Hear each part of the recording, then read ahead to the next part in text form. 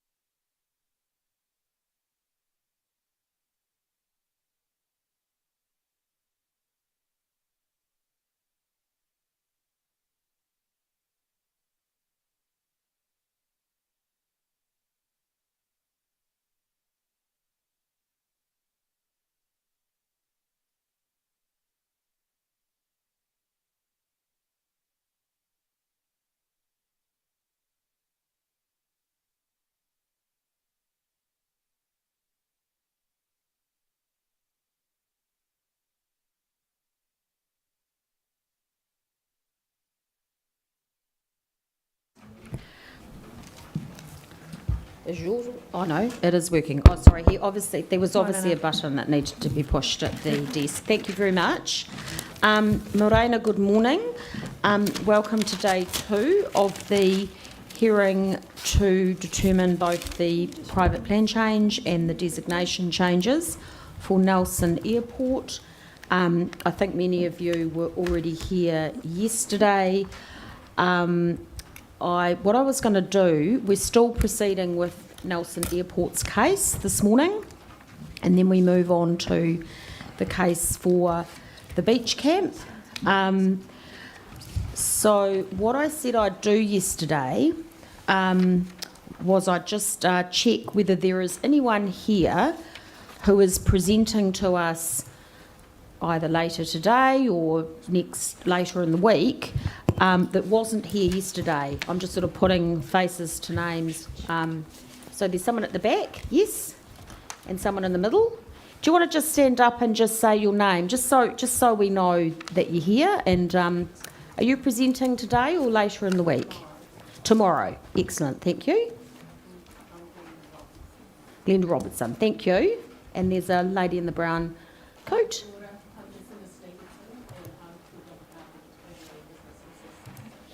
And that's later in the week, tomorrow. Yeah, that's correct. Okay, thank you very much for that. I don't know, is the media person present? Yes, he is. Hello, welcome.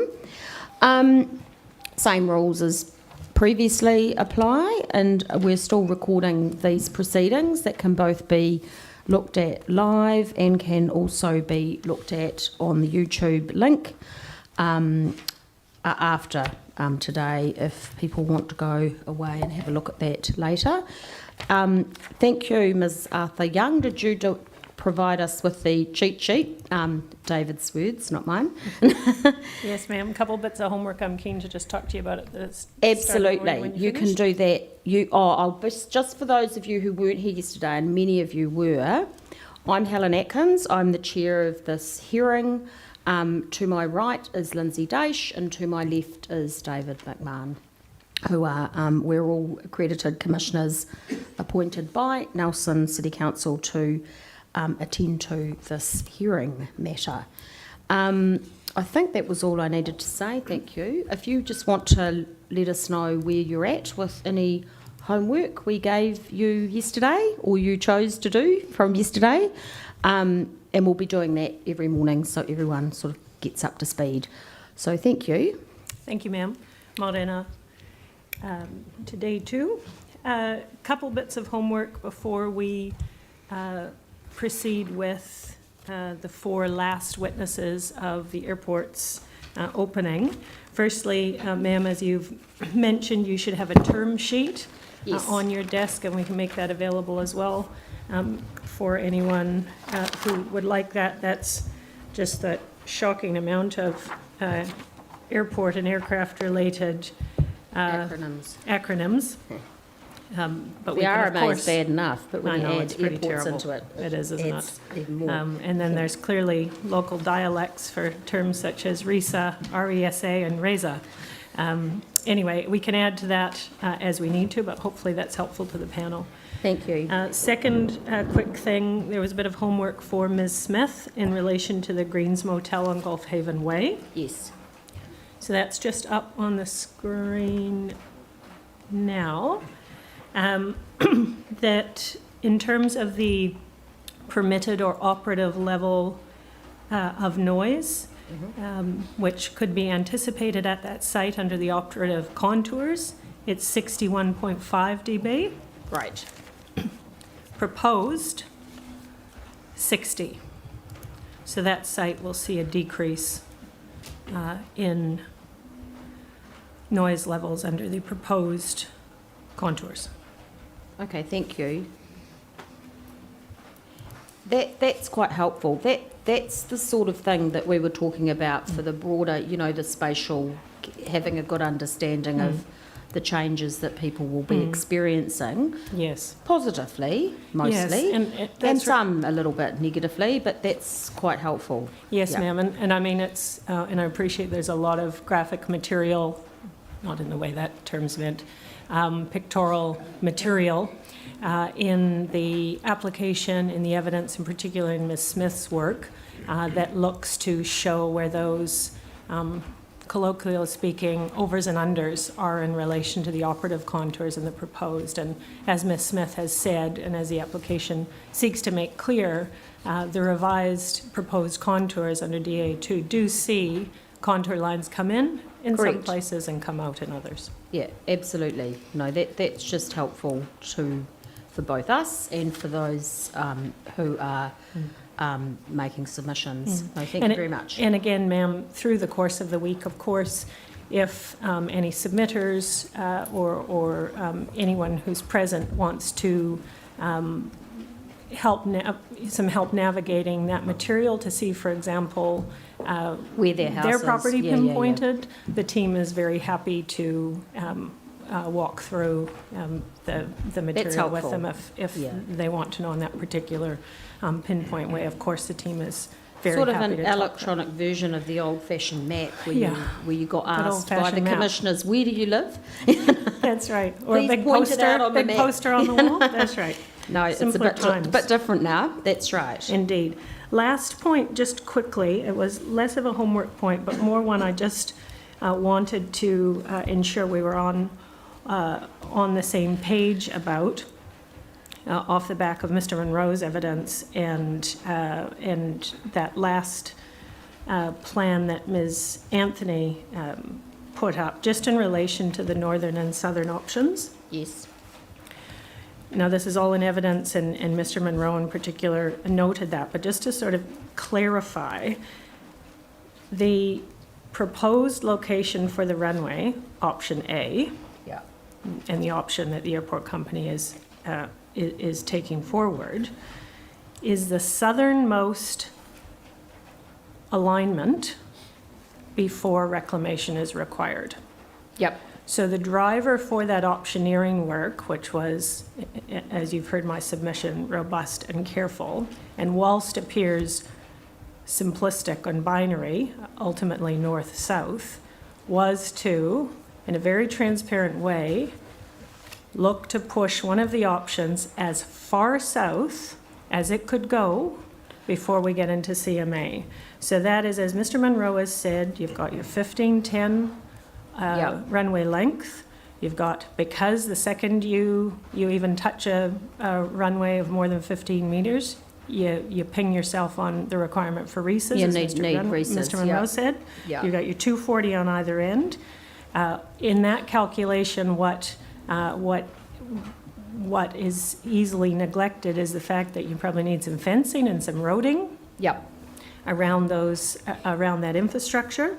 So ultimately, when you do the math on it, about 60 meters of sort of a gap, you get to about 2150 approximately is the spatial extent of stuff you need for the runway, stuff Nelson Airport needs for the runway. So in doing that optioneering work, the experts looked at and assessed pushing that as far south as possible. Without the reza or the runway with going into with the whole reclamation. Because Yeah, you can't sort of You can't build a have one runway without the and other. not Yeah. have the reza and not have a fence and pick and mix is not how it works. Yeah. So in taking that runway system, we got to think about it as a runway system, and taking that runway system and pushing it as far south as Yeah. possible before you get into the coastal marine area, Yeah. So that's 2150 basically. essentially. Yeah. It's Yeah. 1510, 240 on each end. Plus the And then plus the a fencing. gap for, Yeah. obviously fencing and roading. Yep. So I just wanted to make that clear. I think it was clear yesterday, but just when we were talking about sort of thinking about a bit to the north, could you do a bit to the north and a bit to the south? The optioneering work that was done and the environmental assessment of options that was done looked at putting that runway system as far south as it could be and assessing what the environment looks like in that space. And so therefore, a bit to the north and a bit to the south Yep.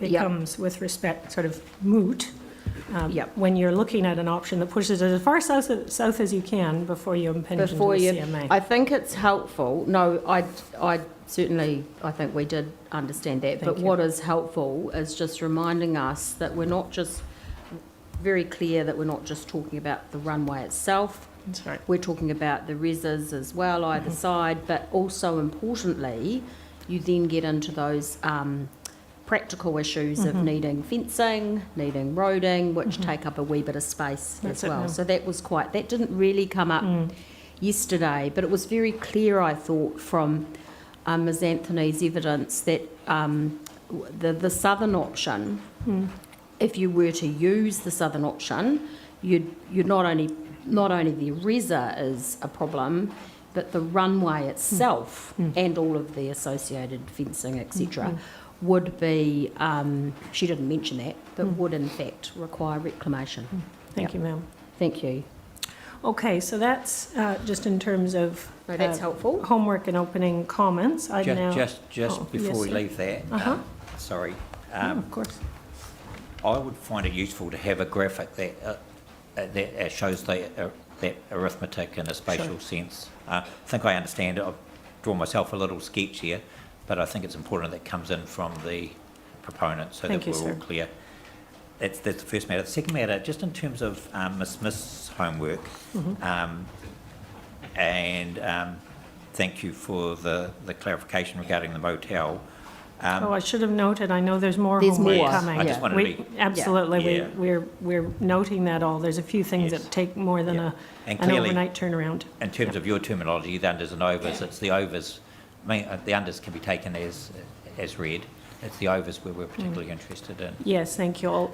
Though you would have heard my submissions on that. I think the unders are quite important as well. Not to belittle them, Yes. but I think if we can assume that the overs are limited to the defined spatial areas, then everything else is under, presumably.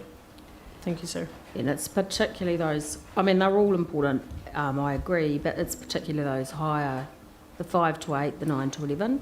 And even if in some places they're being reduced, which I think is what the evidence was, that's quite helpful, just to understand, the positive outcomes that the airport's promoting as part of the important consideration that we must take into account. Thank you, ma'am. Thank you. Thank you. When do you think that information will come in, Ms. As soon Althea? as possible. The Yeah. team's working on it, sir, so Yeah. we'll get that to you as soon Yes, as we but can. before the close of the hearing? Oh, yes. Adjournment of the hearing on Yes. Friday? Yeah. Thank you. Thank you, sir. All right, ma'am, if we're happy to proceed are. with We're good our to next go. witness, which Thank is you. Ms. Venden, our Yes. recreation expert. No, thank you.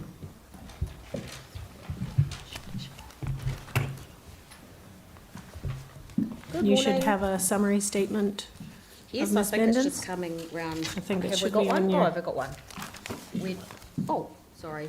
I've spread myself into a different location, so, because poor old Mr. Dash didn't have a lot of room, because Oh, I see. we were taking up too much room. So thank you, welcome. Were you here yesterday? Yes, I was. Oh, so you've sort of seen the approach. So in your hands in terms of how you want to present this to us, if you just simply want to read your summary, or if there's any, entirely over to you. Great. Thank you. Yeah, I'll read my summary and then I'll. That would be great. take Yeah, your thank you. questions. That's helpful. Yep. Excellent. Okay, so I'm a director of Exist, a specialist open space and recreation planning management consultancy, which has been operating for over 20 years in New Zealand.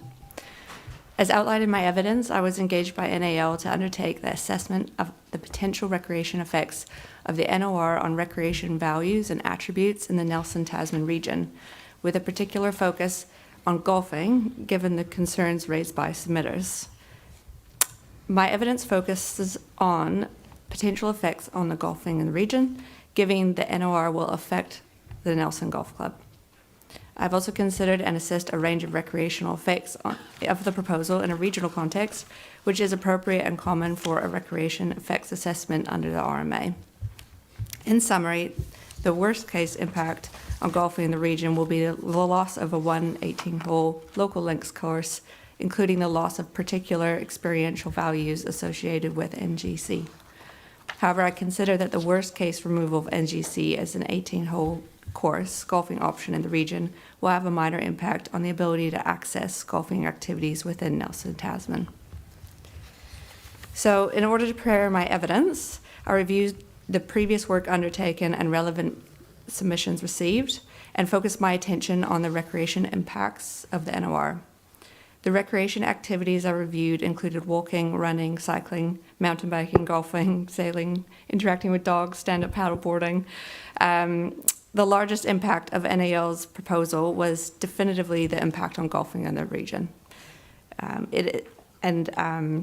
which I've noted as minor at a regional level. Submissions noted that the impact on the NGC in particular is higher than minor. In my opinion, I would agree that the impact on NGC is not minor. And I recognize that that is difficult for any club to hear that the impact would be minor when it is so important to you, and I do empathize with that. However, my assessment focuses on the impact on golfing in the region, which I consider important to understand. So Ms. Foy raises in her evidence a review of recreation impacts, particularly focused on Tahanui Beach and surrounding areas, which she notes I failed to acknowledge. While I considered wider recreational activities in the area, including the beach, I understand from Ms. Smith's evidence that the noise impact on the area will be insignificant. In my opinion, the impact on recreation activities that are already located closely to the airport will be negligible if the noise impact is an insignificant change to operative levels. So therefore, the review of activities and impacts, golfing was the only remaining recreational concern associated with the application, and obviously a large concern associated with the application. As I noted in my evidence, golfing is a valuable recreational activity within Nelson Tasman region. In particular, I noted that golf club membership is at an all-time high, and an interest in both golf and golf events is higher than the national average in Nelson Tasman. There's been an increase in golf participation and membership across diverse demographics in recent years as well. In some cases, that's noted due to COVID, that people were able to get outside a bit more. While not specifically outlined in my evidence, I acknowledge that there are numerous economic and social benefits provided by sport and recreation clubs in New Zealand. There are 11 golf courses in the Nelson Tasman region, and I've summarized their differences and unique features in section 4 of my evidence. The evidence submitted on behalf of NGC highlights the various tournaments held at NGC as a unique feature of the course. The importance of NGC for championship tournaments is also noted by a range of witnesses for Nelson Golf Club. I agree that this is a unique feature of NGC, and I acknowledge my evidence that Green Acres Golf Club, which is the closest 18-hole golf club to NGC, does not currently host these types of international tournaments, not the same type, in the same way. I remain of the view that impact on the golfing in the region from the worst case scenario of NGC closing would be the loss of an 18-hole local links course, including the loss of particular experiential values associated with NGC. Mr. Delaney for NGC notes that it would not be possible to reorganize and survive as a golf club as a result of the runway extension. I do acknowledge that the particular experiential values associated with Nelson Golf Club would be lost, and it would negatively impact golfing in the region if a reef configuration for 9 holes was completed. However, in my opinion, considering the strength of Nelson Golf Club, its location, and the quality of the course, notwithstanding other options available, I think the ability to survive at a very minimum is plausible. I also agree with several submitters that a change to a 9-hole course would have a large impact on the club, including the types of players it attracts and the removal of tournament opportunities. However, my evidence focuses on the impact of golfing in the region if NGC closes, of which I have assessed as minor. There is nothing raised in the submitter evidence that causes me to alter that conclusion. While the unique aspects of NGC would be lost, I recognize that this is distressing for Nelson Golf Club. The ability to play golf in the region would remain. I am of the view that this regional context is important to understand the effects on golf. Ms. Foy notes that the ability for regular players or regular members of NGC to be able to access golf at other courses is not possible, as other courses would be unable to cope with the increased number of players. Specifically, she notes that the capacity of NGC without tournament use or visitors is 150 players per day, which would allow members to play 1.5 times per week on average. So I've equated that to 54,750 individual plays per year. I noted that according to the evidence of Ms. Foy, 150 is the number of players that can be accommodated per day, not the number of rounds available. In my view, it's more common to focus on the number of rounds per day or per year as opposed to players per day. It is common to play golf with others, for example, with 2 or 4 people. Even if Ms. Foy meant to indicate rounds instead of players, this would equate to 54,750 rounds per annum. There's no evidence provided by any submitter that this would suggest that this current membership at any golf club in Nelson, Tasman has reached the maximum capacity of an 18-hole golf course. While I agree that any change to NGC will negatively impact on the ability of the players to access golf with the exact same experience that they currently do, I also consider that 700 members, or 711 as it's quoted, is unlikely to be the maximum number of members that an 18-hole golf club can maintain successfully. So Green Acres is quoted as 696, so close to 7 as well. There are numerous golf clubs in New Zealand with more than 1,000 members. And in a worst-case scenario, if all members at NGC were added to the membership at Green Acres Golf Club, which would be the worst-case scenario, that they all move, every single person, the total membership would still be less than other successful golf courses, such as Royalton Wellington Golf Club, which has over 1,500 members. Yes. Further, sport club membership use does vary. So being a member of a club does not necessarily equate to regular participation. As explained by other submitters, golf club facilities are used for more than golf, and in my opinion, membership numbers do not always represent participation in the sport itself. Mr. Drysdale also appears to disagree with including Onakaka links within the consideration of golfing in the region. In my opinion, all golfing opportunities need to be considered within a regional context. I do note in my evidence at paragraph 4.8 that the course being Onakaka links, is regarded as being very difficult and therefore should be regarded as a specialized course that appeals to experienced golfers. While I've not specifically noted the distance, I also note that even if the course was more accessible for players by rounds available, the distance from residents and participants limits its accessibility from NGC. So in relation to alternative 18-hole courses available if NGC was to operate, or to cease to operate, my evidence is that there are only 2 relevant. So I mentioned 2 in paragraph 6.3.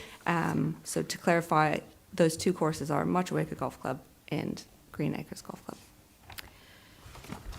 Thank you. I'm going to start and ask a few questions, and then I'm going to get my fellow commissioners to ask you any questions as well. And I think actually, but I'm just going to ask them anyway. I actually think your summary statement has actually answered the questions I'm going to ask you, but you can correct me or otherwise. Sure. When you talk about the worst case scenario for the Nelson Golf Club, I think what you're saying is, or you just confirmed that what you're saying is, it's closure, complete closure. That's correct. So that's your worst case scenario, that it ceases to exist.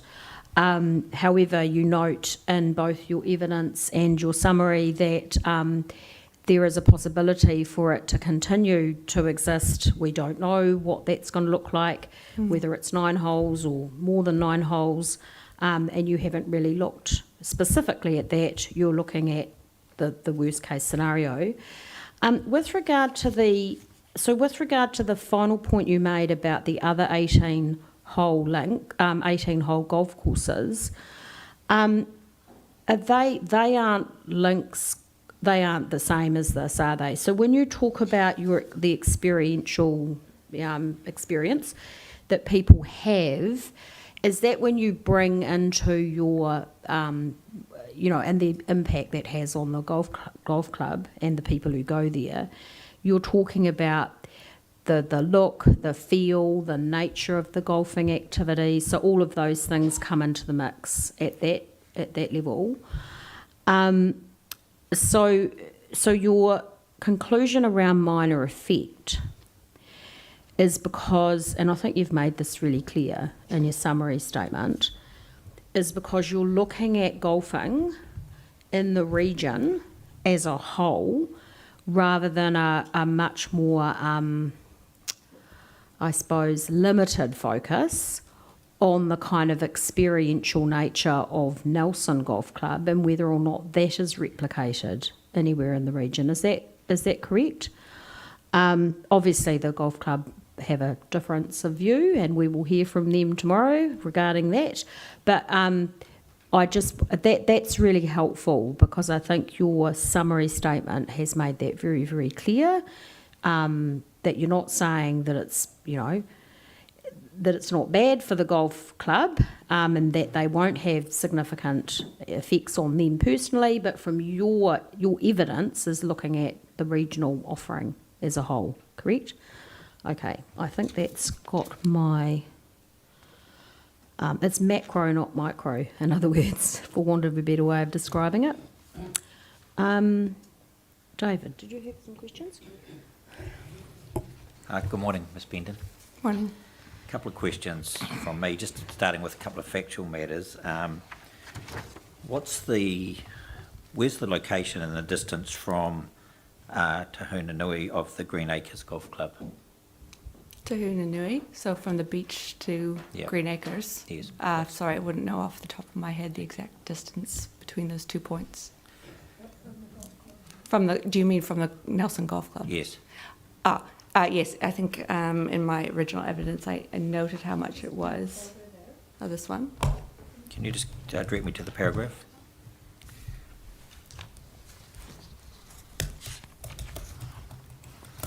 The distance, as the crow flies, isn't as long as the drive, so Of that's course. important to understand.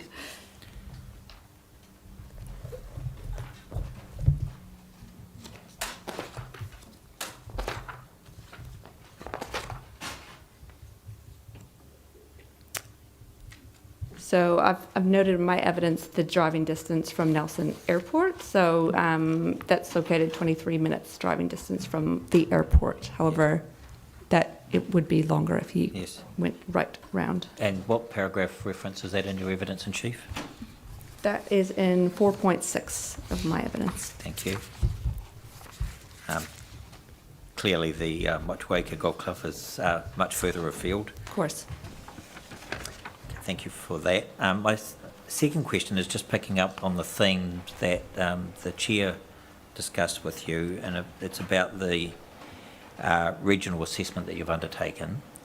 You say in your summary statement that you've considered and assessed a range of recreational effects in a regional context, which is appropriate and common for a recreational effects assessment under the RMA.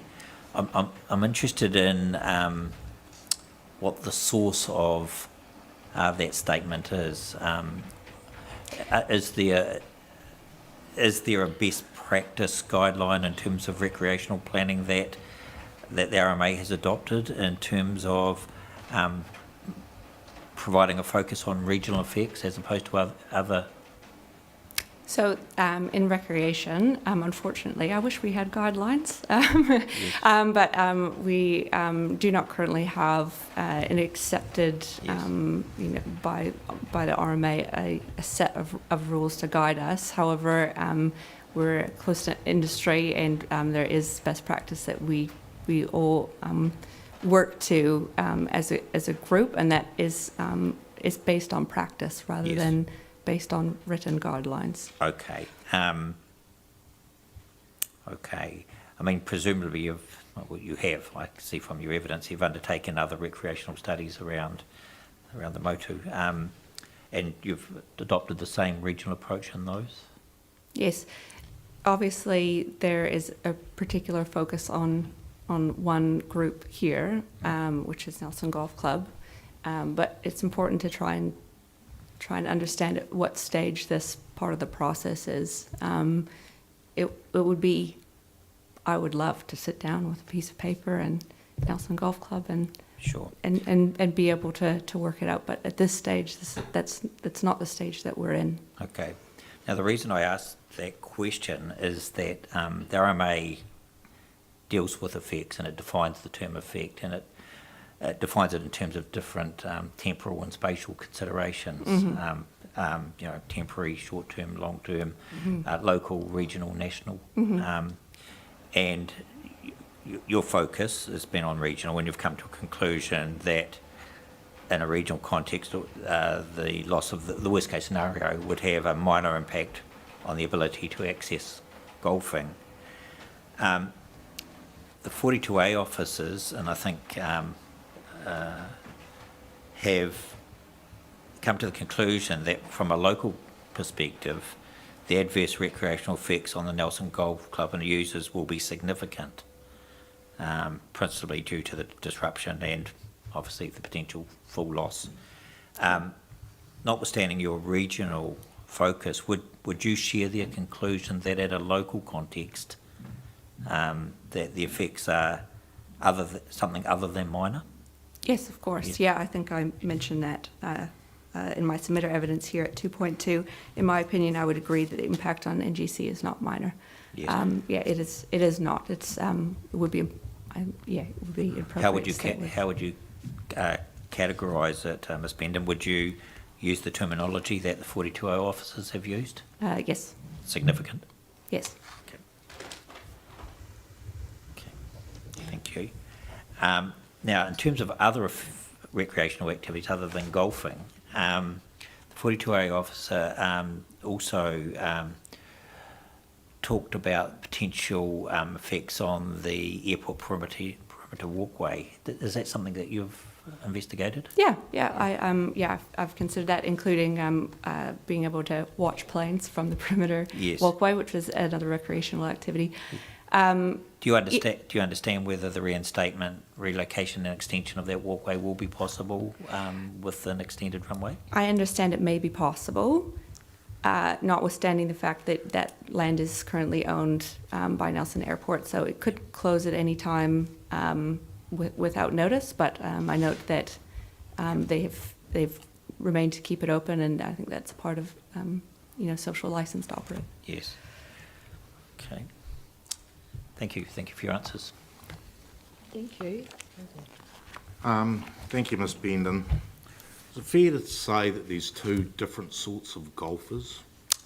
There's more than two different sorts of golfers, I would say. So at one extreme you've got those which want full services, 18-hole golf course, ideally with all the facilities that go with a larger golf club, through to a 9-hole hackabout sort of golf course and ranges in between. Mm-hmm.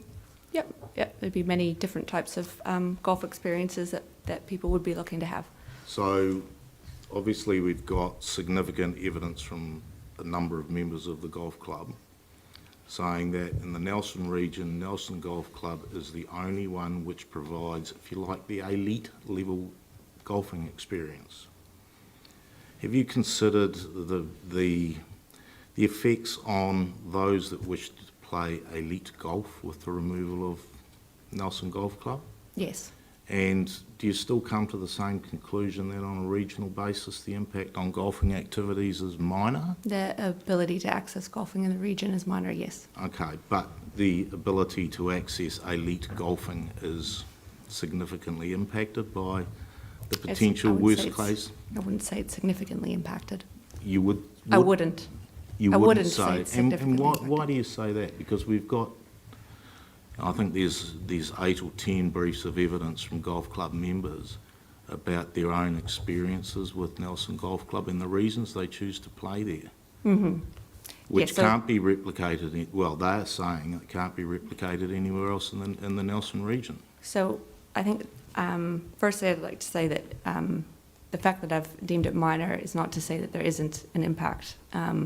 and there is an adverse effect to golfing in the region. So I think it's important to understand that still is an impact. So there is experiential items around tournaments that will be lost in some cases. However, there are still tournaments being played in Nelson in other areas, and there's still opportunity to access 18-hole golf courses in the Nelson area. Yeah, but isn't there a real difference in terms of the golfing experience in the other golf courses?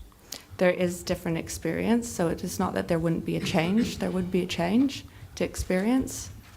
It's just that the ability to access those experiences would not exist. I guess I'm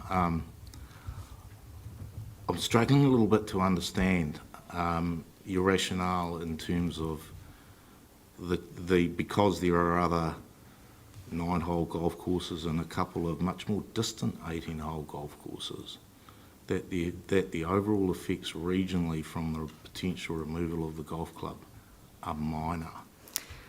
And intuitively, and certainly what the golf club evidence is saying, is that it is much more significant because of the status that Nelson Golf Club has in the Nelson region. Yeah, so I think important to think about two different things. So in terms of distance, it is often the case that in sport and recreation that people get used to playing at a particular place that is close by to them and have a particular set of rules around how far they'll travel to undertake certain activities. That does tend to change depending on the ability for those clubs to continue operating. In some cases, clubs do not have the financial means to continue operating, and then those behaviours change. So there is an opportunity for behaviours to change. Secondly, I think my evidence is to focus on a regional level understanding, and that includes many players, not only elite players or not only one facet of a particular golf club, but actually all of the members who equally have rights and understanding to be able to access golf for themselves. Okay. Golf takes quite a bit of time to play 18 holes. Yes. Okay, so 4 hours for 18. Good golfer will play around in 18 holes. Mm-hmm. And some of the evidence is saying, you know, it's good and you can take an afternoon off, you can get your round of golf in during the week or in the evenings. But if you've got to add potentially 30 minutes to get to Green Acres, for argument's sake, or if you've got to add another 20 odd minutes, say an hour or so to get to Motueka, is that that adds potentially another 2 hours to your golfing experience to do that. And in your view, because there are these regional facilities, Nelson Golf Club removal would still have a minor effect? Yes. Okay.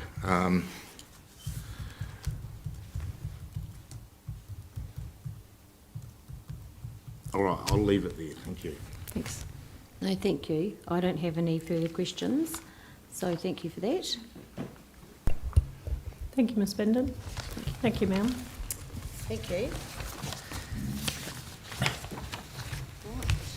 The next witness, Mr. Carlaw, economist. Thank you.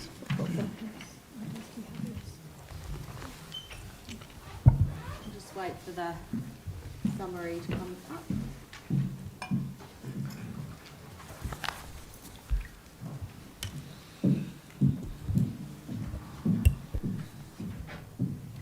Thanks, Harry. Thank you, Harry.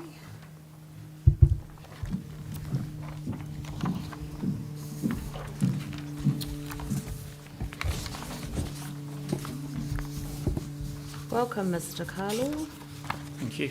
I think you know, you've been sitting here before this minute, so you know what we are doing.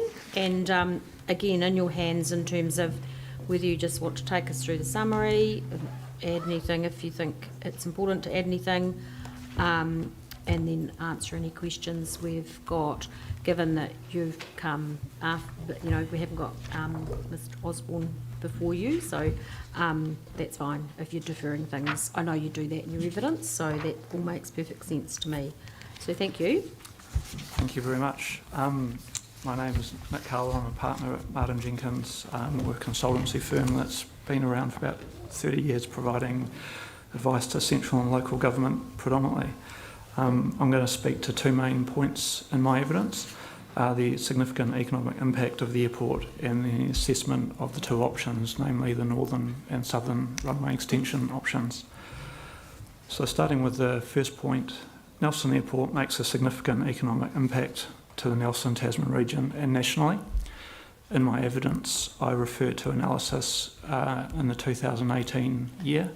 I consider that this is still relevant today for a number of reasons. For example, the visitor numbers going through the airport, the visitor expenditure in the region, and the visitor numbers in the region, for example, are materially the same as they were in 2018 as they are now.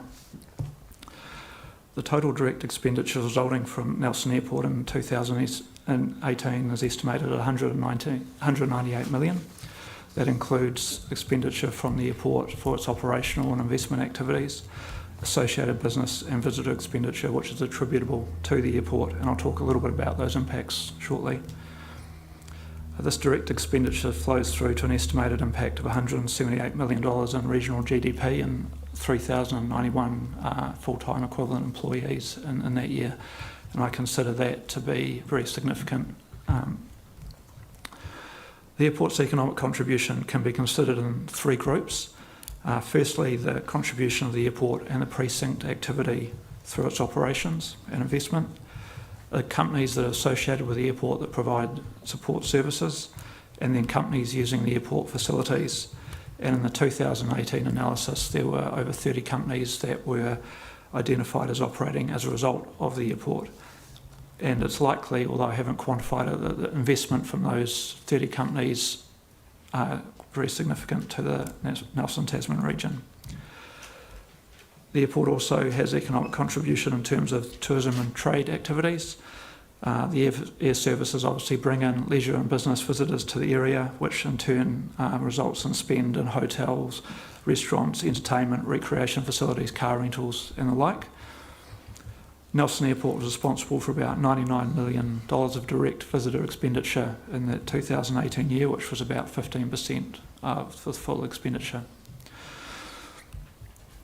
The airport also facilitates trade by way of connections to export markets, investment, for example, for companies who are looking to come to the region, thinking about infrastructure, about how they may travel to and from and move their product around, and also on productivity, for example, reducing transport costs and access to wider markets.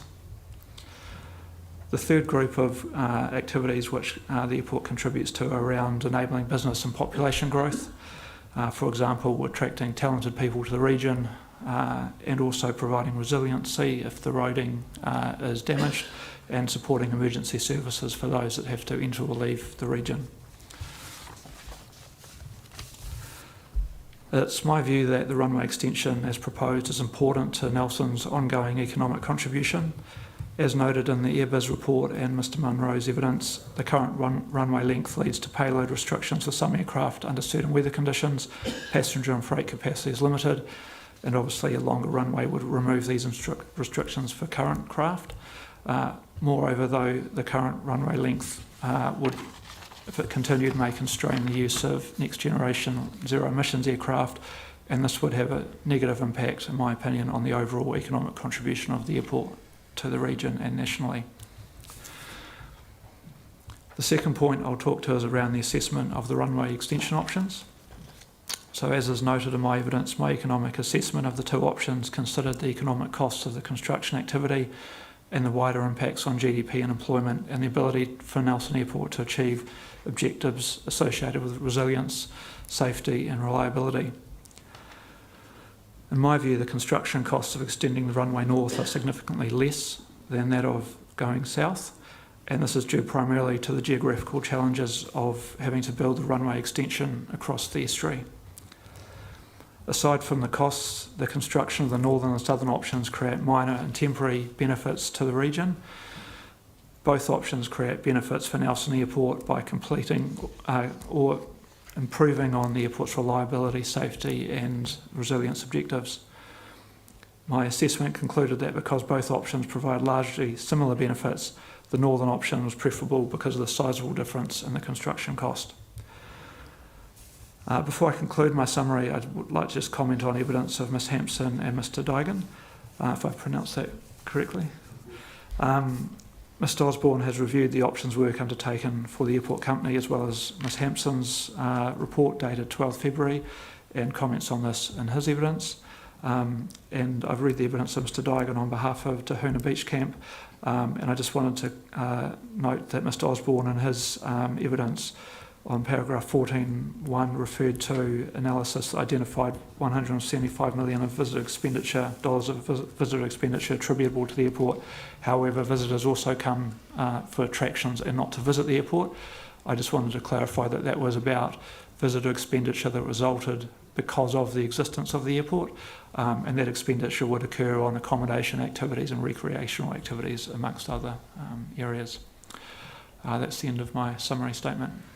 Thank you. And just with regard to your last comment, that is helpful because I just re-looked at your full statement before today. Well, I'd looked at it before today, but I've re-looked at it. And I note that a lot of those comments that you're referring to are probably matters that Mr Osborne is dealing with anyway. So I don't have, on that basis, I actually don't have any questions for you, so thank you. Three pretty quick factual questions. In your summary statement, your 1.1, you talk about 198 million for the actual airport activities itself, and then you have 178 million for additional regional GDP. Is there any crossover between the two of those two separate buckets? No, so the 99 million is visitor expenditure that's directly attributable because of the airport. When you then flow that through, that results in $175 million of expenditure for the region because of that visitor expenditure and other, as it flows through the economy. And then the 198 million is the GDP that's calculated based on that expenditure, and that looks at indirect, direct and induced impacts. So it looks at the motel operators and the restaurants and so forth. Yep, whereas the original figure, the main figure, is based on direct expenditure. Direct expenditure, construction, airport levies on airlines and those sorts of things. And all activity associated with the airport, yes. Okay, thank you. Second one, 1.3b of your summary, where you talk about the contribution of freight into the export trade. The planes that can fly in and out of Nelson are relatively small, and presumably they've got, well, and on an international scale are relatively small, but presumably they've got limited holding capacity for freight. Have you got any idea of expenditure, of the amount, or in terms of expenditure of product that goes out from Nelson to the export trade? No, I'd need to come back to you on that amount. But it's likely to be relatively small in terms of the numbers you referred to? It might be small in size. I'd need to just come back to you in terms of the export value of it. So some of it might be, for example, seafood that goes to an export market, so it might be high value even though in its own right it's a small quantity. There might also be things that have to be transported quickly as well, so water testing or things like that might have to have time urgency around it. But presumably that product would have to go to Auckland or to potentially to Christchurch. Yes, that would be a connection point. Okay, thank you. Third factual question, 1.6 of your summary, you talk about construction costs.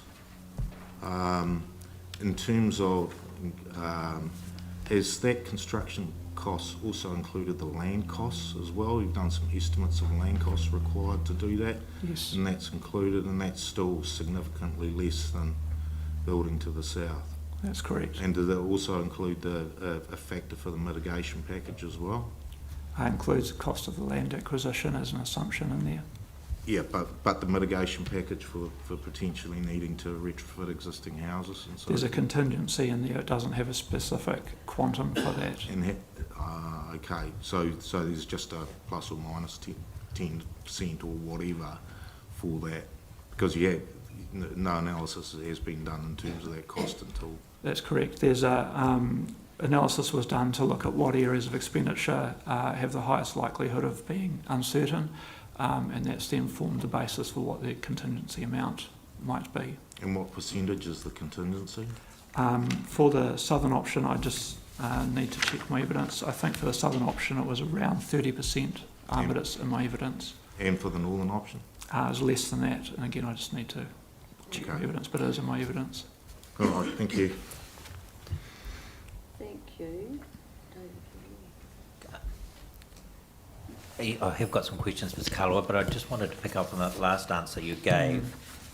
This is contingency for the airport mitigation package, presumably.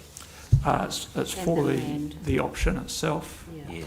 not specifically for an item around the mitigation. No, but the mitigation associated with the northern option would be far in excess of the mitigation for the southern, presumably. I would think so. Yes. Do you have a feel at all for the difference in magnitude? No. How can you be certain then, therefore, that the cost of extending the runway to the north are significantly less than extending the runway to the south? Primarily because of going to the south requires the reclamation of the estuary, and that is a really significant cost. Yes. And it's, in my view, by far and away the most significant cost item out of both options. I don't think anyone's disputing that, but what we're disputing is the comparative cost between cost of reclamation versus the cost of land acquisition and mitigation. And you're telling me you don't have a feel for one of those factors? That's correct. There will be some mitigation for the south as well, but in terms of the additional difference. So are you still of the view that the costs of extending the runway north are significantly less than extending the runway to the south, notwithstanding you don't have a feel for the cost of mitigation associated with the northern extension? In my view, that is the case, and the reason for saying that is around the significance of the cost of reclaiming the land and the works required to do that for going south. Okay.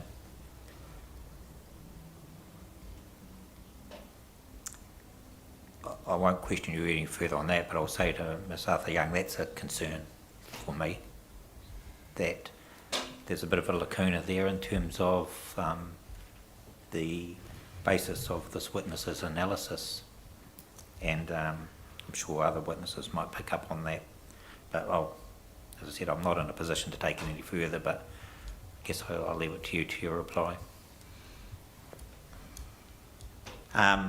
That aside, Mr Kaloa, the 42A assessment, and particularly with input from Ms Hampton, don't dispute the positive effects of the NOR and the private plan change, and they come to the conclusion that it will result in positive economic impacts, but obviously they are seeking further clarification from the applicant in terms of any adverse economic effects. You've left that to Mr Osborne, I presume? That's correct, yes. Okay. Were you involved, were you slated to be involved in the economic conferencing that didn't occur? Yes. Yeah, and do you believe you would have a role if we were directing that post-adjournment? Yes. Okay. Thank you. Thank you. Obviously, we've got, once we've heard from all the economists, we'll be just having to form a view whether we think it would be useful for the economists to have that conversation, which would happen after the end of this hearing. So to a certain extent, I mean, I'm not going to put you on the spot and ask you, but I might ask Mr Osborne and also obviously the other economists who were scheduled to be part of that process, just to check where they're currently at, like Ms Hampson and a couple of others. So that's partly behind what Mr McMahon has asked you. So thank you very much for your evidence. Thank you. Right, are we up to Mr Osborne? Mr. Osborne, thank you, ma'am. Great, thank you. I'll just get his evidence up here. And I think we're tracking well. No, I thought we ma'am? would be, given our conversation about where we're at with questions. Thank you, Harry, etc. So I think we're in good shape. Thank you.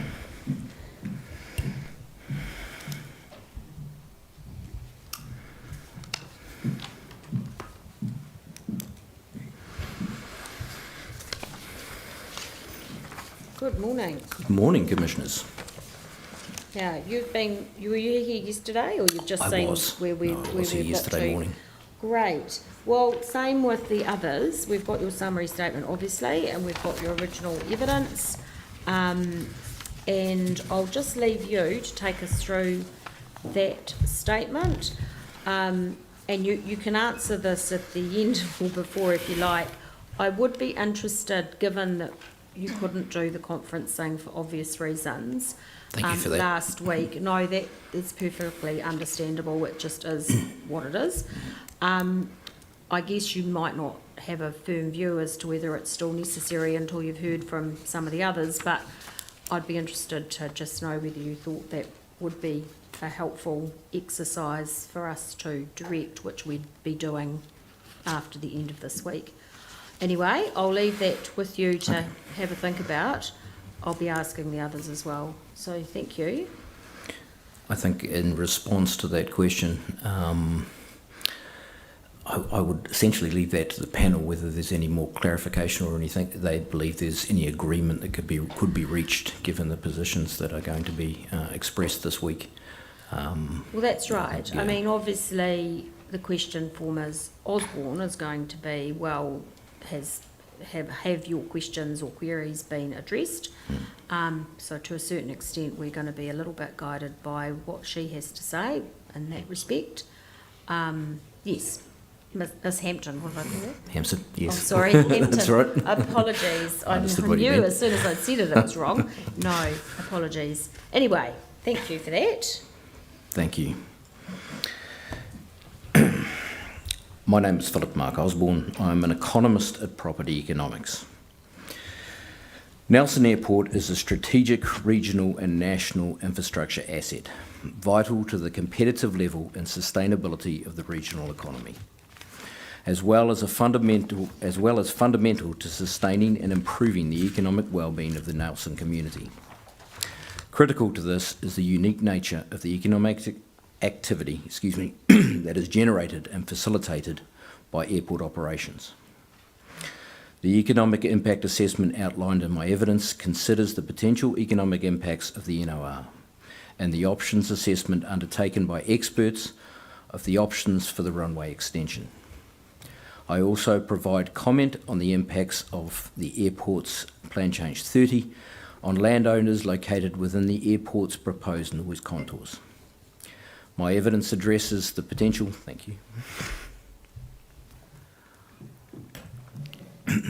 My evidence addresses the potential impacts on the regional economy resulting from the indirect economic contributions of affected activities. An important consideration in assessing the potential net economic impacts is the economic significance of the airport to Nelson and the potential for both its future operations to be impacted and the potential reduced certainty for businesses to locate in Nelson without some degree of certainty for its operations. My economic assessment found that it is my understanding that the runway extension is necessary to safeguard NAL operations and therefore its regional economic contribution. There will be limited economic impacts resulting from the NOR on surrounding residential properties in terms of both value that are not included in other assessments and capacity impacts. This is due to the identification in the Council's HPA of sufficient capacity without the small level of impacted development capacity impacted by the noise contours. Approximately 244 additional properties affected, with development potential under Plan Change 29 for 81 additional units, with a comparative reduction of 63 properties under the southern option. The impact on the Tahuna Beach campground is likely to result in insignificant economic effects, both in terms of direct and indirect economic impacts. As I understand, there is only a small change in the area which falls under the air noise boundary. Additionally, it is my understanding that there is likely to be only an imperceptible change in noise from the current baseline position. While there are restrictions on new buildings within the A and B, these activities are not solely provided for at the beach camp, and as such are unlikely to result in a loss of activity regionally. The level of direct impact on the Nelson Golf Club is likely to be material in terms of the effects on the golf club operations. These impacts are generally included in compensatory considerations and therefore are included in the feasibility assessment for the Northern Runway extension. My evidence identifies a potential impact to the regional economy at full closure of $7 million per annum. However, there are a number of mitigating factors that are likely to reduce this, including the redistribution of spend from the golf club to other golf courses, as well as other activities, and the potential for the golf club to continue operations through a reconfigured course. Overall, in terms of the wider economic impacts, I consider there will be a minor impact to the regional economy. While there are economic effects arising from a northern option as a result of the impacts on the golf course, there are corresponding significant adverse environmental effects associated with the southern option. From an economic impact perspective, the total impact of the NOR is not expected to be significant. Nelson Airport is a nationally and regionally significant infrastructure asset. It is an integral part of the regional economy, not only through direct operations and employment, but through the role it has in facilitating visitors and business activity, which plays a pivotal role in supporting numerous regional businesses. From an economic viewpoint, there is a need to safeguard this level of operation and facilitation of further activity, since it is, for the most part, unique.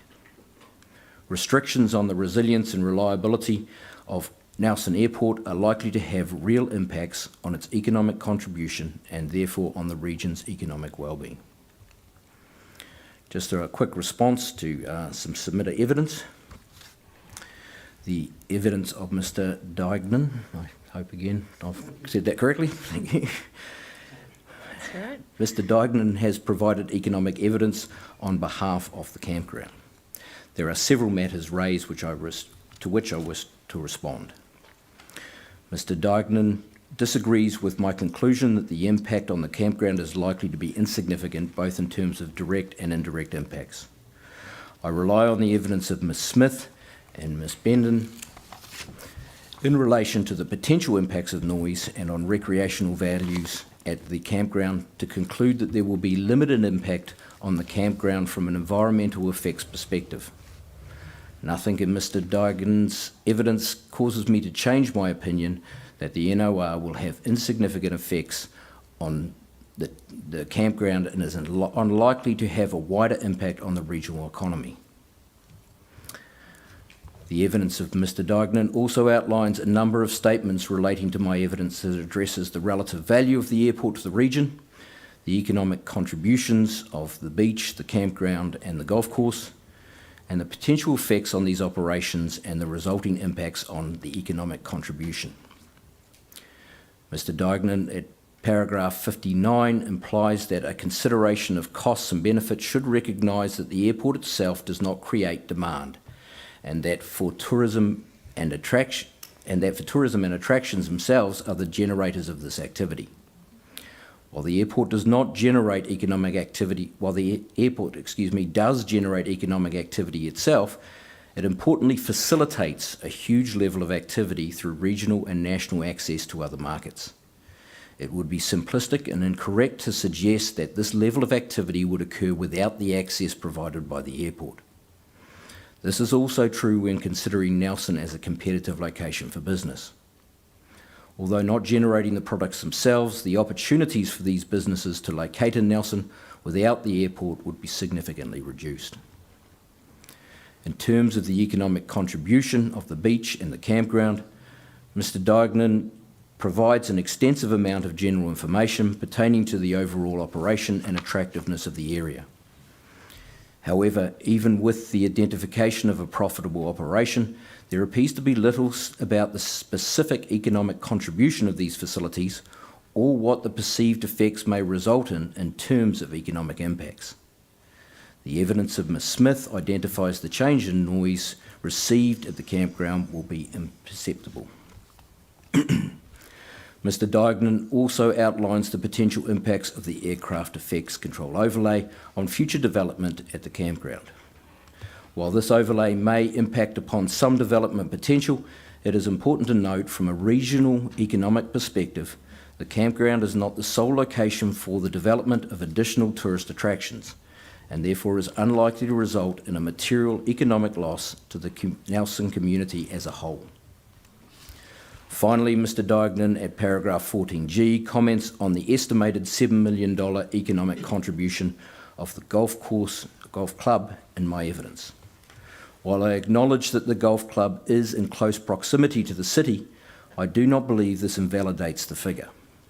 In contrast to the assessed courses, Nelson is fortunate to have alternative golf courses that would reduce the potential loss to the economy, as well as the assessments including the impacts of marquee golf courses with considerable inflows of spending. Just to note, one of the assessments was for Carey Cliffs, which is, I think, ranked 37th in the world. So its economic contribution and inflow of spend is significant. And that was one of the assessments that we took the very highest value at $7 million for. Mr. Carlian, at paragraphs 6.6 and 6.7 of his evidence, lists several effects on the golf club and its members, which he considers have not been addressed by either Mr. Bonas or myself. These effects appear to be based on the potential for the golf club to continue to operate as normal following the removal of the land required to extend the airport's northern runway to the north, It is important to firstly note that while I acknowledge the potential for the golf club to continue in a reconfigured form, my economic assessment identified the regional economic effects of the complete loss of the course. Mr. Carlian himself recognises that not all this activity will be lost, acknowledging that the 18-hole golf course at Motueka could effectively serve visitors to the region. While I acknowledge the potential difficulties in continuing to operate the golf club at its current levels, I remain of the view that although there are economic impacts with these activities, they will not be significant in the context of the runway extension. Just in terms of a response to the planning joint witness statement, I understand that the planning joint witness statement dated the 8th of May identifies concerns from Mr. Lyle and Ms. Wilson for the council as to the ability for the airport zone to provide for industrial and trade-related activities. In my opinion, these activities are commonly and appropriately located in airport environments and can assist with providing viable uses for airport land, which typically contain a logistics and distributional role. For those reasons, areas around airports often represent efficient advantages for these activities and enable economies to remain competitive in attracting logistics and distribution sector growth. I do not consider enabling industrial and trade-related activities at the airport will result in any distributional effects on the centre's hierarchy, and from an economic perspective are not an inappropriate activity in the zone. Just in conclusion, in contextualising the potential economic impacts resulting from the NOR, it is vital to consider the extent of the impact to the regional economy and to provide context of the unique nature of the activity impacted, or in counterpoint, its substitutability. While the proposed northern runway extension will result in economic costs, the extent of these costs is mitigated not only through an existing baseline, but through the ability for a material proportion of this activity to be captured elsewhere in the region. The economic activity generated and facilitated through the airport operations is unlikely to be replicated elsewhere. Thank you. Thank you. I'm just going to pick up on something that I think Mr. McMahon might also ask of you. And what I've been doing, I wasn't completely distracted. I was just trying to find quickly and publicly whether there was anything public around the cost of mitigation of how, which is an economic cost to the airport company. So in terms of its new mitigation package, I think Mr. McMahon's right. We don't have an idea. I know it's difficult because every particular property is a bit different, but I would have thought, and you might not be the right person to ask this question, but I'll do it anyway. From a financial management point of view, the airport company will need to have at least a rough idea of how much money it's going to have to put aside in its budgeting, for its budgeting purposes, for its new mitigation package, which has been promoted to us as a positive outcome of the change. And I mean, it's new. It's not something they do now. I was actually just scrolling through. I've only started with, just looking through to see whether Christchurch Airport has anything in its annual report from last year. Couldn't find anything. I wasn't sure whether you, it's an interesting piece of fact that I would be interested in knowing. Wellington obviously also has a mitigation package. Just putting it out there in terms of if you can't answer it, then it would be a useful, at least a rough order, and whether, from an economic point of view, that changes any of your analysis, or whether it changes any of the analysis that Mr. Carlaw has made. Have you been involved in other airports that have offered this kind of mitigation package that's being proposed here? Sure. I've been involved. I haven't looked at the financials. One of the reasons that the financials for me are less important in terms of the region is that the operational budgets for the airport really aren't, unless it becomes unfeasible for them to actually provide the mitigation, then it's not really an issue in terms of the regional benefits that are provided by the airport. For me, in terms of assessing the costs and benefits of a particular thing, it just comes around, the budgeting comes down to whether they can afford that. Obviously, if that mitigation cost is what happened to be, for some reason, huge, it would change the position of the airport rather than the position of the economics. I get that, and I think that the reason, I haven't looked thoroughly, I'm at page 71 of 87, but I think the reason it's not featuring largely is it's captured within the operational budgets of those other airports.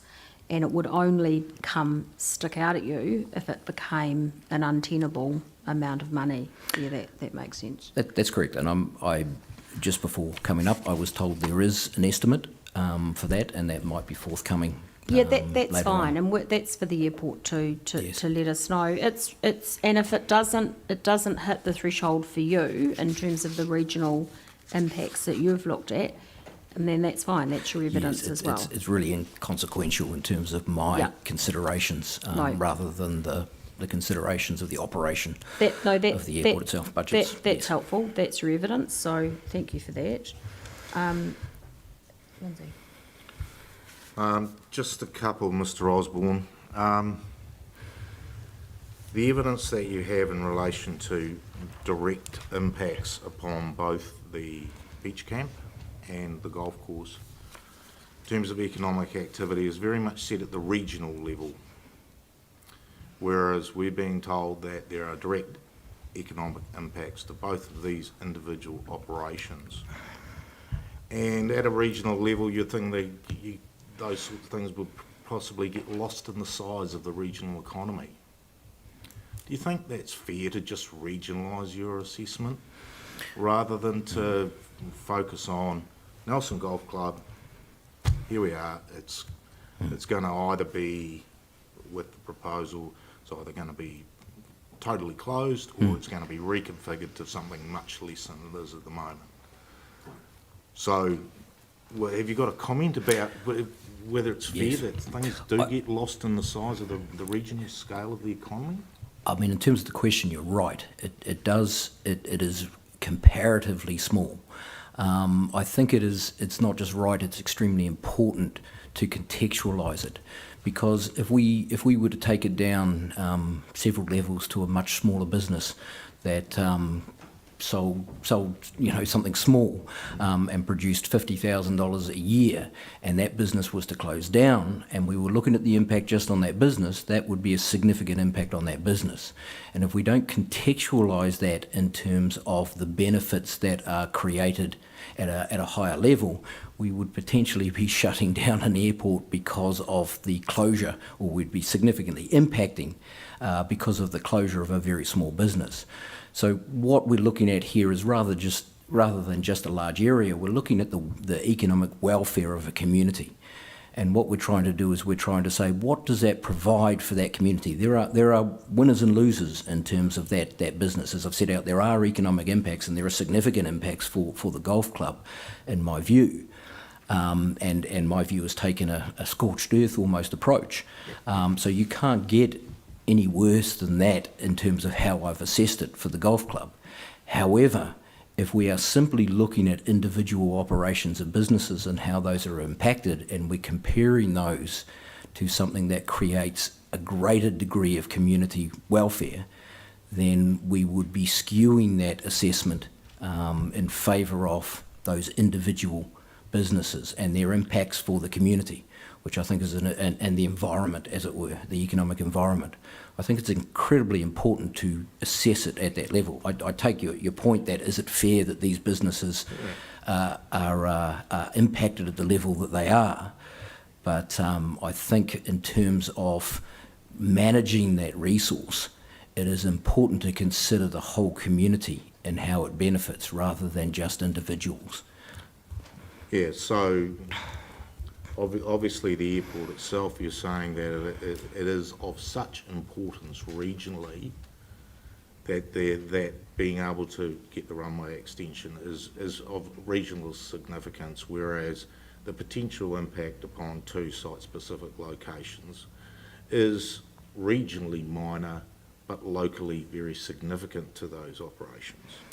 Yes, it is. What has the potential to be significant to those operations. Sure. As I said, I've tried to discount the reconfigurations and all those sorts of things, although those are mitigating factors, and said even if the worst case scenario were to occur, is there a relativity between the two points for the community?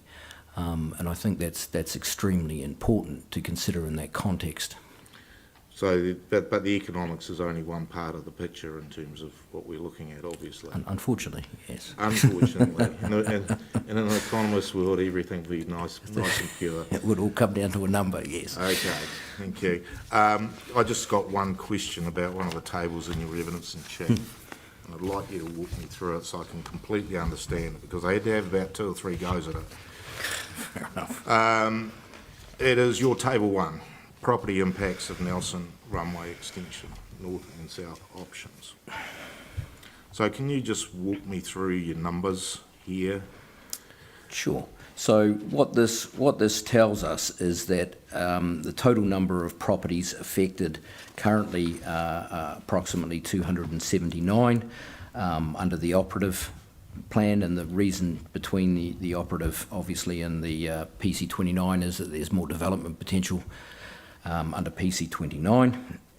So essentially what we're saying is currently there are 279 properties.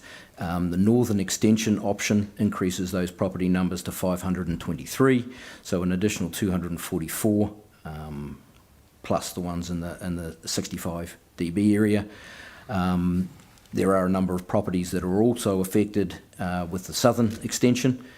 And so that's about 188, and there's less. There's a reduction of 5 under the 65 dB rating, and then we've got the number of the development potential. So essentially, again, this is looking at, what do the effect on these properties provide to the region? And part of that effect is its ability to provide dwelling potential for growth. An important consideration. And in this particular case, under the operative, it's less than under Plan Change 29. There's about a loss of 81 dwellings or potential dwellings to the north, and 63 potential dwellings to the south.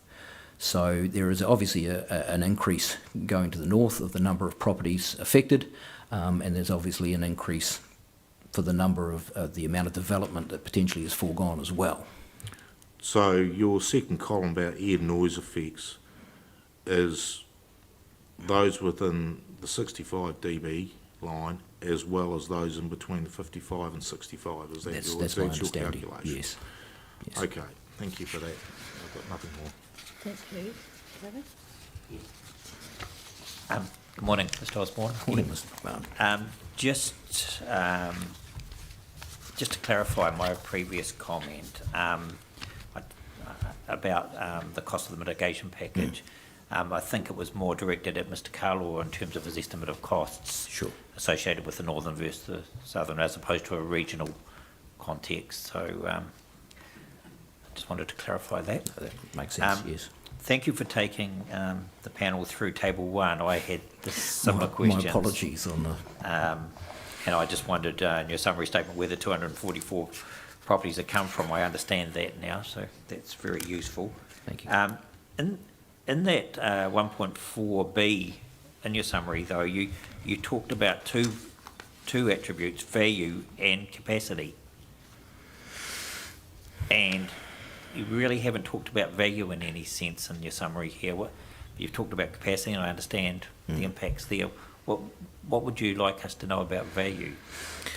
Well, there are two aspects that could impact value. One is noise, and I understand that a degree of that has been provided for in the mitigation package. The second one is obviously the impact of the loss of development potential.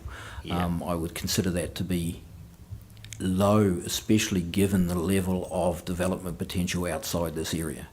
So it's not that it's not like that there is limited development potential elsewhere, and therefore properties with development potential are valued significantly higher. The ability to subdivide and provide infill is materially affected by obviously capacity. Yes, okay, I understand.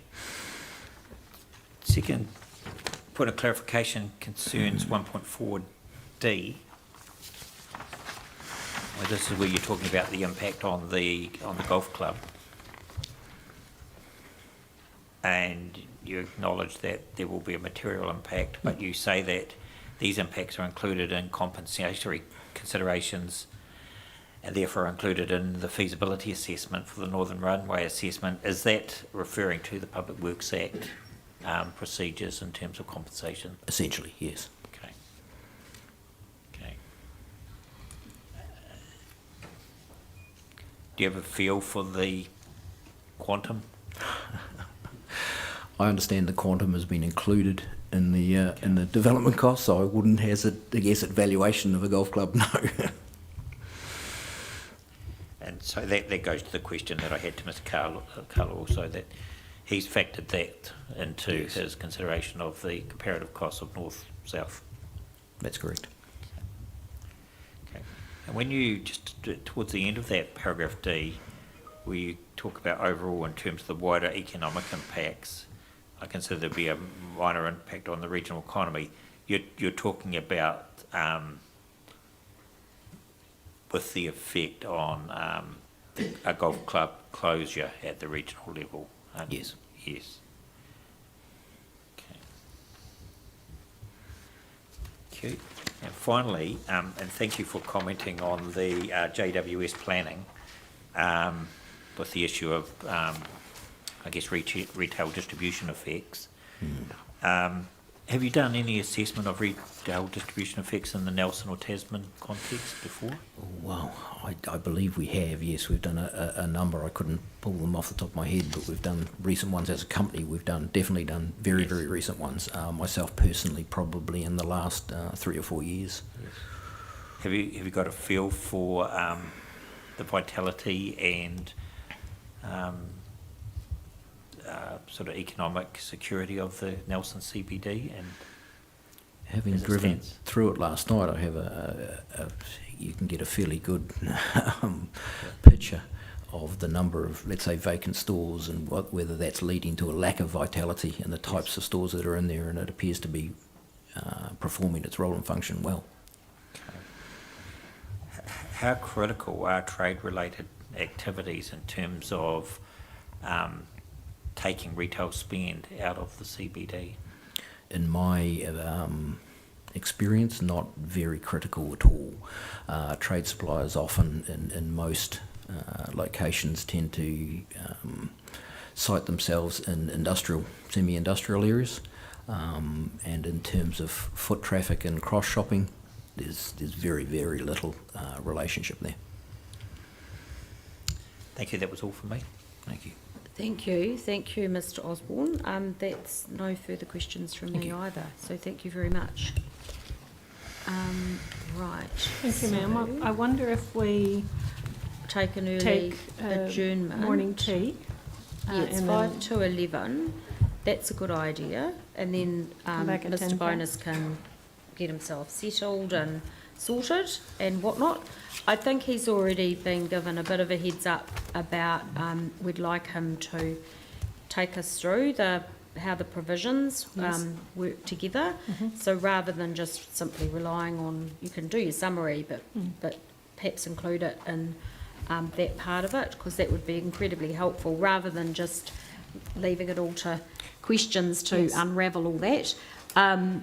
Just how the private plan change works vis-a-vis the designation, you heard Yes. some questions from yesterday. Yes, So thank you, sir, ma'am. Mr.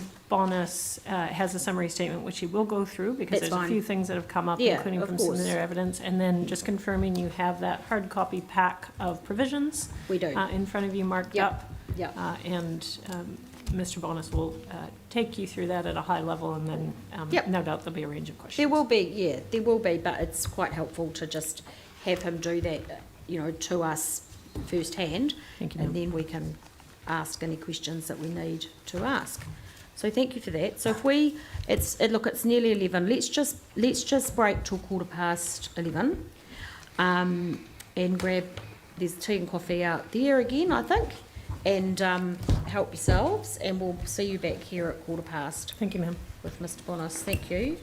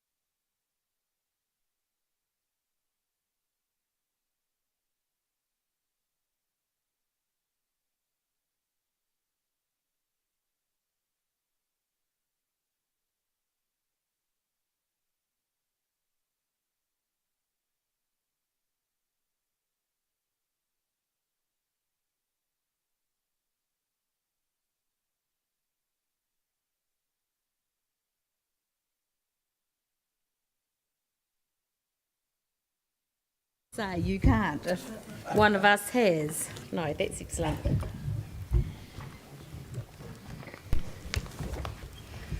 Right. So ma'am, you should have the summary statement of I do. Mr. Bonas We all do. on your Thank you. table and the provisions, and I'll I've hand got the over provisions. I will grab those from underneath. to Mr. mine. Bonas when you're ready. Absolutely. Right. Welcome, Mr. Bonas. You obviously know why you're here and what we're doing. And as I said, there will be questions, I'm sure, but we're in your hands in terms of how you want to take us through your summary statement, how you want to introduce the provisions to us, and then be there to answer any questions that we have of you. So thank you. And thank you for all the hard work you and the other planners all did. I think you had 3 conferencing sessions in the end. It's really, really helpful to have got to a point where we've got a clear, albeit, coloured, marked up, but a clear version of the provisions.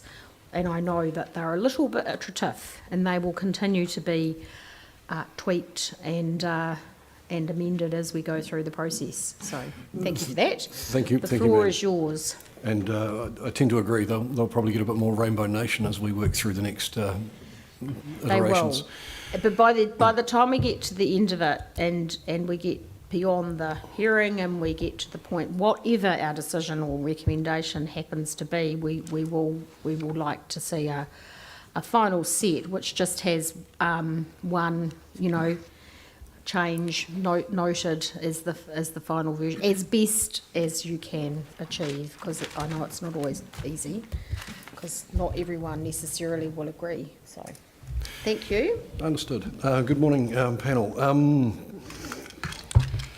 I did a little bit of homework last night, and it's been overtaken by a few things today. Yep. And they'll probably jump around a wee bit in terms of some of the, I think some of the more pertinent matters that have been raised by the panel. I'll take 1.1 to 1.3 as read. Everyone knows who I am. Just quickly, in terms of a matter raised by Commissioner McMahon around the mitigation program and whether or not there was a gap in assessment, I'd just like to turn the panel's attention to Table 6 and Miss Smith's options assessment. Yep. Where Ms Smith identifies, based on the contour bands for the southern versus the northern option, the individual number of properties that would be subject to that mitigation program. She does. And I've got the numbers here and I can read that out if you would like. Okay, so within the southern option, acoustic treatment, the number of properties is 115. Yep. And within the northern option, it's 137. 115 and 137, did you say? Within the air noise boundary, so that's both acoustic treatment and also mechanical ventilation. Yep. For the southern, it's 11, Yep. and for the northern, it's 42. So the point that I would make is, firstly, it has been assessed. Secondly, comparatively, pretty similar in terms of the numbers. And I think when you step back and you look at the reasons why, the southern option doesn't dispel the airport effects control overlay, or indeed, the 60, and the need for mitigation from the northern extent through the Tānui residential environment, or indeed the air noise boundary. So there is still a requirement in terms of the mitigation package to account for those properties to the north, regardless of each option. So that's why the numbers are effectively similar, if that helps. No, that makes sense. No, thank you. I knew that I'd seen it somewhere, and it doesn't completely obviate the idea of having it spatially, just so we've got a sense. I guess I can kind of work out where they would be, but it is quite helpful. Being a visual person, I find that really useful. So thank you for that. No, and we'll certainly look at providing something that's a bit more spatial in terms of identifying what that is. It's just quite hard to see it on, because there's so many lines on the various maps and stuff, so it would be quite useful just to have one that focused on that aspect. Great. Thank you. In terms of sort of some other matters I'll come back to in a minute, but sort of the overview, I guess, of how the package works collectively. Yep. I think is quite an important thing. And please feel free to interrupt me and ask questions as we go along. I guess the first point to note is that it's been grafted into a quite an old 2004 operative plan. There were a number of initial issues that were identified with the designations and moving that forward to look at how the runway extension could be included and what the appropriate and more contemporary package would be in terms of the land use controls that would be loaded up into the rest of the plan. So the designation in terms of the role and function of DAA1 does overlap with the role and set of activities that are provided for under the airport zone, and they both relate to the same spatial extent. So the airport zone relates to the spatial extent of DAA1 as inclusive of the runway extension area. And also there's a little small pocket on the other side of Jenkins Creek. Yeah, we saw that. We had that pointed out to us during our site visit, so thank you. Yep. And if I can turn you to the package of provisions. Yep. Set 1, there's a spatial plan. If I were better at operating a GIS, I'd be able to bring it up on the big screen. Yep. But it's effectively that one, and there's areas in blue and crosshatched. So this is What number's that? this is tab 1, Is it, proposed amendments to Appendix 24 designations. Yep.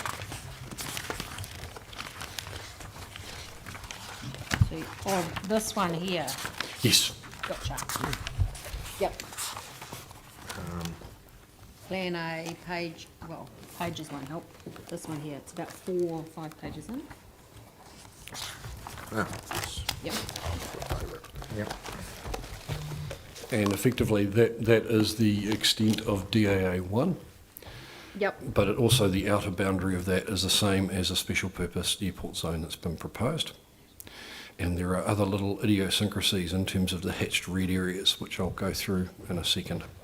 Yep. But, the hatched red areas are essentially the alteration to the designation. So they're the new bits that result in the sort of cumulative effects assessment that's then been considered. Yep. So the changes to the designation are somewhat interconnected with the provisions of the plan. So DAA2, which amends the requirements around the air noise boundary, Yep. also contains the mitigation package program, which I'll go through in some detail in a minute. And that's the reciprocal or other side of the coin in terms of the controls on ASAN that have been loaded into the respective zone provisions. So the plan change provisions in terms of those zones relate to the residential zone, open space zone, conservation zone and suburban commercial zone, as well as the airport zone. In terms of the range of activities that are enabled under either the designation or the plan change, the special purpose airport zone, the purpose of the designation is to set out the airport purpose and the range of activities therein for the requiring authority to be able to be undertaken within the designation. There is crossover to the plan change provisions in Chapter 15, specifically around things like airport-related activities and aviation activities that are permitted within various precincts, within the 3 precincts within the airport zone. And the reason for that being that's what you would anticipate to be the outcome of an airport zone, but also the requiring authority may not be the only party that puts those activities forward, and there should be a consenting framework for that accordingly. Yep. There are also another range of activities that quite rightly aren't included within the purpose of an airport designation, things like retail and office and so forth. And the purpose of the airport zone is to be really, really clear as to which ones are provided for or permitted and which ones have to go through a consenting pathway. So, in a nutshell, just high level, the designations continue to provide for the airport-related activities, etc., and noise contours, etc., and the plan change deals with things that sit sort of don't sit specifically within airport-related and aviation activities. Correct, but Yep. airport-related activity is also permitted within the airport zone. I so appreciate yes, that. yep, Yeah. yep, yep. So it's an. I was going to There's a- say it's because it's a designation. It's different anyway. But you know, you've got your plan change, and it's like then this is the specific. Then there's specific things related to the airport that are in the designation. Sort Correct. of like an overlay, if you like, or an underlay or something. It's not quite like that, but it sort of sits specifically. But the overlay, the plan change, does include airport-related Correct. matters as well. Okay, gotcha. Um, That's pretty standard. I mean, So that's, yeah, yeah. so, as a consequence of both the designation and the plan change, there are a large number of acronyms that have been in terms that have been Yes. included within the definitions, which you've got some of. Well done getting them to one page. And Chapter 5, which I refer to as the strategic directions, but I think it's the wider plan provisions, has also been amended by the plan change to incorporate and link to the provisions Yep. and recognise the sort of the national and regional significance of the airport. So that's the sort of over and interlocking nature of the two, and I'm sure there'll be questions on that. I'll just return back to my evidence in 1.4b. Yes. So this was in relation to a question from Commissioner McMahon about how the mitigation package will work in practice. Yep. And at the back of everyone's evidence is a large Yep. table, which I'll just take everyone through quickly. I guess the starting point is it looks complex. It certainly looks convoluted, but it's not uncommon in terms of the way these are applied at other airports. So the starting point is around the preparation of the AMP, or the Acoustic Mitigation Program, and that's at DAA 2.36, which is the sort of big box here, which sort of outlines Yep. that it's got to be prepared within 12 months of the notice of requirement. And it also sets out all of the details that the acoustic mitigation program must have within it. Yep. Then we come to the trigger of offers, and this relates to the preparation by the airport of an annual aircraft noise contour, and that's the AANC, and it's got to do that annually. And that's prepared under the Airport Noise Monitoring Report, and that's at DAA 2.34, which is this little bit just off to the side here. Yep. Now, the monitoring report, which is also to be produced annually, has two key functions. Firstly, it's got to go into council every year and outline compliance, and principally that's around demonstrating compliance with a 65 A and B, which is loaded into designation DAA1. So that's the air noise boundary, 65 dB boundary, and making sure there's compliance with that. The second component of the monitoring report is to calculate the annual aircraft noise contour and identify units that are within the 65 and also units within the 60. Yep. And then offers are to be made, and that's this bit down here. Yep. In terms of the first set of offers, that's got to be done regardless of the AANC, and it's got to be done within the 24 months of the notice of requirement being issued. And that also includes the compass swing schedule. So essentially, preparation of an ANC within 24 months, and then there's a schedule of those properties that are combined with compass swing noise and also airport operation noise, and the office got to go to them as well. Yep. And then thereafter, 6 months past the noise monitoring report, which again has got to be done annually and provided to council, those offers are also to go to any included new residential unit within those contours. And the offer set out at the bottom of that, but it's essentially 100% of funding for mechanical ventilation for those within the 60 dB, and 100% for acoustic treatment and ventilation for those that are within the airport noise boundary. Yep. Are there any questions arising from? Not from me, but have you got any questions? Clearish so far. Yep. You're good? Yep. Thanks, Keep going. thanks for bearing with me. It's No, it's sort of helpful. spaghetti on the wall when we started putting this all together. I know, yes, but it's good. You're making it clear as you go so far. There is one point of clarification, and it comes back to a question I asked yesterday. Is the offer timestamped to dwellings that exist at the point in time that the AMP is produced? Yes, Okay.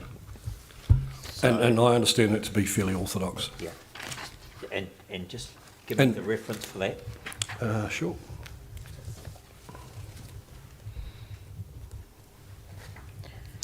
DAA 2.36A, Yeah, and is Yeah, I that, saw that yesterday. and also yes. at F2. Yes. And is it the words at the date the NOR is confirmed? Is that the Correct. prevailing words? Yep.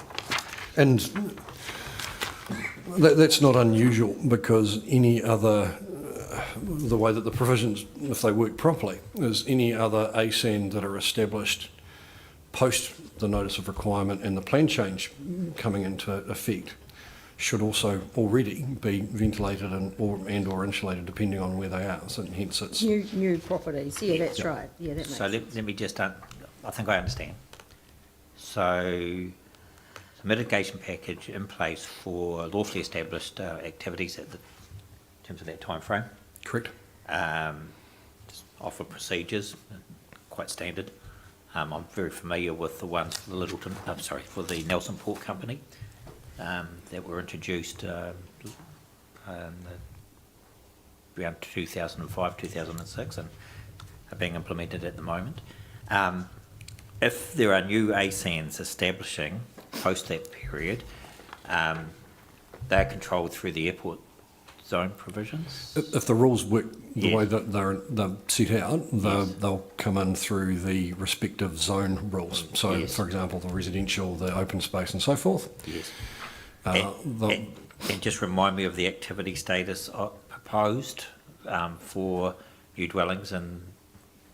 So in the residential zone, Yes. as you'll see within the joint witness statement, that was restricted discretionary. Yes, The original notified had them as non-compliant, yes, Yeah. and the operative plan has them as permitted. yes. Is that regardless of the contour? Is there a difference between 65 and 60? No, it's a very good question. So, yes, within the air noise boundary, Yes, they're prohibited. yes. And I understand that there is agreement within the acoustic expert assessment, joint witness statement, that that's an appropriate Yep, place so for them to prohibited be. in the residential zone within the noise boundaries, that's 65 plus? 65 Or plus, Yep. yeah, correct. 60 to 65, the RDA, is that what you're saying? 55 to 65 is the RDA status. Okay, But it's permitted in the current It's operative permitted plan. under the current plan, subject to acoustic insulation and only within the 60. So that's a condition of a permitted activity, a standard of a permitted activity? Correct. Okay, gotcha. Yep.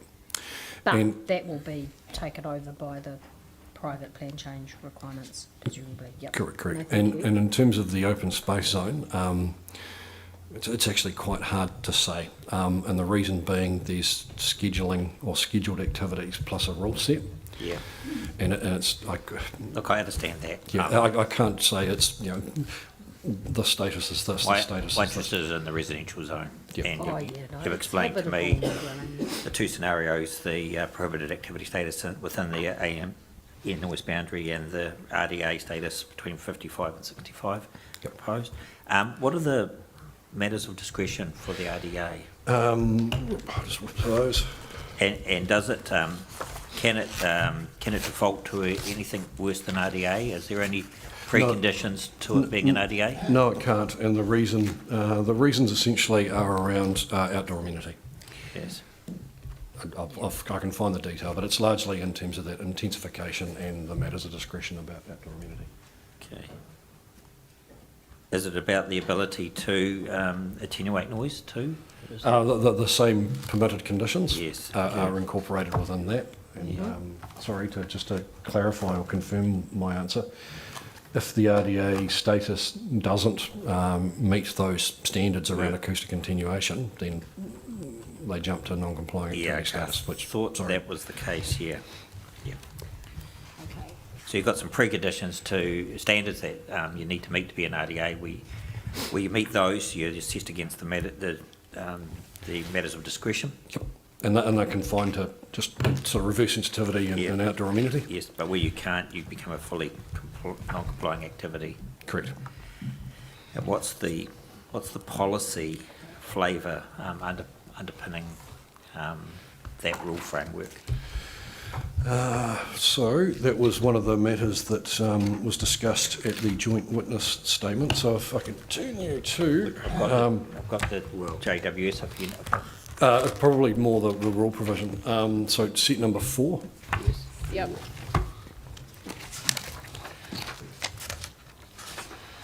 And in terms of... Reverse sensitivity. In terms of the term wiring between rules and provisions, the one to look at is policy DO11.1.2. Yes, I have Yeah, that. got that. Yep. And it's in 2 parts, essentially around avoiding new activity sensitive to airport noise within the air noise boundary. Yes. So that links in with the rule. And And- it's pretty much unqualified avoidance, isn't it? Yes, it is. And the rule itself is prohibited as well. Yeah. So that links up, in my mind, relatively well.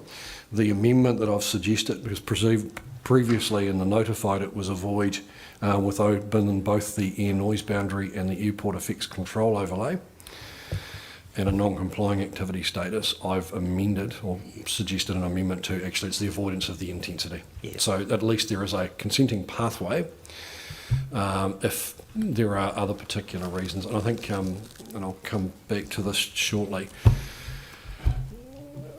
the matters around the campground and the pathway there, something is important in terms of the configuration and what that finally looks like. So part of the amendment in this provision was to try and head somewhere in terms of what that could look like.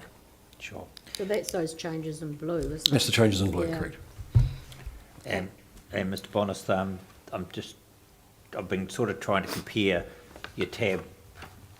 these tabs to the marked up provision in the JWS.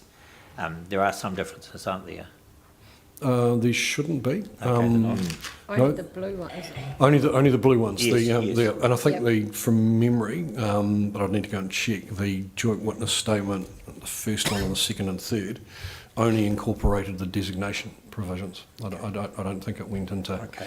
And that's, to be fair to the other planners that were there, that was because some of those other provisions are still...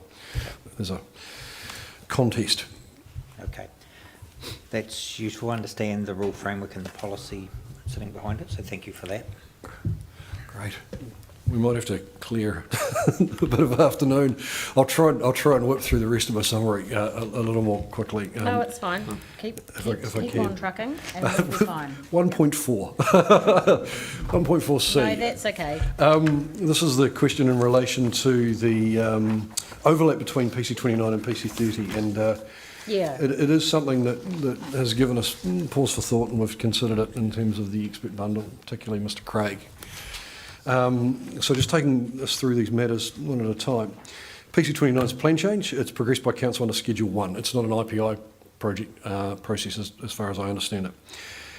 It was notified after PPC 30 was notified, and there are a considerable number of submissions that have been received on it, including a submission from the airport. We're not trying to stay out of the process. I think there's recognition that if collectively it ends up being somewhere long term, it may well be applied to the airport. Amongst other things, it seeks to impose amended natural hazard provisions, including on the industrial zone, which is the operative zoning of some of the airport land. I just note in clause 2 that the airport zone actually carries over a lot of the natural hazard zone rules from the industrial zone. They're effectively just rolled over. And that includes buildings over alongside drains, buildings on low-lying sites, and inundation overlays. So there's quite a large overlay in relation to the inundation overlay on terms of the proposed airport zone. Now, Mr. Craig has undertaken a comparison of the provision sets and considers that there's an appropriate controls in place to manage potential flood risks and effects within PPC 30. And that's at 1.4, and I think section 6 of his evidence in chief. He goes through each of the relevant provisions, and I think it's clause 60F of Plan Change 29 in quite some detail. Now, the Planning Joint Witness Statement records that both Ms Wilson and I consider that the Plan Change 30 provisions are appropriate as a stopgap until Plan Change 29 is resolved. And in my opinion, and based on the evidence of Mr. Craig, the effects of flood risk are appropriately able to be considered under the provisions of PC 30. That is, that the effects of development are able to be appropriately managed. And then it'll simply be a catch-up in time through another plan change process. Is it your view, so just in terms of the planning outcome, when Plan Change 29 lands, is it your view that that should mirror what the natural hazards should be, or that should be what the natural hazards are, and then Plan Change 30 just needs to be consistent with those? Or for the airport zone, should it be in Plan Change 30? Does it matter? It would be, wouldn't it? Isn't that the way it would land? Does Plan Change 29 include any areas that are going to be covered by private plan change or Plan Change 30? It does, the industrial zones. So the industrial zone, if you pick up... Gotcha. But do we just keep them as two? Do we just do it that way? So the industrial zones in Plan Change 29. Yep. The airport zones in Plan Change 30. The natural hazard issue is covered in, well, kind of both at the moment. When they both land they will land at different times, because I don't think Plan Change 29 is due to be heard till September. It's my understanding as well. Yeah. So in the interim, it will stay in Plan Change 30. When Plan Change 29 comes out, I'm just trying to figure out what's left and what stays in Plan Change 30 and what stays in Plan Change 29. And what does that matter for what? Does it matter to us at all? No, and I think that's where I've landed up, is that we can't reconcile the processes. We don't know. No, and we can't prejudge. We don't know where they're going to land. And the evidence contained in Mr. Craig's evidence in chief identifies that there would actually be the Plan Change 29 provisions have some way to go in terms of polishing and may not be applicable to something as big as an airport anyway. So there would need to be, regardless, a further plan change in terms of, if the airport zone goes through, to update and align with where we end up with in terms of Plan Change 29. Gotcha. No, that's what I think. But no, that's helpful. Thank you. Yeah, just while we're on that, Airport's made a submission on Plan Change 29. Apart from what we've just been talking about, what else did it say? Anything of note, anything of importance to our considerations? I think it, and I'd have to cast my mind back because I didn't actually draft the submission. Another member of my office did. It was around recognition of the airport in policy terms, and I think it queried a couple of the thresholds, particularly around the scale of the building trigger. I think there's a building trigger of 10% or something, where suddenly you need to get consent and look at floor levels and various other bits and pieces. And there was also a rule around fences, which would be quite challenging, and something around the excavation volume, which again, when you're looking over a sort of large hectareage of airport zone land, has some quantum issues.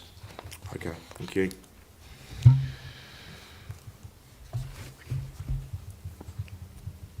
And lastly, in D, I'd just confirm, in my view, that the notice of requirement is for an alteration to the operative designations.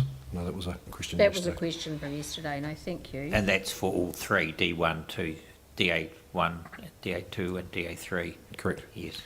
Yeah, can I just pick up on that a little bit?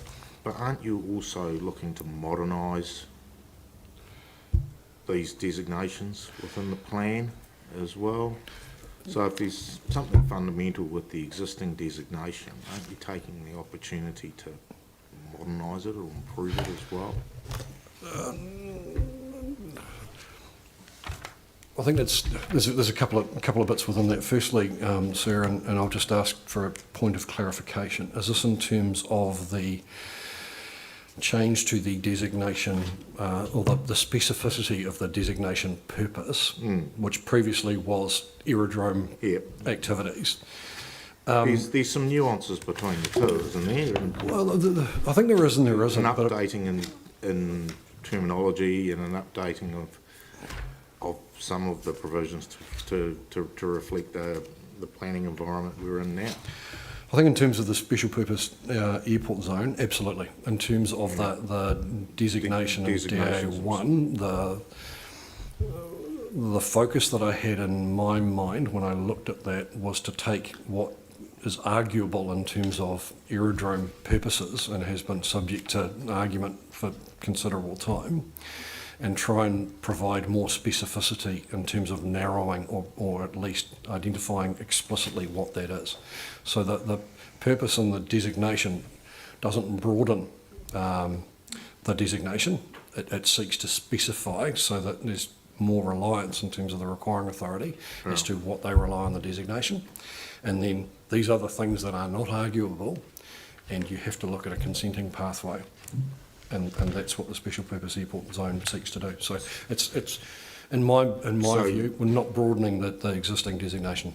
Okay, so to have it clear in my mind, you're doing it's more of a light touch with the existing designation on the existing provisions in the designation.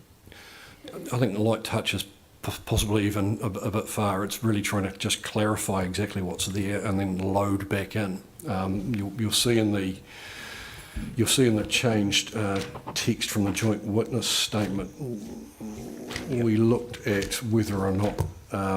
If you go to DAA 1.4, for example. Yeah, 1.4. We removed, for example, reference to the Nelson Airport Environmental Management Plan, which reflects a year of 1996.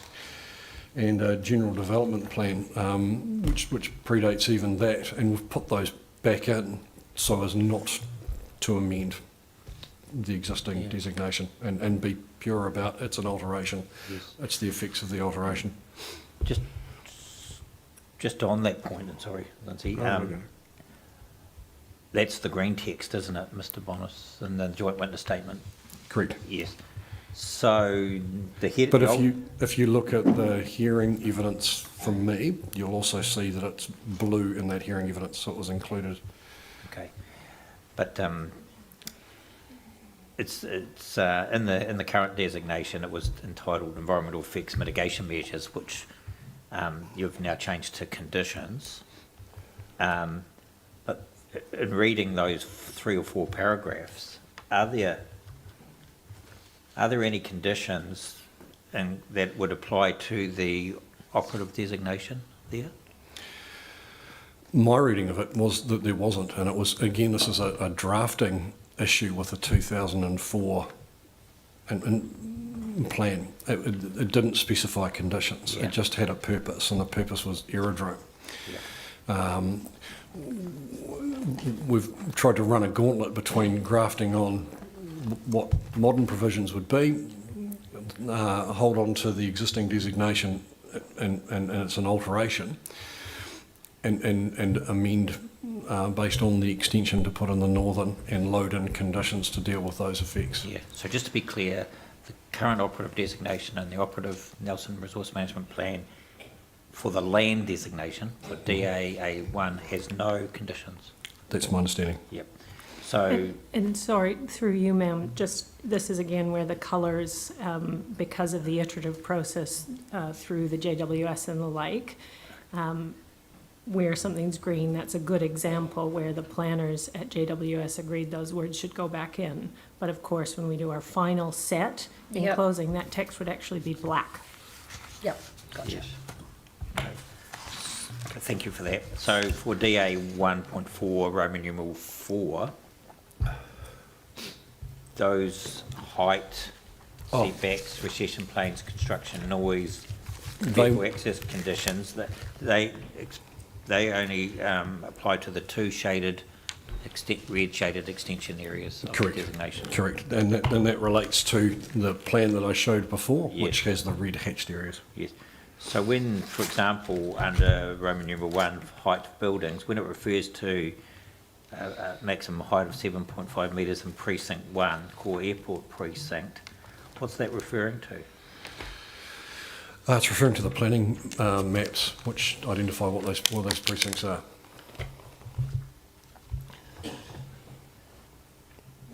But there won't be will the red shaded extension of the designation have a core airport precinct? Yes, it will. It's most of the northern runway extension. Okay. Yep. And And the airport environments precinct, is that the addition to the south, is it? Southeast? correct. And then there's That's the Sliver. coastal precinct, which goes around the outskirts. Okay. Was there any consideration to actually extending these sort of heights and setbacks, etc., to the non-extended part of the airport? You mean within the existing operative Yeah, designation? yes, as opposed to relying on the airport zone. No, it was deliberate to try and leave it as what it was within the existing operative plan and not open it up because. So if the airport has a desire for a new building within the current designation, Yep. and they're not constrained by any bulk allocation standards in the designation itself, are they? And they weren't previously. Yeah, no, I understand that. So it'll just be a 176A. Outline plan. Yep. Yep. So what's the role of the underlying zone and the precincts, the three precincts in the airport zone, if the airport are never going to rely on the airport zone, they're going to rely on the designation to undertake activities on the ground designation? Where's the efficiency there? As indicated earlier, the airport, as a requiring authority, may not be the only, and it may not have financial responsibility for the works. For So that's example, the reason. GA hangars, various other bits and pieces, Yeah. won't be able to rely on the designation if they're going to operate or put something within that core area. Yeah. And that's quite a possibility. So accordingly, Yeah. you're So staying by the rules. the airport can let the designation do the heavy lifting for their activities and bulk allocation. Non-airport activities, or where the airport doesn't have financial responsibility for the work, basically underlying zone becomes prevalent in the controlling mechanism. Correct, and also for the airport, those activities which clearly fall outside that list of purpose activities. Yes. It gives clarity that you're not going to build something that you shouldn't and try and argue the designation. So when you talk about heavy lifting, and this is my experience from some other airports, typically if it's really clear, it's aviation and airport, there's an easy pathway. Council agrees, away you go. Outline plan, and then there's always that argument about, but the rules say this, but you have that discussion. For those activities that are grey or clearly black, it is useful and more suited for everybody to have zone rules that give you some clear demarcation of what's appropriate and what's not, so you can have that argument about activities. And I think the other benefit of having those provisions and those rules is it does give a sense of guidance even to the requiring authority if they're putting together an outline plan of works as to these are the bundle of effects I should generally be considering within my outline plan. Yep. And has there been a problem with the absence of an underlying airport zone in the past in terms of delineating those sort of grey areas or dealing with them effectively? Yes. I've done a couple of consenting jobs for Nelson Airport, and the argument was around just trying to remember effectively car valet and storage, and where that fitted under, and then what were the provisions that related to it as well. Okay. So they were clear, because we're not amending any of the regional rules. They apply regardless. 176. It was around the application of the zone rules. And I think the other point that I would make, it's 2004 plan. Yeah. The airport's not identified as an airport. It's identified as an industrial zone and an open space zone. And when you look at the objectives and when you look at the outcomes, it matches. It doesn't even begin to match what an airport's doing, either now or 30 years into the future, which is sort of where the master planning takes us. I'm conscious I'm interrupting your flow, but I have one last question, and it's on the DAA1, put 4 conditions from Roman numeral 4 onwards. They're proposed conditions that would relate to the airport extension, the runway extension, and presumably the southeastern slither, if we want to call it that. This is DAA 4, yes, that's correct. So Yes. all the hatched areas. Yeah. And then there's those that are identified as northern runway. Yes. Okay. And that's the northern runway. And those conditions, sorry, Sarah, Yeah, no, I see them. I yeah. can see that they're attached now as northern runway. So. I'm preempting your question, which I shouldn't do. The other ones that have specifically fallen out of what the experts have advised us as being these are the preconditions for when the notice of when the section 176 should be completed. These are the things that have to be abided by. So that was my question. In fact, how do they relate to the outline plan process? Do they actually provide an envelope to the designation? I don't know if envelope is the right phrase, but they provide a clear delineation as to processes and what is required to put that 176. And again, there's a whole lot of regional provisions that will need to be done at the same time in terms of what that looks like. There'll be quite a large package extending to coastal bird surveys. Yeah, so if for example, a landscape and design plan isn't produced, then can it be argued that the works are not in accordance with the It's not designation? it fails, and good luck with your resource consent. Yes. Understood. Okay, that's all. I'll stop the interruption at this point. Can I just check? I'm just conscious of the time, and I've just looked ahead in your summary statement. What I need to tell you, firstly, is that I've just received a notice from Mr. Lyle for GP investments, which I think will be available to everybody. They're not now attending. They were going to be attending tomorrow. I think he's clarified where his position now is. So have a look at that at the luncheon adjournment, and I think Mr. Harry can make sure that you see that. So that kind of affects affects what you say there. We can probably take that as read though, so you don't have to scrap it. Yep. But just take that as read.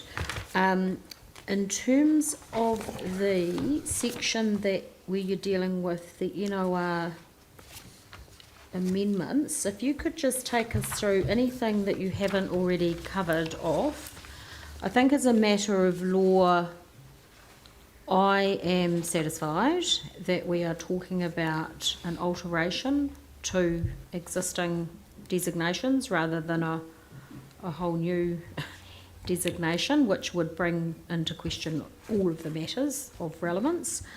But that is something that I'm satisfied based on the submissions that I heard yesterday, but others might try and persuade me otherwise. What else?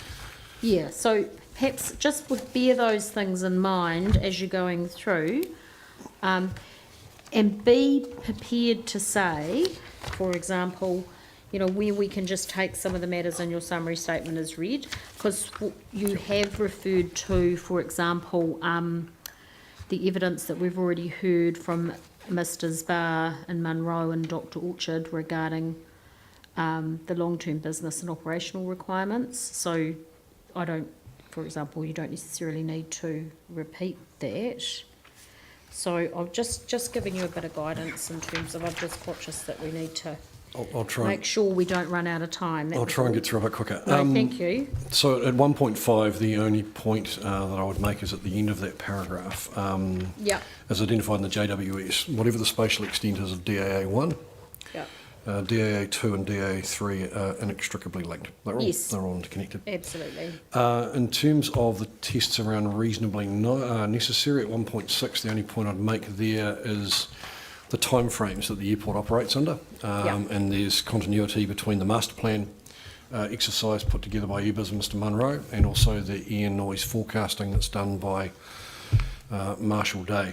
Yep. Those are the timeframes that are being looked at, and then that obviously flows into the tests around reasonably necessary. Yes.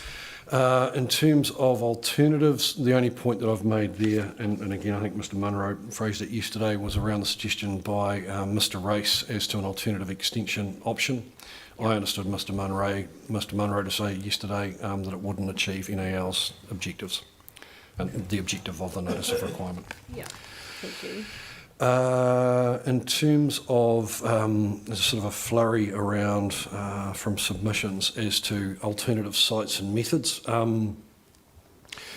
From my part in being involved, and I think it was referred to very briefly by Council this morning, there's effectively a spectrum between the top part of where we end up with for option A and the bottom part of where we end up with in option B, given the sort of alignment and configuration, and the team will provide you with the sort of diagrammatic form. My understanding is that as soon as we start to move towards reclamation or to the south, we bring into play those policy issues and those ecological issues associated with the coastal marine area. Yep. The simple point that I'm making is that the reclamation option is, in the view of, I guess, the planning joint witness statement, inconsentable. And I've talked through those. PC30 and amendments.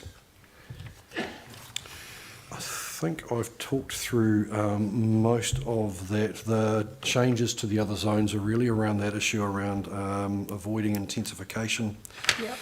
and also reverse sensitivity. At 112, I don't think I need to go into that too much. I've identified that the changes to Chapter 5 district-wide Yes, in you relation did. to embedding the provisions, Yep. and also the amendments in terms of ASAN. I've outlined briefly the requirements of section 32, and if I turn to C of 113, and I think there's a discussion I was having with Mr. Daesh, Commissioner Daesh and Commissioner McMahon about the range of activities that you'd expect to find within an airport zone, Yes. and a modern airport zone. I note at clause 2 the constraints on engine testing and aircraft operations.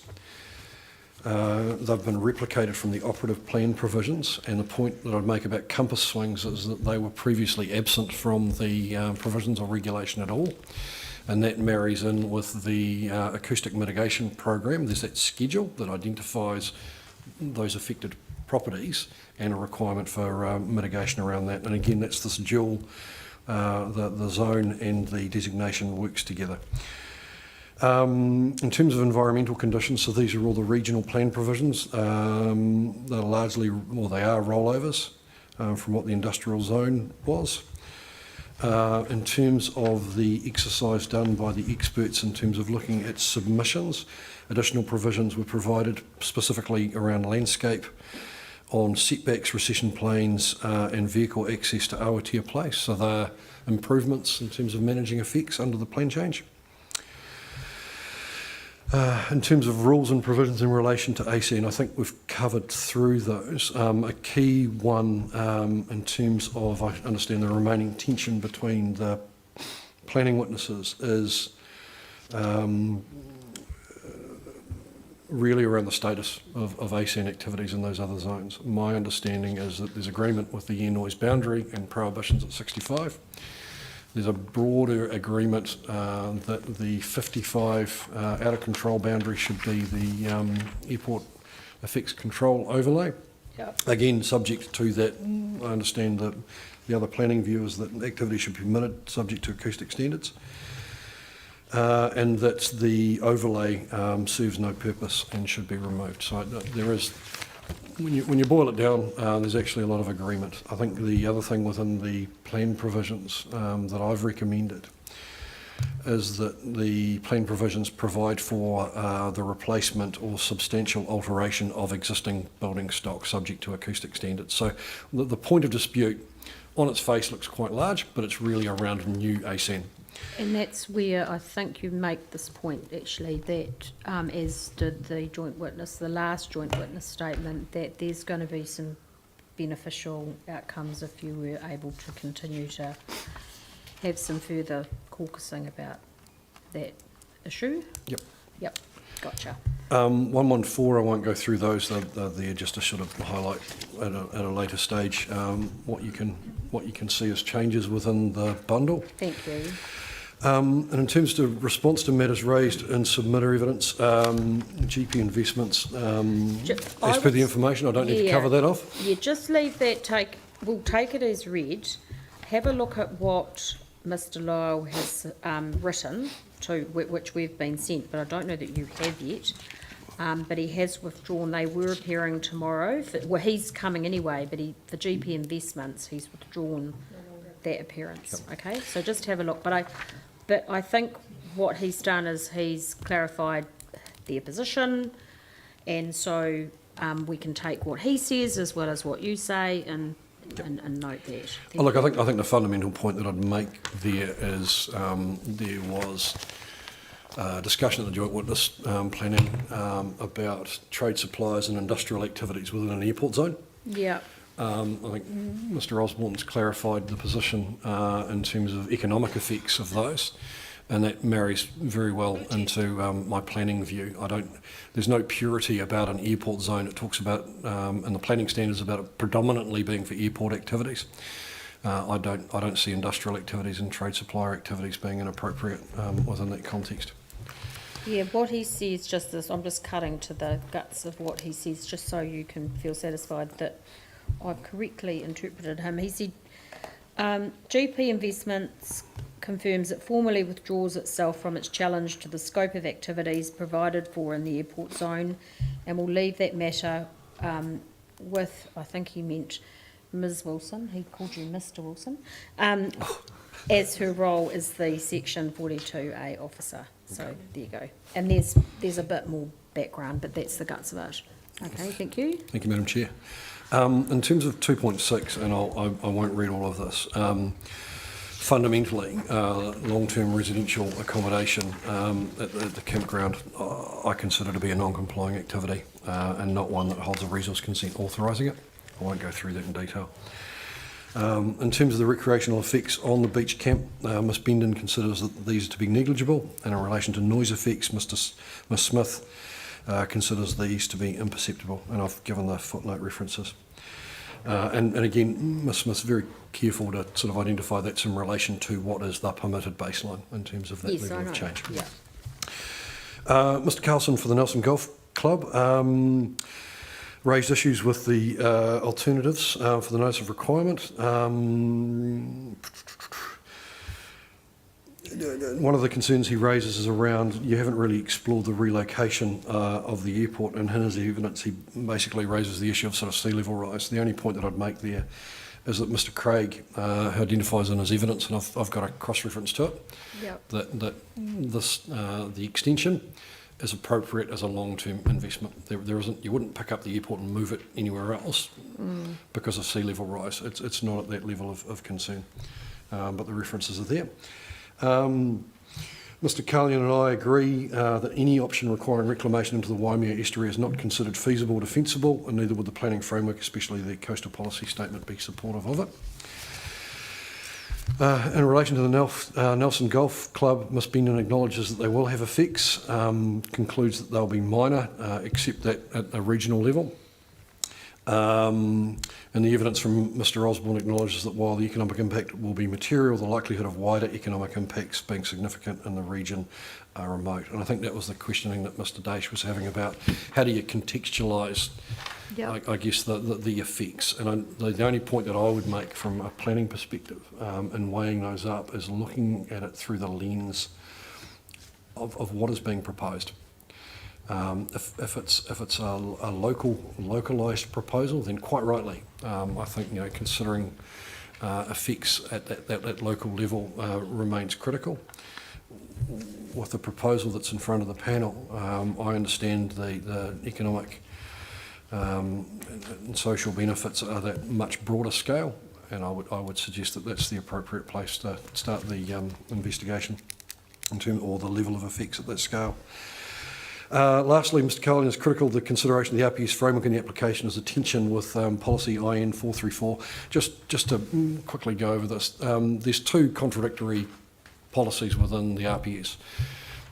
One says, and amongst mitigation around noise, keep the separation. And there's another one under immediately that says, if you're going to expand, these are the criteria that you should look at. Any expansion would reduce the separation distance. Whether we went north or south, there's a tension with the first of those policies. The point that I would make is the focus is on the second one, the RPS operative in 1997, so somewhat dated as well, clearly identifies that expansion's appropriate, subject to a consideration of criteria. That's the summary, and apologies for... No, thank you.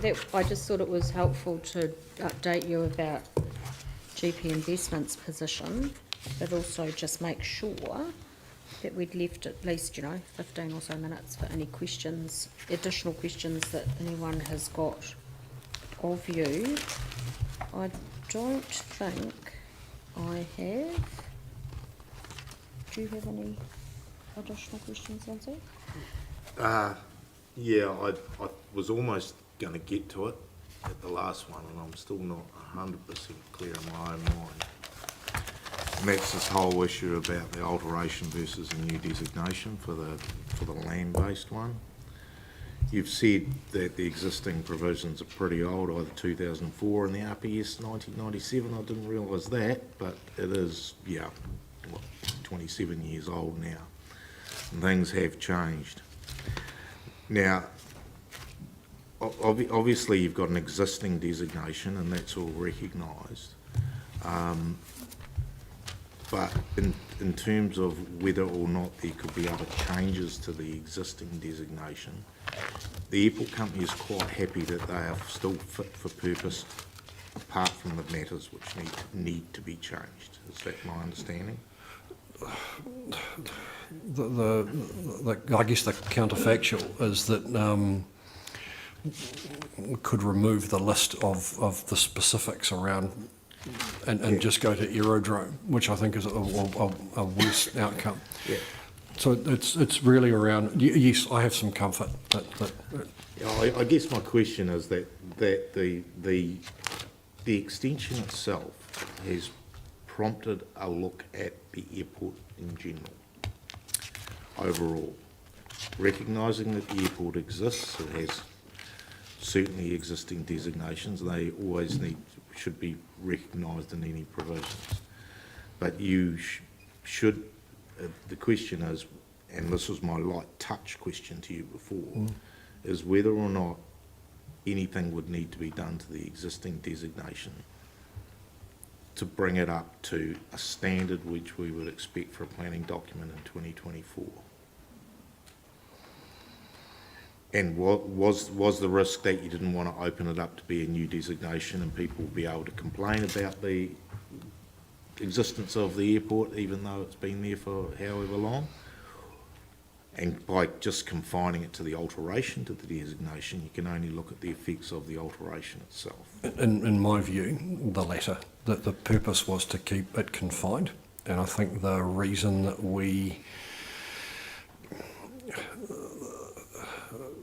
legal counsel set out yesterday, this is a prime case of reverse sensitivity.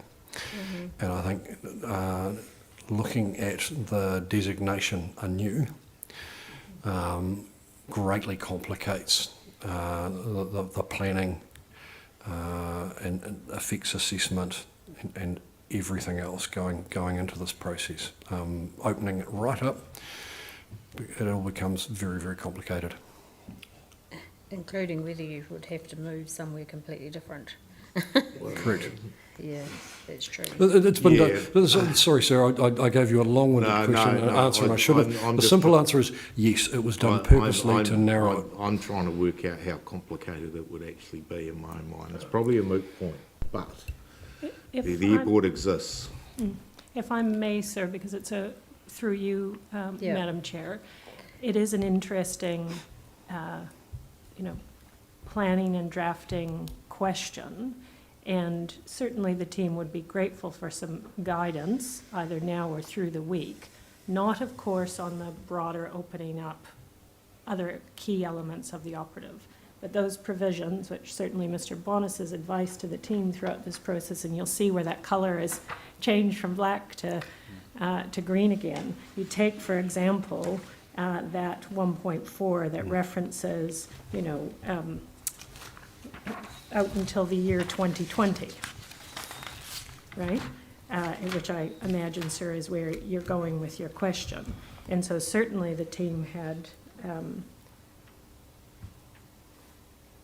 looked at those sort of general operative provisions, which actually don't have a whole lot to do with the application before us here, but that sort of scope of a light touch or a spectrum of a light touch approach, where some conditions refer to a year that's 4 years in the past. Is it appropriate or reasonable in a light touch while still very clearly staying in the alteration lane, whether in fact that causes any issues. So certainly the airport team and through the planning caucusing has taken the approach that it's cleaner to leave those things alone. Yeah, I guess there's also the other view that you're looking at a comprehensive change to the operation of the airport by extending the runway as well. And so therefore this is perhaps the opportunity, rather than looking at when the district plan is next reviewed, to actually make such changes. And I don't know what the current status of RPS changes in Nelson City are, but it seems to be that 1997 it's due for looking at. Yeah, I think that the council got a long way through to updating everything and then paused it when we were swinging between the So NBA and we're other things. not here to talk about that anyway, so I'll leave that there, thank you. Thank you, sir. Thank you. David, do you have Yeah, any? just won't prolong you, Mr. Bonis.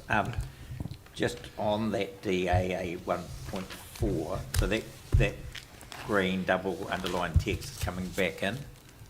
Is that the? DAA 1.4, so that's DAA 1.4 clause 1, clause 2 and clause 3. Yes, okay. And clause 3 actually, when we talk about no conditions, it says the nature and layout of activities shall be in general accordance with the aerodrome designation general development plan figure 1, which forms part of this designation.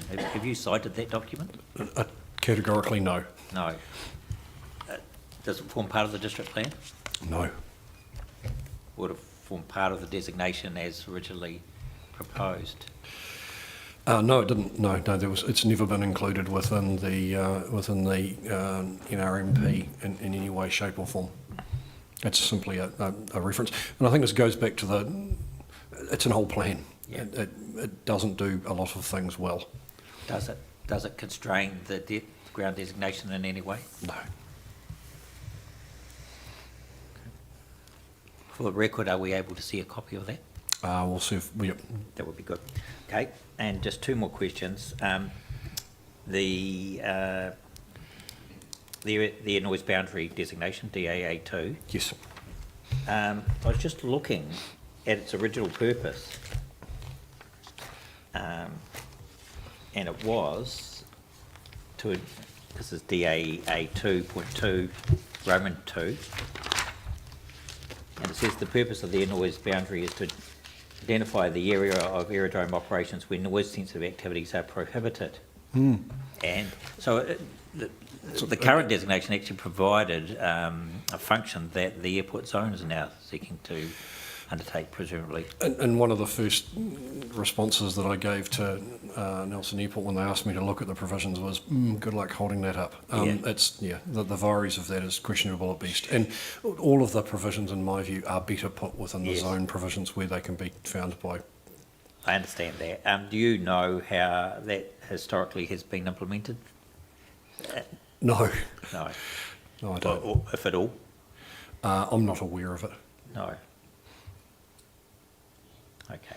So there's more clarity proposed now with the airport zone in that respect in terms of the prohibited zone, prohibited activities and the restricted discretionary activities for aircraft sensitive noise activities. Yeah, that's my view. And again, not to badger the point, but it's also replicated with a mitigation program that wasn't part of DAA2 before. Understand that. There hasn't been a lot of discussion about the third designation. OLS. Yeah. Is that just because there hasn't been any submissions on the matter, or that it's largely still fit for purpose?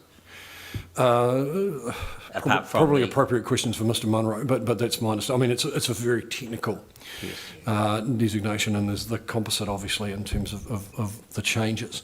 But no, it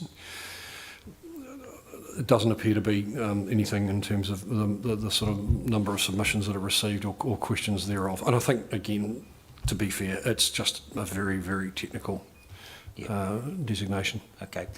Finally, the airport zone itself, I think you mentioned 3 precincts? Yes. Where do I... map 10. Tab 10? Figure 10. Map 10, so that way. Yes. Sorry, in the bundle. And also on number 11. And that sits and governs a number of activities that you can do under the airport zone rules, but stems from the Airbus master plan. So essentially it's that, what I was indicating in my summary, it's a 30-year long plan. How do you govern and arrange your activities? And then that's reflected down into the zone provisions. Okay, thank you. I've got a particular interest in the airport environments precinct for the southeastern extension area. This is the one that pops over Jenkins Creek? This is the one that's the second is the extension on the designation also. Yeah. Yeah. What's its current zoning? Industrial. Okay. And do the airport own that land? Yes.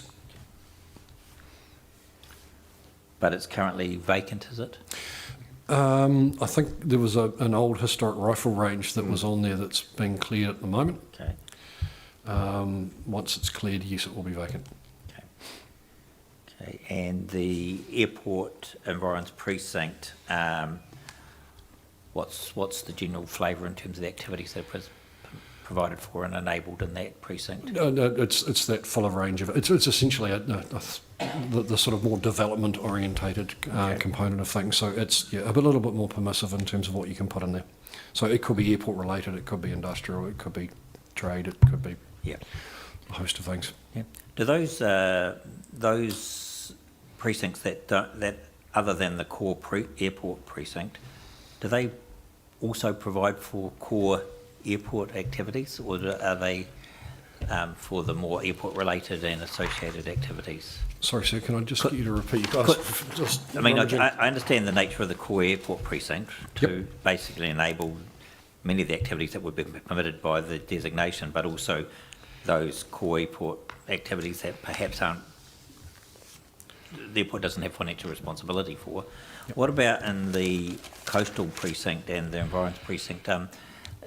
Is that enabling aspect of core airport precincts replicated in those two precincts, or are they more exclusive? I'll answer that in two ways. The coastal precinct pretty much locks down everything. It doesn't enable much of anything. It allows for servicing and infrastructure, and then all the sort of regional rules around earthworks and trenching and everything else. Presumably it was an open space conservation type zoning previously. No, because a lot of it actually. No, that's correct. The area it incorporates that area around Waimea and also Jenkins Creek. So it's effectively the more sensitive environmental areas. Yes. In terms of the environs precinct, no, there's not a limit on providing for airport-related activities or aviation activities in that as well. It's really around the other way. So there's, it's within the core airport precinct, it's pretty much locked up in terms of that airport-related stuff. Within the environs or the more development-orientated, fill your boot, subject to standards. Okay. That's everything from me. Thank you. Thank you. I'm just going to mention one thing and then it's not really for Mr. Bonus. But look, I think the point about when is an alteration more than an alteration has been well canvassed in quite old case law. And my understanding, and I'll just tell you what my understanding is, and you can reply on this issue if you think it's necessary. We've got an activity where the designation has been given effect to, which is the case here. It would be incredibly unusual for a requiring authority to issue a whole new designation. And some of the designation, you remember when the last century, when the RMA came into force, a lot of things got rolled over and most designations didn't have any conditions attached to them at all. And then as plans became going through the process, increasingly a lot more conditions got included on designations. They were never treated as new ones. When you think about all the defence ones or the corrections ones or exactly. So I'm just putting it out there. I mean, when you look at the red line, and I'm using the red line version, not about the colour, but just the changes, the changes look to be reasonably substantial. And I'm sort of saying this as much for the general audience as you, but that doesn't mean that it flips from being a change to an existing designation into a new designation. Well, that's just my view, because especially when the designation has been given effect to, which is the case here. And if you look online, I mean, I think MFE has some information about designation changes, and it says you can basically just about change anything. Conditions, you can change the area, you can extend things, et cetera, et cetera. So I'm just sort of putting it out there more for the benefit of the people who are listening, but also in terms of if you do want to include anything in a short something in your reply, then that's up to you. But yes, thank there you, is ma'am. some old case law about it. Absolutely, and again, some more recent case law that Well, clarifies that. There that is a quite bit clear more recent. position. I think Judge Smith's think written a it's- couple of things.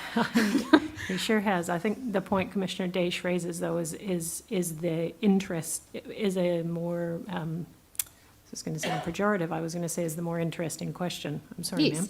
ma'am.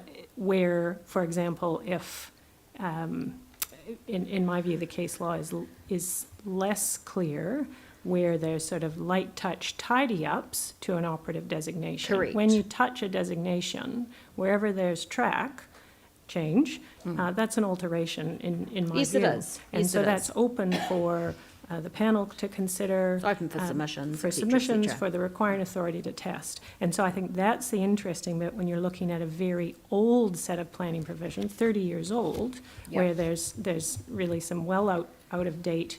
Yeah. If you were starting with a blank sheet of paper, you clearly wouldn't have some of those conditions. You'd take them right out. But where we look to mark up from a strictly legal perspective, I think the case law is very clear that you're altering that condition. Well, you haven't sought to treat the alterations, even if they are extremely light touch, as minor changes. So where it's a minor change to the effects on the environment, or minor change or adjustment to the boundaries. Well, that could be another way to skin You the cat from the you don't have to go through the full process. That can be minor changed. variation, yeah. Yeah, Mhm. yeah. Thank you, No, ma'am. that's right. Thank you.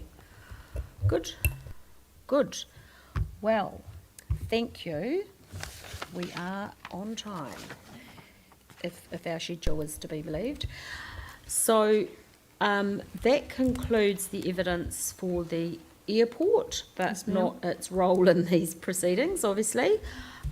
We'll come back to that toward the end of the week. We are now going to take a break until 1:30. And Mr. McFadden, you're all good to kick off at 1:30? Very good. And we've basically set down the afternoon for you, and we can stay a little later if that's where it lands. And tomorrow we're hearing from Mr. Stiles. Just so you know, we've got a couple of spaces that have freed up tomorrow, so it's not looking quite as tight as the original schedule might have looked like. So we haven't rescheduled and changed everything around formally, but I'm comfortable that we'll be able to fit it in. All the Runway witnesses have summary statements. Brilliant, Some of excellent. them are quite long. Yep. They can be highlighted. Yes. Yes, well, you've sort of seen the approach that we've been taking, and if they're present, they've seen it as well. So highlighting the key things is particularly important. They have some comments to make on Absolutely, in the last. absolutely, and that's what we're very interested in hearing from them about. So I'll get each of them to address that specifically. Thank you very much. That would be very helpful. Thank And- you. And ma'am, just finally Yes. through you, we're grateful for the keeping to time and also the extent of questions. That's been very helpful for the applicant team. What we're going to do as well when we adjourn is pack up all of this, and we'll just decamp to over there, so this table is Free is for the free for all the submitters. subsequent Thank you. So, presentations. Mr. McFadden, that will be your table for the rest of the afternoon and for a bit of tomorrow morning, and then once you've finished, it can be then made available to other submitters. So thank you very much. Thank you. I did ask about the table, when I arrived yesterday. I was told there was no tables available. It's very difficult. I noticed the blackness of that one throughout the proceedings. Yes, we could have sat there for the duration. No, I know. You do appreciate in places like this, which the council doesn't have complete control over, sometimes it's a bit difficult to make arrangements. So thank you very much. Let's all come back just about 1:30, and thank you to the airport for your decamping offer.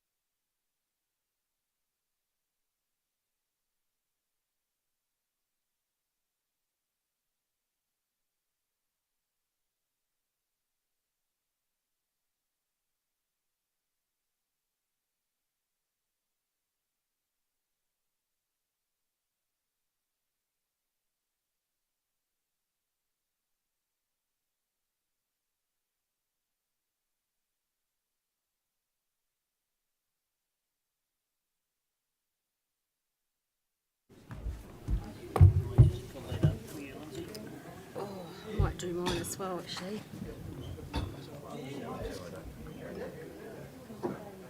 Thank you. Thank you.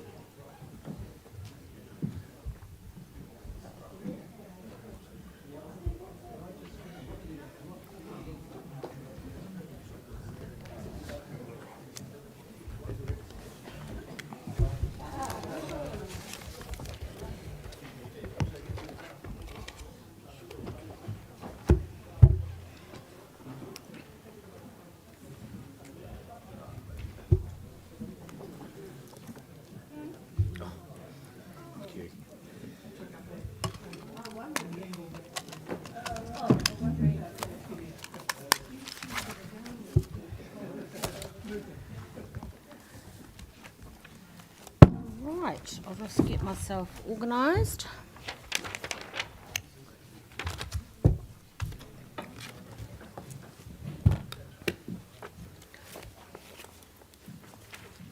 Thank you.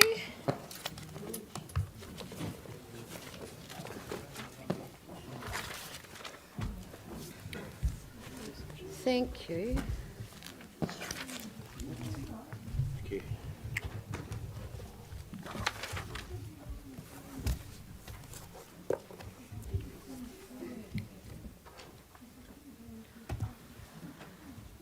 Right, I think everyone's here, thank you.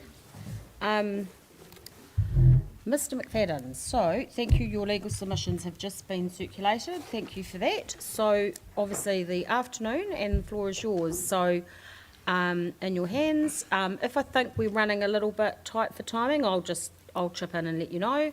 And we'll just take questions most likely at the end of each person's presentation, but if there's something burning, I will let my fellow commissioners ask that question. Okay, thank you. It's weirdly, the light is red when it's on.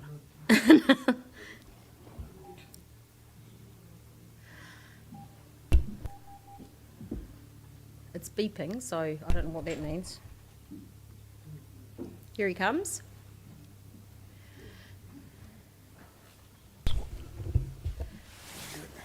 Oh, that sounds like it's working. Certainly working now. Thank you. Madam Chair and Commissioners, the Tahuna Beach Camp, which I refer to in my submissions as the park, is opposed to the private plan change and to the designations, which I term the proposal globally, by Nelson Airport.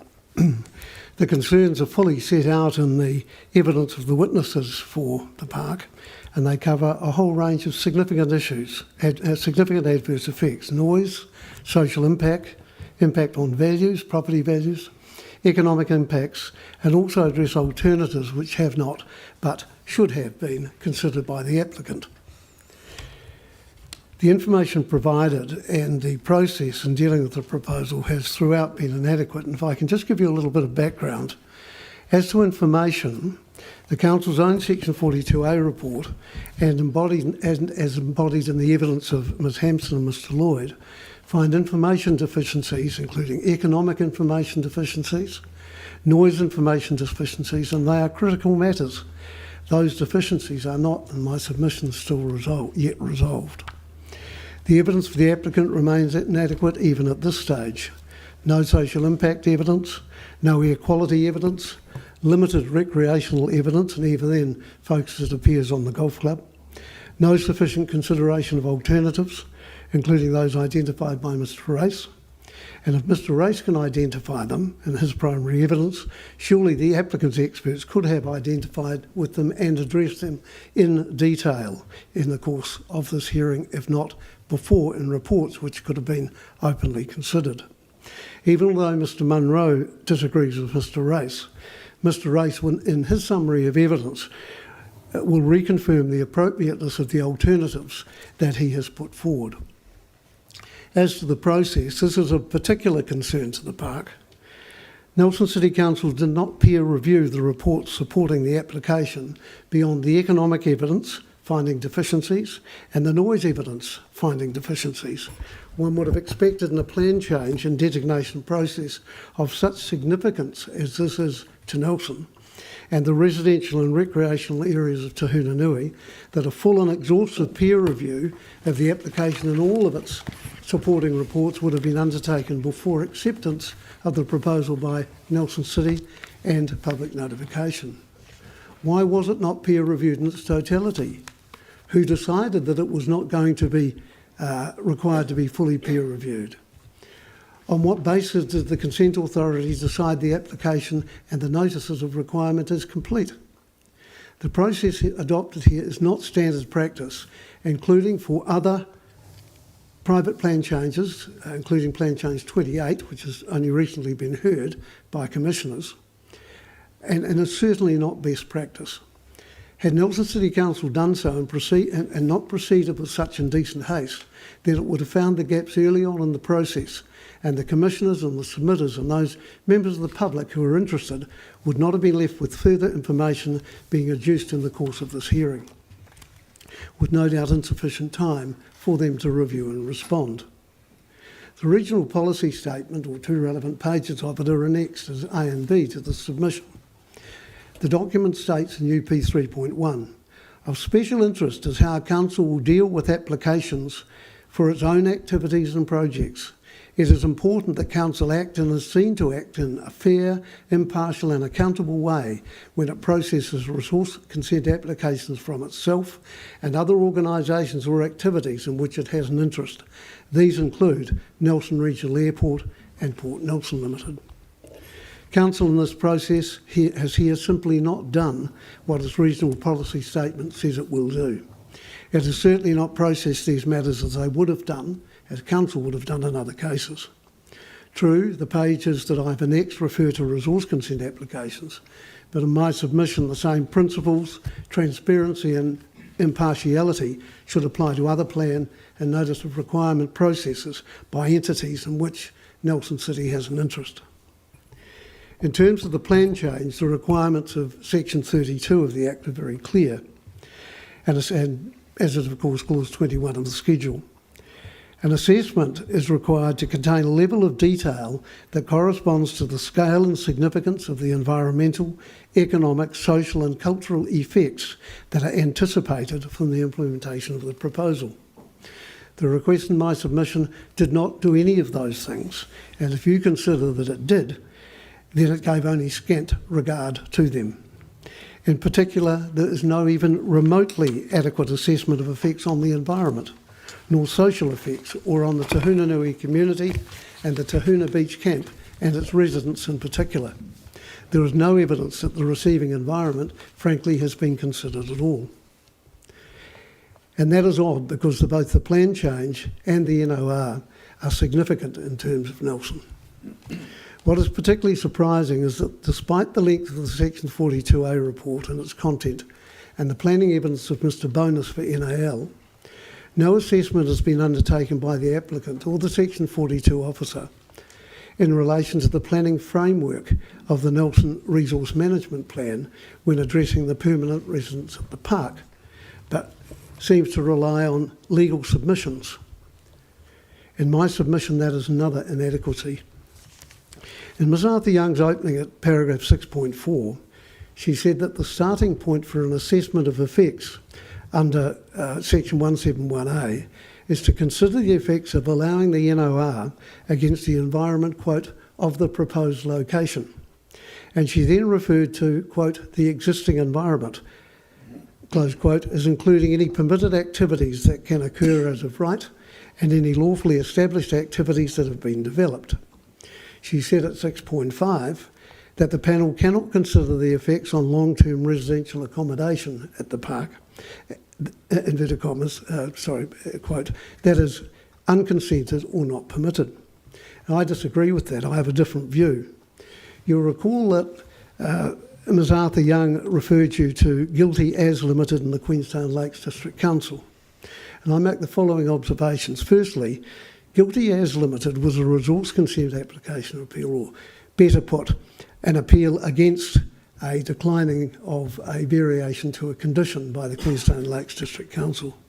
It did not involve a plan change, nor a notice of requirement, and the matters for consideration under Section 104, as that case fell to be considered, are different to those under Section 171. Secondly, the matters that you are to have particular regard to in the context of Section 171 are subject to Part 2 to consider the effects on the environment of allowing the requirement and require alternative methods to be considered. Quote, where it is likely the work will have a significant effect on the environment. The section does not refer to effects on, quote, the existing environment. The Act's definition of environment is inclusive, thus. It includes ecosystems and their constituent parts, including people and communities, all natural and physical resources, amenity values, the social, economic, aesthetic and cultural conditions which affect the matters stated in paragraphs A to C of this definition or are affected by those matters. The evidence for the park is that there will be significant effects on the environment and they will be adverse, flowing on from the proposal in terms of noise, in terms of air quality, in terms of restrictions on land use, adverse economic effects, impacts on the tourism industry, potentially, social impact effects, all of which are detailed in the evidence for the park. Thirdly, if there are significant effects on the environment as defined, and the park contends that there are, then why should you distinguish between long-term, 50 days plus, and short-term, up to 50 days occupants? And if I can just explain that, a short-term resident, and I think I'm right, David, is limited to 50 days at the park, 50 consecutive days at the park. A long-term resident is 50 days plus. So why should you distinguish between them in terms of significant effects on the environment? The effects on those residents are the same, be they short-termers or long-termers. Length of term of occupation should not be used as a tool to either distinguish or discount effects. In my submission, contrary to Ms Arthur Young's comments, the panel can clearly consider the effects on residents, whether long-term or short-term, as well as the people and the communities surrounding the park. Te Hunanui is a tourism hub. The park, reserves, motels, entertainment areas and Te Huna Beach are all major constituent parts of it, all geared to the tourism industry and the acknowledgement of their presence. And effects on them has not been considered, it appears, at all. And you've seen the submissions from such as the Business Association and the residents of the park. And so the real effect on them, on all of those people and communities, has simply not been considered. Or if it has, the evidence hasn't been put before you of that. The applicant's economic evidence from Osborne and Carlaw gives little regard to that community. The evidence from Mr Doynan gives a real and detailed assessment of economic effects. The evidence, particularly that of Mr Pattinson and Mr Lyle, set out the background to what the park is, who it provides for, and also records the advice that the Nelson City Council, as owner of the land from which the park operates, has actively encouraged the housing of permanent residents located there. It is suggested the permanent residents are somehow unlawful as their activity has not been, so it is alleged, lawfully established. So I'll shortly explain, in my submission, those permanents are not unlawful. They are there, as Mr Lyle explains in his evidence, because they fall within the 100 permanents envisaged by the Te Hunanui Reserve Management Plan. They are entitled to be there. They are therefore part of the environment too, and they have been for many years. The applicant considers that permanents and their existence should be ignored, or that's the implication of what is put to you. And there are, even although these people have been on site for many years, upwards of 25 in some cases, and there are 115 of them. The majority of them, as the evidence shows, are either retired or on a benefit and have few, if any, other options available to them. The residents' village is their home. In many cases, it is all they have, and the effect of the proposal may well over time drive them out. Mr Lyle and his evidence has addressed the matter of whether the residence village within the camp is lawfully established, and what part that matter may play in the assessment of effects and in your considerations. And I've set out in the ensuing paragraphs, by way of recap, what Mr Lyle has said. The zoning and land use rules of the operative Nelson Resource Management Plan determine the status of the village within the park. The park has two titles, CG2 covering most of the park and CR7 to the northwest of it. CG2 is identified as one of the city's camping grounds and CR7 as one of the city's reserves. 81.43 of the plan refers to schedules being used in the open space and recreation zone, quote, to indicate permitted activities in different classes of land within that zone. And 11.43 states that rules that apply to the activity and site are stated in the relevant schedule. The schedules are located after the rule table in the relevant zone. The relationship between the schedule and the rule tables is set out within each schedule. Both CR7 and CG2 identify a permitted activity as, quote, any activity listed in any management plan approved for the land under the Reserves Act. Turning now to the Reserve Management Plan, which is exhibited in full as Appendix 1 to Mr Lyle's evidence. It is dated the 13th of April 2004 and has been adopted by the Nelson City. The RMP refers to the Tahunanui Reserve being a significant asset for Nelson, why that is so, and acknowledges the reserve has no formal reserve status under the Reserves Act, and recognises that most of the land is held in trust for public recreation, and states the preparation of the Tahunanui Management Plan follows a process of plan preparation prescribed in accordance with the Reserves Act 1977. Now, you heard from Mr Bonus, if I could just interpose for a moment, you heard from Mr Bonus this morning that in his view the Reserve Management Plan has in effect no status, as the land is not reserved but is freehold land, some of which is held in trust for public recreation. He said it is not, the land is not subject to the Reserves Act, and therefore the RMP has no jurisdiction over it. In my submission, the correct position is to ask the question, is the activity listed in an approved reserve management plan prepared in accordance with the process set out in the Reserves Act? So focus on, is the activity listed? That is certainly the approach that Nelson City Council has taken for in excess of 20 years. That remains the basis of its decision making for the reserve. And if one refers to the Nelson City Council website, it specifically refers to the Tahunanui Reserve Management Plan, and it says, in addition to the structure plan, a management plan has been prepared to address the management of the large open space that is the Tahunanui Sands Reserve. The Tahunanui Reserve Management Plan 2004 provides the basis for Council to make decision on the use and development of this important public open space.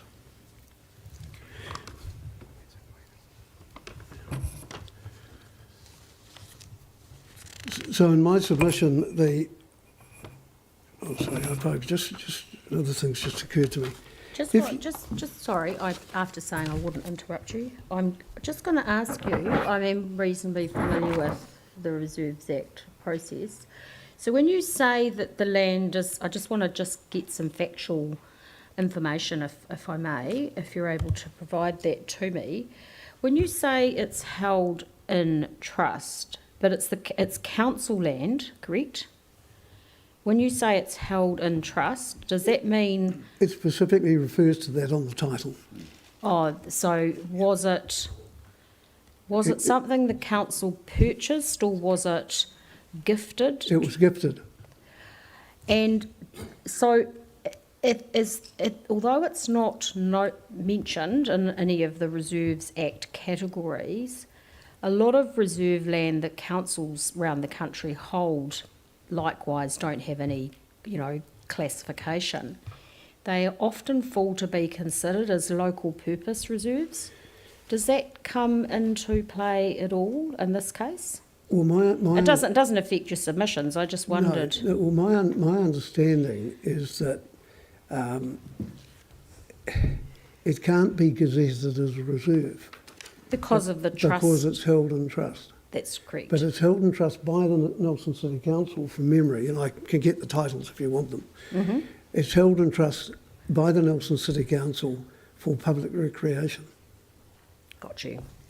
But there's no mention, I don't know, there was quite a long time ago that this happened, as I understand it.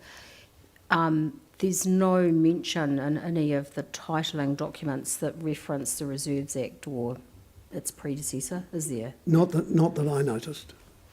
Okay. No, that's... And I can certainly get you copies of those titles if you wish.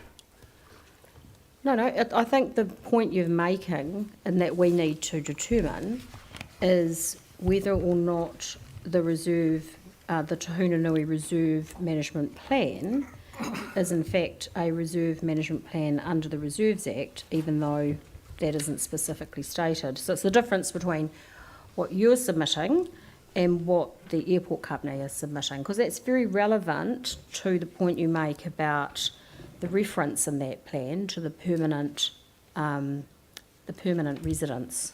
I think were the words Which used. is 100. Yes, And, exactly. And the other, the other. Yeah, 100 permanents, correct. Yes. So, yeah, that's 100 it's sites. 100 not people. permanents refers to the number of sites, Sites. not the Correct. individual people. Gotcha. Yes. Thank you. So it would seem to me that those documents are relevant to you and that background is relevant to you. And it may be that it's because of the status of the land that the council was unable to vest it as reserve.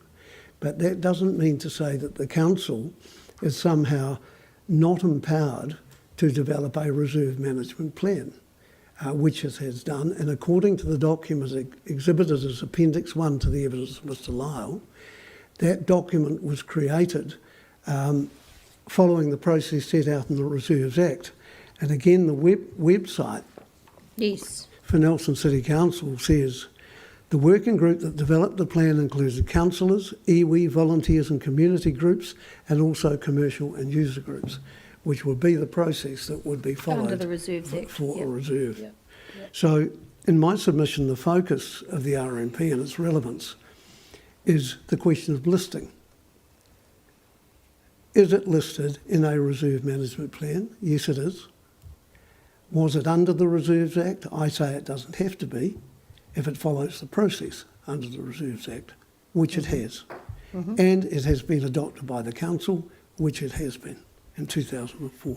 In effect, you're not exactly saying this, but what I'm hearing is that for all intents and purposes, the council has treated this land as though it is land under the Reserves Act, even though the titling arrangements don't actually allow it to, legally do that, but that's how it's been treated. That's exactly correct, and I'll Okay. attend to that again in a moment. Thank you. Sorry, I interrupted you. I think you're at 2.8-ish. That's okay. Yeah. If you disagree with that, then it would seem to me that given the matter that you're dealing with, you would be fully entitled to take a reality approach. Yes. And the reality approach is simply to say the reality is that these permanent people are recognised by council. They have their permanent homes here. They have done so with the encouragement or perhaps even the sanction of the council. They've been there for many years and they're entitled to be protected. And the interpretation I gave you over the plan and the relevance of the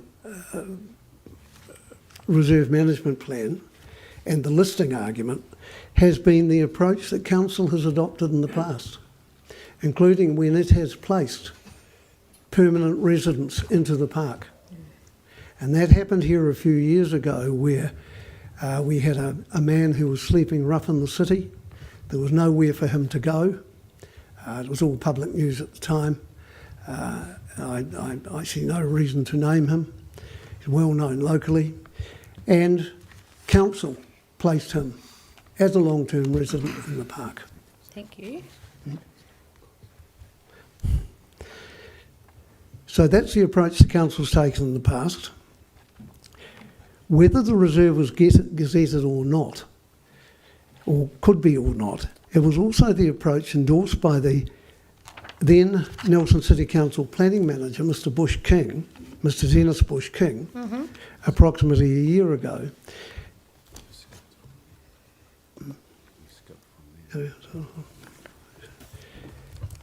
Sorry, yes, Mark Lyle's forgotten that I has pointed out that the RMP identifies the camp has 37 sites for permanence and 150 sites for semi-permanence. I've set that out at paragraph 2.7 Yes, you have. and 2.8. Thank you. So I think you were reading from, well, at 2.9 when you Yes, were I was, mentioning Mr. yes. Bush King. Yep. And when the council staff directed that an application for resource consent was made, advice was taken within the council as to why a resource consent had to be applied for. The matter was put in the hands of Mr. Dennis Bush King, who confirmed, and a copy of Mr. Bush King's email is in the evidence of Mr. Lyle, that it was a permitted activity, and he identified why. He said the listing in the plan is a relevant issue. So the park stopped its resource consent application and applied for a certificate of compliance. Mr. Bush King left the council. The council refused to issue a certificate of compliance on the basis of a legal opinion. We asked to see the legal opinion. We said, well, you know, this is important to us, can we please have a look at it? The answer was a resounding no. We told it's privileged, so you can't have it. We haven't got a vote. We said this is really important, so we made a local government official information act request. Still refused. By that time, this had come along. So the timing of the direction by Nelson City Council's compliance team is interesting, and perhaps coincidental to say the least, given that clearly NAL was preparing its plan change and designation request at the time, a matter the NCC, as a shareholder in NAL, would have been well aware of. For the park, it submitted that the permanents are allowed to be there, and that is clear from the structure of the resource management plan and the, sorry, there's a T in there, and the reserve management plan and its rules and schedules respectively. These people are part of the environment. To ignore them, as NAL has, and to put them in a situation where they may be dehomed is appalling. Neither the Section 42A reporting officer or NAL appears to have thoroughly assessed the Nelson plan, the proposal. The effect of the proposal as notified overall will be to impose extreme restrictions and constraints on the park. It will impact on the people who live there, visit there or are accommodated there. Over time, given the stages of activity proposed for new buildings and the changes to the objectives and policies of the plan, it is most unlikely any resource consent for new activity would be obtained without approval by NAL. In my submission, the NAL approach proposal applies a protection of airport-only approach and damn the hindmost. It intends to fund acoustic treatment only in areas where the potential cumulative noise could reach 60 decibels, and everyone else can fund it themselves. That, in my submission, is an irresponsible approach. Any property owner should be funded by NAL for acoustic treatment, necessitated through the activities of NAL. Whilst those noise effects may not be able to be wholly internalised, mitigation should be met at the cost of NAL. Section 171 of the Act provides that a territorial authority, when considering a notice of requirement in any submissions, must, subject to Part 2, consider the effects on the environment of allowing the requirement, having particular regard to certain matters which I've set out there in 3.2. It is acknowledged that under section 171, what is required is a consideration of the effects on the environment, having particular regard to the matters in paragraphs 171(1)(a) to D, as distinct from the resource consent considerations under section 104, which require simply regard to be had to actual and potential effects of allowing the activity.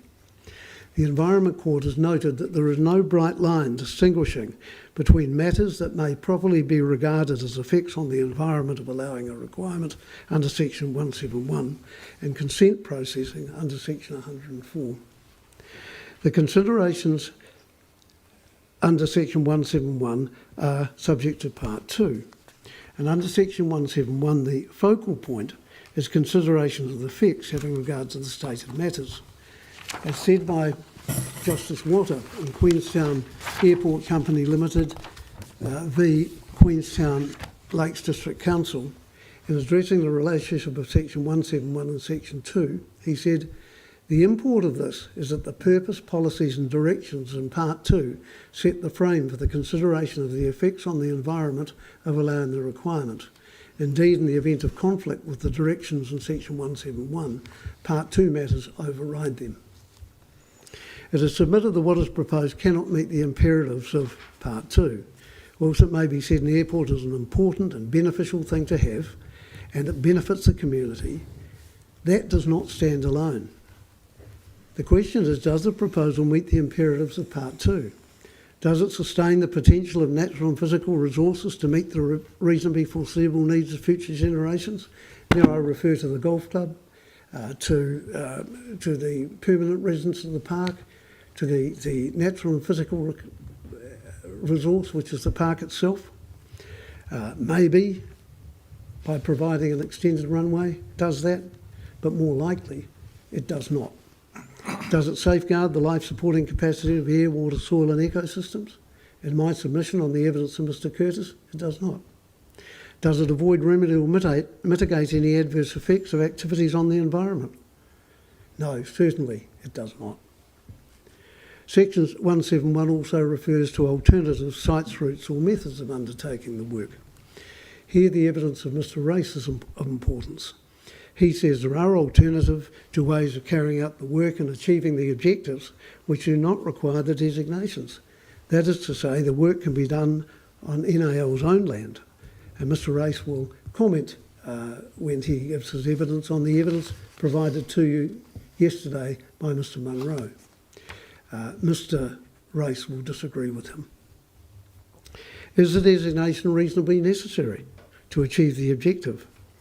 NAL's stated objectives are to extend the operational runway length in order to ensure that over the next 30 years the aeronautical capacity of the airport and runway system can safely and sufficiently do certain things, provide increased operation resilience and reliability, and enable forecast demand and accommodate future aircraft types. But even though you heard yesterday from the man from Japan, if I can call him that, his name eludes me, he didn't tell you that these aircraft are actually available or exist. And in fact, I don't think we've heard from anybody that these things that we're providing for actually exist at all.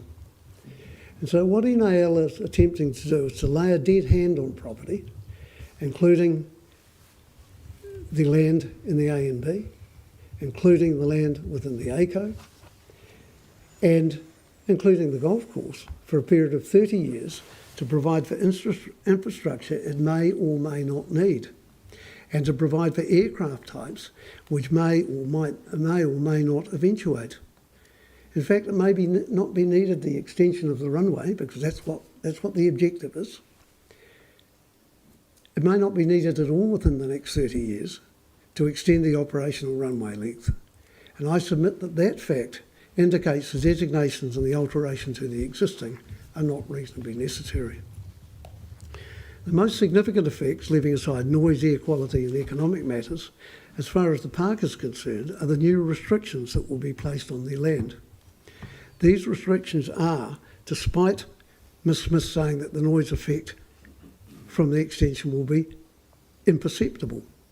If that is so, Why then such a heavy-handed and restrictive approach in both the A and B and the ACO? It cannot be about potential intensification of use, as the park reaches only 100% occupancy in the peak of the summer months.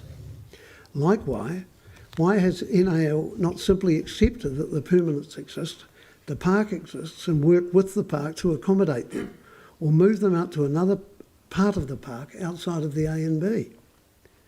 Why not provide NAL's cost for acoustic treatment of the houses and conference centre buildings? This has not happened, and based on the attitude of NAL in relation to the park's resource consent, and when affected person's approval was requested, it was declined, and NCC's processing of that resource consent, the submitter does not see a consenting pathway if the proposal goes ahead as notified, and so the park must rely on obtaining an acceptable and workable outcome from this hearing process. In the caucusing, the planners all agreed that within the air noise boundary, all new activities sensitive to airport noise should be prohibited activities. PPC 30 provides for a replacement of substantial or replacement or substantial alteration of existing ASAN activities subject to compliance with Appendix 19.1 NRMP noise attenuation requirements. But even if one was to comply with Appendix 19.1, in the Airport Effects Control Overlay, new construction becomes non-complying.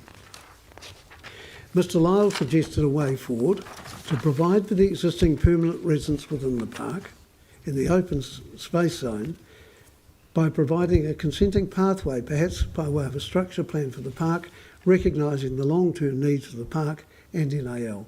Simply say they are there, let's leave them there, let's leave them alone.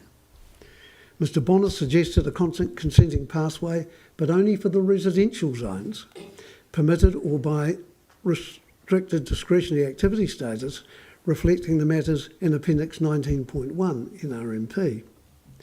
And interesting, when the proposed rules were put to you today, the restricted discretionary activities matters reserved leave it fair and square in the hands of NAL. Is there going to be any reverse sensitivity in NAL, and what are you doing about it? So again, even for the residential zones, NAL's trying to have a situation of laying the dead hand. Mr Lyle is of the view that within the park property and the ACO area, visitor accommodation, including for new structures, should be permitted. And Ms Wilson for the council considered ASAN with acoustic accommodation or acoustic treatment should be provided for regardless of zoning. And the caucus minutes records that she said that, this is Ms Wilson, that permitted activity status is appropriate for buildings that meet acoustic requirements of Appendix 19.1. From the park's perspective, Wilson understands NAL's wish to grow and develop. If that is to be done, it needs to be done in such a way that respects the park's rights to be there, to enable it to carry on and develop its operations. As the evidence for the park's witnesses make clear, if the proposal goes ahead as notified, then over time, and that could be a short time, that may lead to the end of the park. That outcome could not constitute sustainable management of the natural and physical resource which the park represents, nor the flow and effects on Tahunanui, this district and this economy. The use of prohibited activity status is of course a blunt tool. The effect is to preclude an activity which in the A and B means there can never be a new building, even a new relocatable building, even a new acoustically treated building in the A and B, as no application for resource consent can be made. It is understood that what NAL wants to ensure is intensification doesn't take place, but the way they're proposing to do it removes the opportunity of, say, two campsites being amalgamated together and used to build one cabin, thereby reducing the intensity on the site. But that can't be done under the rules as proposed either. That makes for a totally impossible situation and is totally unreasonable. As to the status of ASAN activity in the AECO, status must be either permitted or very restricted discretionary activity, processed without notification, without any approvals having to be sought. To do otherwise would allow NAL in effect to block any application. Indeed, the park was required to seek affected persons' approval from NAL when it made its resource consent application, despite the fact that the operative open space zone rules at that time did not have regulation over airport-related effects. Whilst agreement on ASAN status was not achieved at the Planning Witness Caucus, it is submitted there has to be a way in which the ASAN activity can be accommodated, preferably on a permitted basis, but not, if not, on a very restricted discretionary basis, with limited matters over which the Council reserves discretion, and without requiring affected persons' approval or notification. If otherwise, resource consent will not be got. As to noise, Mr Stiles and Mr Lloyd consider that there should be 3 bands in terms of identifying noise contours. And they agreed, Stiles and Lloyd agreed, that the consent pathway between the 3 contours should be less restrictive than non-complying.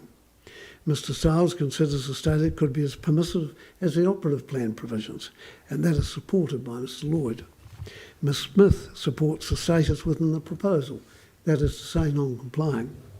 The park agrees with the summation of Lloyd and Stiles. The non-complying activity status in ACO is unreasonable and inappropriate. As for compass swing testing, all experts acknowledge that that particular activity can generate high levels of noise. Mr Lloyd says if compass swing testing is an integral part of airport operation, there should be a limit on both frequency and duration. Ms Smith said 29 calibrations in a 12-month period. Mr Stiles, 23 to 29, still very significant noise and does not support it. The park agrees with Mr Stiles. The noise experts consider that the noise effects on current long-term permanent residents of the park will be similar to the effects in the community generally, as if it was assessed as a residential area. Consider acoustic and/or ventilation treatment may mitigate indoor noise effects for these residents. And Mr Stiles and Mr Lloyd consider the occupants of the long-term permanent accommodation should be entitled to the same level of outdoor activity as are other residents around the airport. The view of the park is that the proposed noise mitigation program at the cost of NAL should be extended to the long-term permanent residents of the park and the buildings to be built, if that is to occur in the ACO. So what the park is saying is, why punish the people in the park when they'll be suffering the same amount of noise as the people in the rest of the community? The noise experts all consider the noise effects on short-term visitors, quote, could be annoying and result in disruption and potential dissatisfaction with their experience at the park. Mr Lloyd considers growth in air traffic will cause a significant increase in noise exposure. But Ms Smith says the increase in noise due to the Northern Runway extension would be imperceptible. Why then, given her evidence, would NAL seek for prohibited activity status in the A and B and non-complying activity status in the ACO? You can't have it both ways. If the noise increase is indeed imperceptible, as Ms Smith says, why require restrictions on the park and other land within the A and B and ACO? Ms Smith said yesterday at 6.5055 time, Yep. airport restrictions are very easily incrementally imposed, but it is very difficult to remove them. And my comment is that that statement cuts both ways. If they're imposed on the park and the people in the residential community, the residents of the park, you'll never get rid of them. But you will potentially get rid of the park. I've set out in paragraph 5 the 8 witnesses proposed. Mr Patterson, Mr Andrew Curtis. Is Andrew about? Yep. You are, good man. Barry Rowe, valuation. Patrick Doynan, economics. Rebecca Foy, social impact. David Race, aviation. Mark Lyle, planning, and John Stiles tomorrow morning for acoustics. Comprehensive evidence has been lodged in support of the park submission. Frankly, much of that evidence has not been seriously challenged by NAL. The inadequacies of its evidence remain, and the real effects of the proposal have either not been considered by NAL or their regard to them is scant. As Ms Foy will say in her summary, in my opinion, a relatively small number of long-established key stakeholders in Tahunanui who play an important role in the regional economy and Nelson society will be significantly affected by the proposal. Because Tahuna Beach Camp and Natureland are not being acquired by the Public Works Act, their ongoing operation is likely to be jeopardised, with flow-on adverse and social effects for the Nelson community.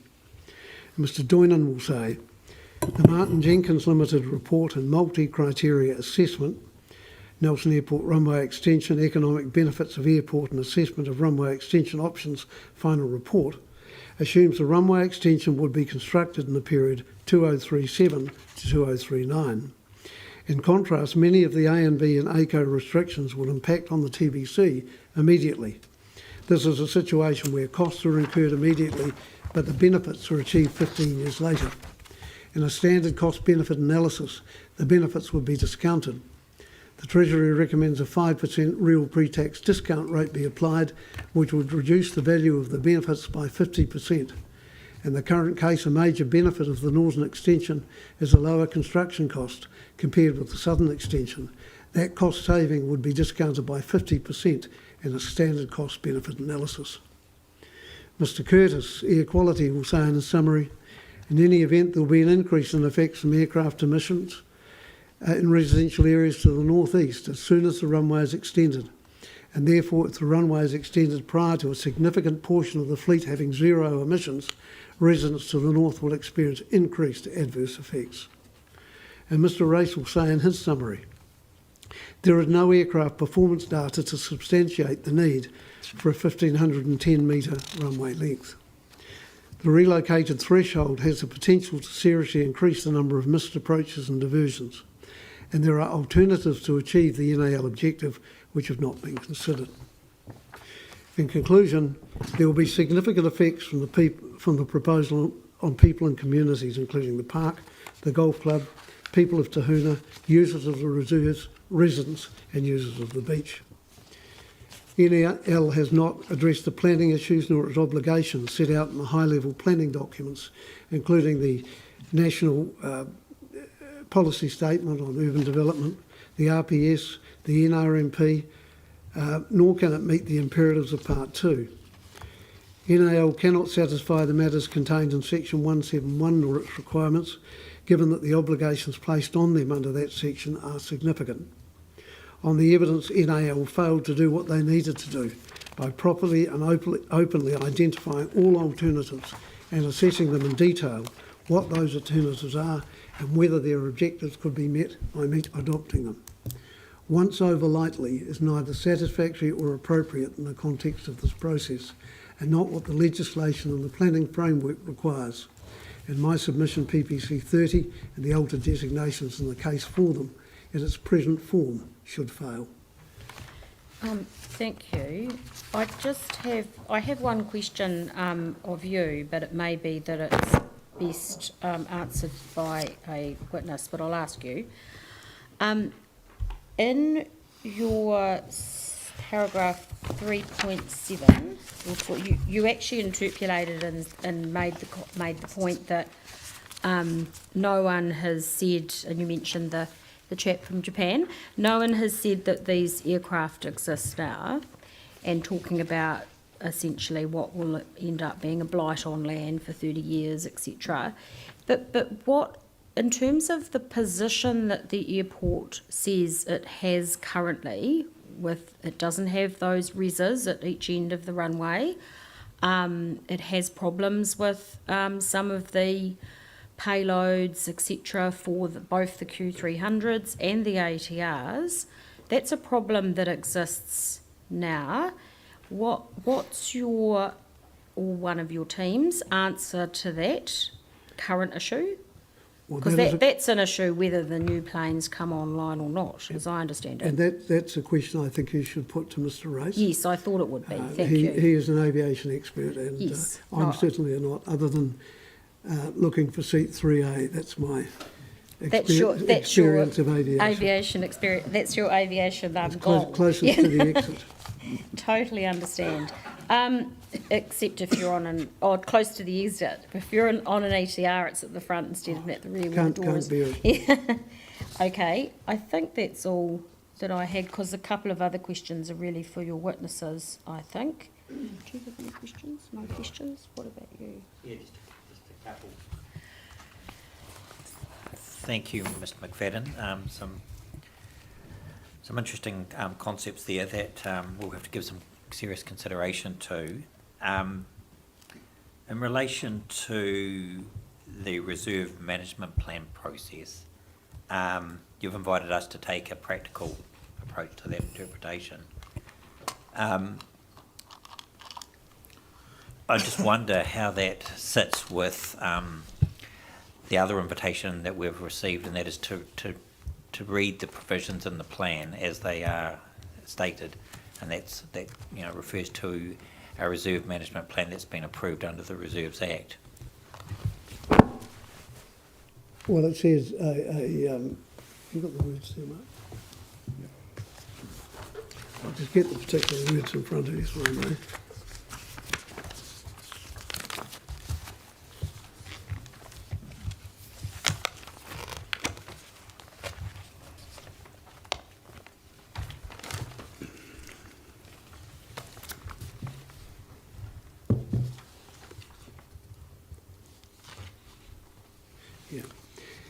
Any activity listed in any management plan approved for the land under the Reserves Act. Yes. I think we're all in agreement. I think you are also that the land hasn't involved a management plan that's been approved under the Reserves Act, but it's been approved under the processes, or Correct. similar processes. Correct. Correct. And whether that's semantics or not, I just wondered whether you might find yourself in a different situation where you're arguing to a panel such as this that they really need to abide by the words in the district plan and not depart from them. No, I think my approach would be that I'd look at the whole of the paper. I wouldn't look at the isolated words. I'd also look at the history, which is why I'd set the history out before you, and I'd say, well, what approach has the council taken over the years? What have they obviously used as their interpretation of the plan? Why have they put in their website that the Tahununu Reserve Management Plan 2004 provides a basis for the council to make decisions if it wasn't intended to have a great more meaning than an isolated line in a plan? Okay. Well, I guess what I need to understand, and Mr. Lyle might be able to assist when he comes to present, is whether the Nelson Resource Management Plan distinguishes between reserves that are approved under the Reserves Management Act and reserves that are not. And is there a rule and policy framework that uses that distinction to determine activity status, for example? Yes, I could perhaps have Mr. Lyle answer that yes. before he comes along to do his bit. Yes. He's at the end of the day. So. Yes. I've been, as you probably aware, Mr. Fadden, I've been involved in global consent applications involving noise on reserves, amplified noise, which have drawn on that distinction between reserves that are approved under the Reserves Management Act and reserves that aren't. So, and I think you might have been counsel for the applicant on one of those. Yes. I think that was for the council, I think. It was. So I'm just wondering whether, I guess that where that's leading is, isn't the plan setting out a deliberate framework to deal with reserves that are gazetted under the Reserves Act and those that aren't? Is it, you think? We'll have a look. Yes. Just in relation to that, I think the 42A report, sorry, not the 42A report, you drew my attention to the email that Mr. Bush King had written, and on that email he talks about the status of the reserve, and he says that the land occupied by the beach camp is considered as park as defined by section 138 of the Local Government Act, and that it's not a reserve under the Reserves Act. So I'm not trying to be particularly smart about this. I'm just saying that there's some different information in front of us as to the status of the reserve. Put that to one side. Even if the wording doesn't matter, is the content of the reserve management plan important? You say at your 2.7 that the RMP identifies that the camp has 37 sites for permanence and 150 sites for semi-permanence. Now, I'm not sure how that relates to what's on the ground. I think someone had mentioned 100 permanents. 100, correct me if I'm wrong. 100 sites. 100 sites. 100 sites for long-term accommodation. And is that permanence or semi-permanence? I mean, if it's permanence, then the 100 is more than the 37. Well, the reserve management plan talks about, in 4.3.1, a policy to restrict the use of the motor camp's built accommodation and camping sites by ensuring that to primarily short-term holiday accommodation, Yes. by ensuring the minimum of 850 sites remain available for short-term accommodation, no more than 100 sites be used for long-term accommodation. 100, okay. How does that square with what you said in paragraph 2.7 of your submissions? Of which 37 existed at that time. Ah, okay.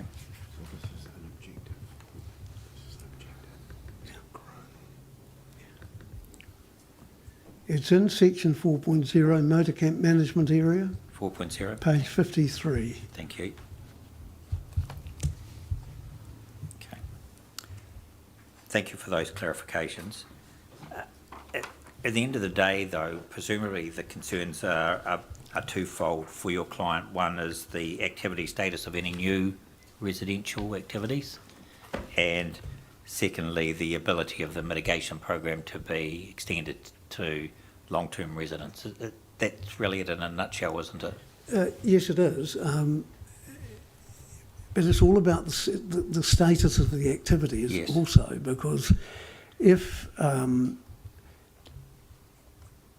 ACO area, you can't, or the status of any new accommodation is a non-complying activity, Yes. given the beefing up of the objectives and policies of this plan, and I called it a protection of the airport only approach, then effectively the camp's going to be kneecapped. Yes.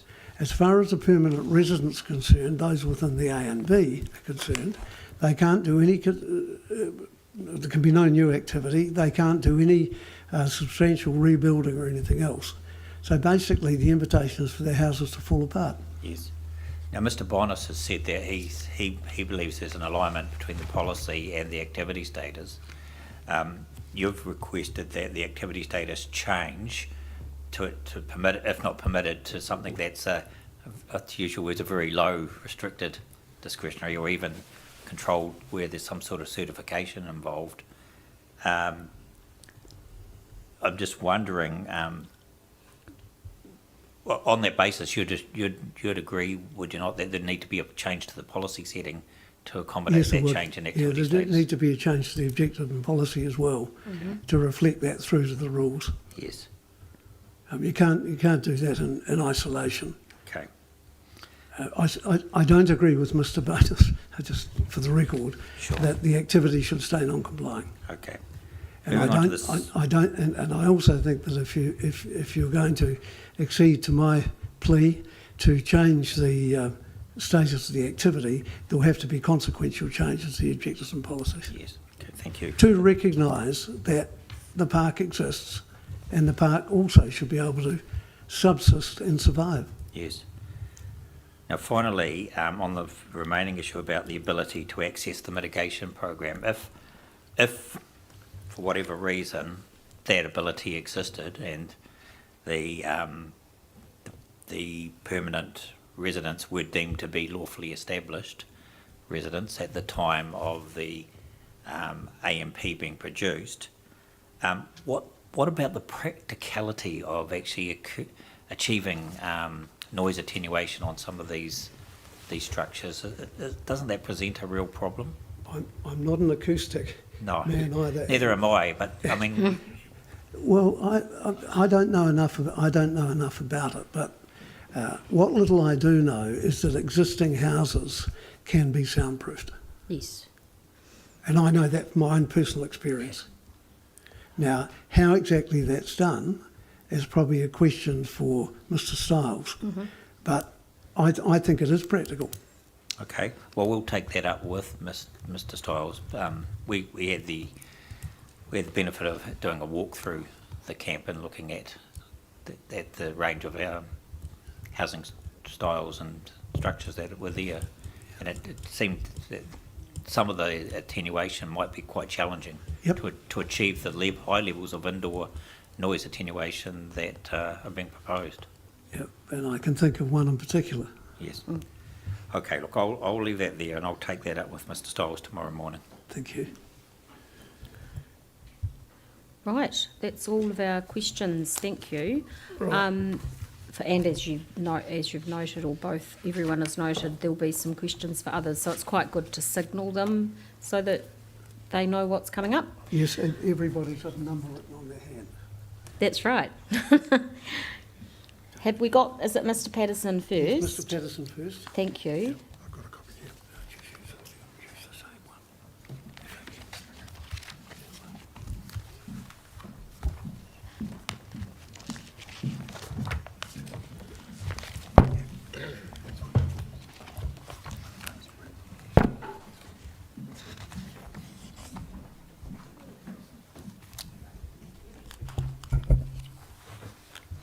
Thank you. That's great. Thank you very much. Single-sided. Single-sided. Oh no, same as Nigel. Madam Chair, I note the process you've adopted is you don't want evidential statements confirmed and We don't. No. We don't need that confirmed. I'm not going to do what the court would normally require you to do. I'm just That's taking fine. it as having occurred. if I could then ask Mr Patterson to read his Absolutely. statement. Thank you. Good afternoon. Thank you very much. Thank you. Tēnā koutou katoa. Before I read my statement, if I may, please, I would just like to address a comment made by Mr Barr yesterday. Absolutely. First off, our issues as being the beach camp with PPC 30 were not immediately obvious like they were for the golf club. The airport would have us believe today that we are not affected, and the devil was in the detail. We really needed to see PPCS 30 before we got a real appreciation of what was involved for us. Mr Barr stated yesterday that we spurned opportunities to consult on the matter 4 times. That is not my recollection. My recollection is a little different. Typically, I would get an email from the airport 15 minutes before the press release went public. 5 minutes later, Mr Barr would ring and say if I had any questions to get in touch. These were innocuous press releases clearly promoting the airport's plans. Their intentions were not clear at this stage, but we are where we are. And so if I may, I'll just read my summary statement. Thank you. My name is David Pattinson. I'm the Chief Executive of Tahuna Beach, but my roots with the park go much further than that. My family has been camping at Tahuna Beach since the 50s. My parents were not well off and saved all year for their Christmas at Tahuna. My first experience, as I'm told, was as a 6-month-old baby in a tent for 3 weeks. My brother became a resident until he passed away just before I started working at the park. So I'm a passionate advocate for the park and the community, but I do understand the importance and contribution of the airport. We just need to find a way of coexisting, and this is not it. It is not a case of them or us. There are alternatives.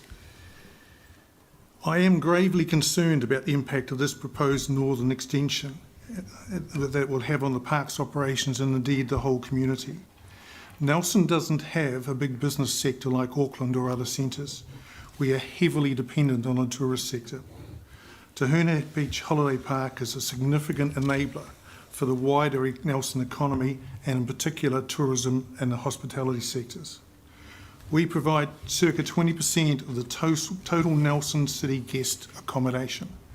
Within the camping sector, our market share is significantly higher, and I would estimate it to be at least 70%.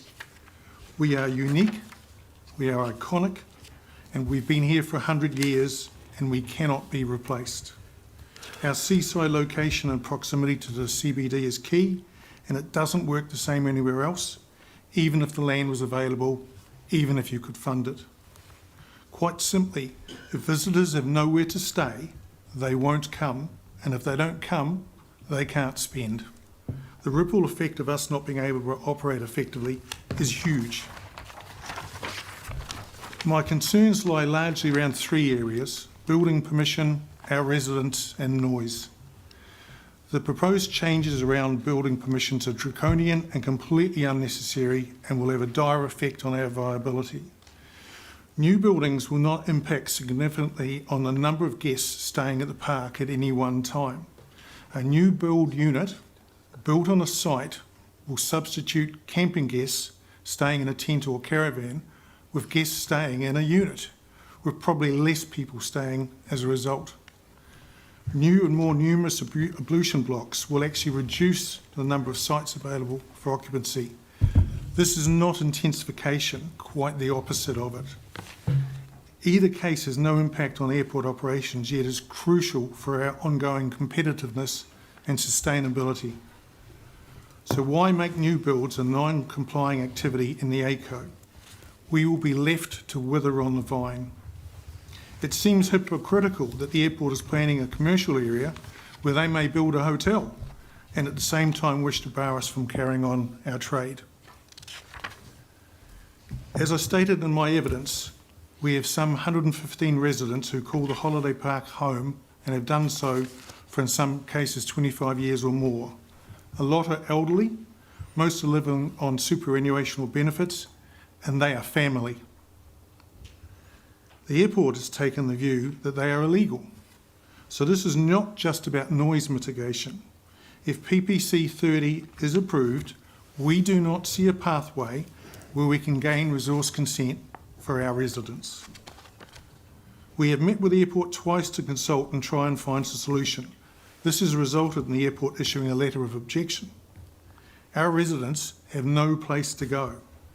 And to be pragmatic, the holiday park needs their contribution, which is around 20% of our income. My third concern is noise. The airport has argued it will only be a small increase.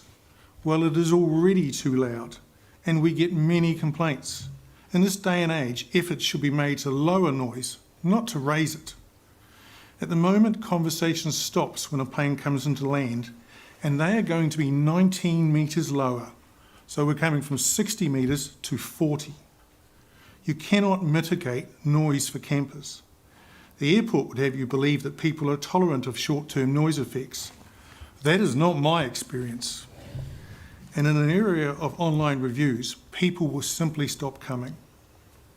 The effect will not just be on the holiday park, but it will affect the enjoyment of the whole reserve and the community around it.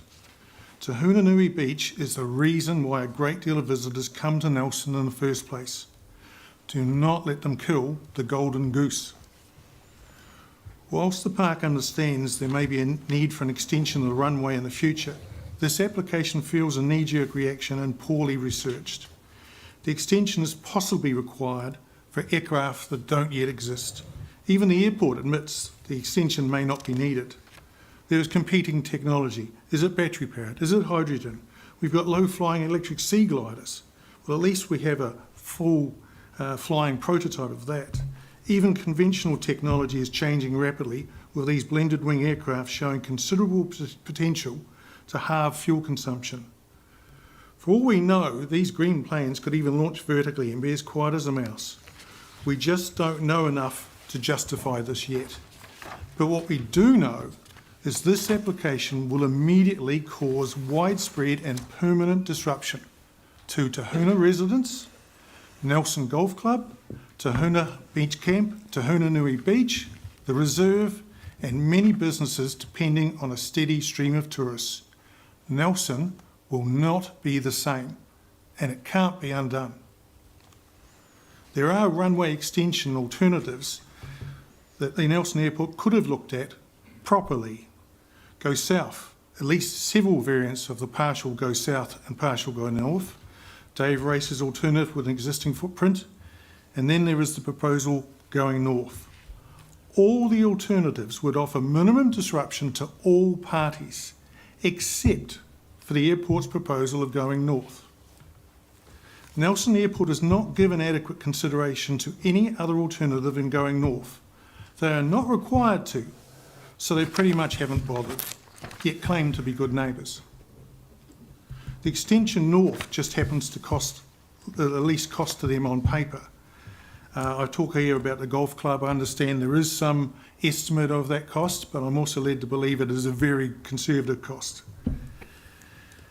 The whole it would be prudent to wait as long as possible for extending, waiting and researching, waiting and weighing all options carefully, waiting to see what the future technology really looks like.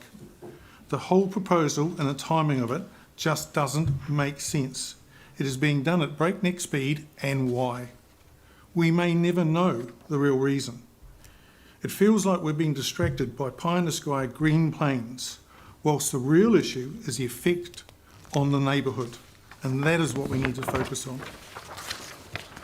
They have done this before. Some 40 years ago, they compulsorily purchased homes at the beginning of Monaco for, ironically, a proposed southern extension which never went ahead. They drove people from their homes for nothing, and that could happen all over again. We need to stop them. Thank you all. Welcome any questions? No, thank you. Hey, just I think it's in your primary evidence. You have information in your primary evidence about some of the park's building plannings, plannings for new buildings or upgrading of existing buildings, and I'm just checking that I've understood that correctly. So there's likely to be a need to provide upgrades or some new self-contained accommodation.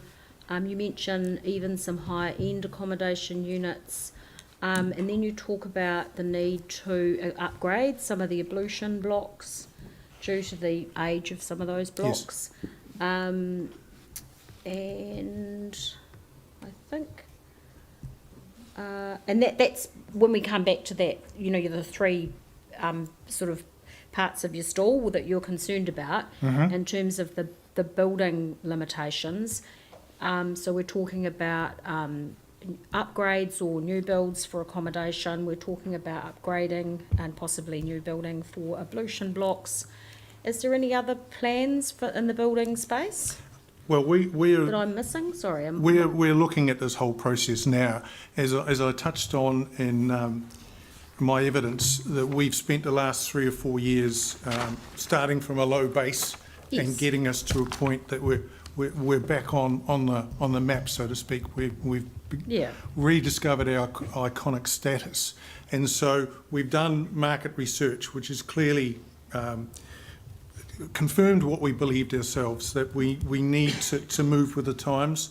Our accommodation was very much stuck in the 1970s with kitchen cabins, basic cabins, that people are not really wanting to the same extent anymore. They're wanting a higher range, they're wanting more self-contained units, and also we get lots of complaints about our ablution blocks. The oldest one was built by the Army in 1943 and it's still in heavy use today. So we're looking at ways to do that, and the most cost-effective for us is to do smaller blocks, which help improves our cash flow. It also appeals to the customer. They won't have as far to walk. We won't have one big block closed at any one time. So there's any number of reasons why we need more. Yep. I just wanted to, you said it in your summary statement, but I just wanted to pull it out from your primary statement. I don't have, I mean, there'll be a couple of questions for some of your expert team, but I don't have any other questions for you. David, do you have any questions? Just one, Mr. Patterson. It's at your paragraph 36 on your summary, and I just want to understand why you say that the application will cause immediate, widespread and permanent disruption to the residents if the designation is approved. Well, so correct me if I'm wrong, but my understanding is a lot of the provisions come into place almost immediately, whereas the extension could be 15 years away. Yes, so we're dealing with two processes here. One is the designation for the extension, and the other is the Plan Change 30 for the control on activities within the air noise boundary. So if the designation is not acted on immediately, would you still maintain that statement? Look, again, I am not a lawyer, I'm not a Yes. planner, but that is my understanding, yes, and that would cause great concern for us. Okay. One of the reasons that the airport have put forward for the designation is obviously to authorise the extension, but also to protect the land for that future work, so that at the appropriate time they could undertake the extension. But I don't know that we've received an actual time frame for that occurring. Have you seen anything in that respect? No, I haven't, and look, the closer this happens, obviously, the worse it is for us, but to me, if somebody says, I'm going to put a gun to your head in 15 years' time, it doesn't give me any comfort right now either. Sure, understand. I had to ask that question though. The other question, you would have heard the question I put to Mr McFadden about the ability of some of the mitigation that would be offered to lawfully established residents to actually be effective at the beach camp for some of the semi-permanent structures. Do you have any comments on that, the practicality of mitigation through both mechanical ventilation and through making buildings less leaky? I guess the only comment I've got to make is the fact that it's hard is no reason not to do it. That's the wrong reason, Yes. in my view. Yes, I understand that. Might it be impossible in some instances to achieve the level of mitigation that would be required? I think where we can, we should try. If somebody is in a situation where it can't be achieved, well, I guess that's on them. Yes. Yeah. Okay. So that's certainly not the perfect panacea, though, is it? The access to the mitigation package. No, and as I said, I guess the first hurdle is the right to reside there in the first place, and then once we've got that, we then these people are it's their home. It is no different to a resident on the other side of the road. Sure. Mr Patterson, this might be a question better placed to Mr Lowell, but I'll just ask you anyway. At what stage is the resource consent / certificate of compliance application at? Has it been parked or? Oh, well, no, it has not been parked. We get questions from the council, and we do everything we can to answer them, and then seemingly we get more questions. So at the moment, we've just received more questions, Yes. which we will do our best to answer. But as to a time frame, no one can answer that, and I'm really not sure there is a pathway. Okay. Well, we might take that up with Mr Lowell. Thank you for your candid answers. Thank you. Yeah, thank you, Mr Pattinson. One small question for me. When you get a request for a new permanent resident who wants to put in a structure, as camping ground management, do you have any say about what sort of structure goes up? Or is it left entirely to the person to determine themselves? We do vet anybody coming in. At the moment, we're not allowing anybody to come into the site, and frankly, nobody would want to at the moment with this hanging over our head. In the past, I think it's fair to say that not everybody met the standard that would be required under the camping ground regulations. However, there's also a social element to that as well, that these people are wanting somewhere to live, and somebody has to provide that for them. Okay, so you couldn't say no to somebody who wanted to put a very large structure up and paint it purple? Oh yes, we like could. that? We have restrictions on size that has to fit into the site. Yep. A lot of our residents push that particular issue from time to time, as you would, but no, we do have size restrictions here. Okay, thank you. Yeah, and ideally, obviously, they need to be connected to the services, and we have provided those services. Thank you. No, that's helpful. Thank you, Mr. Patterson. And is your next witness Mr. Curtis? Is that, I'm just following the order you included in your legal submission, so I've just got to find his statement. Thank you.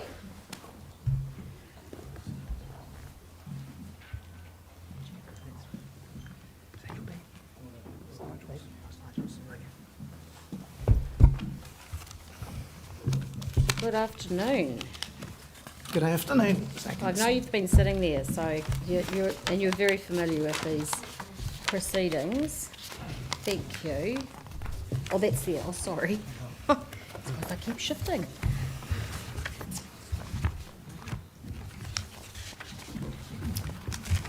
Right. So we do have a copy of your summary statement. Thank you.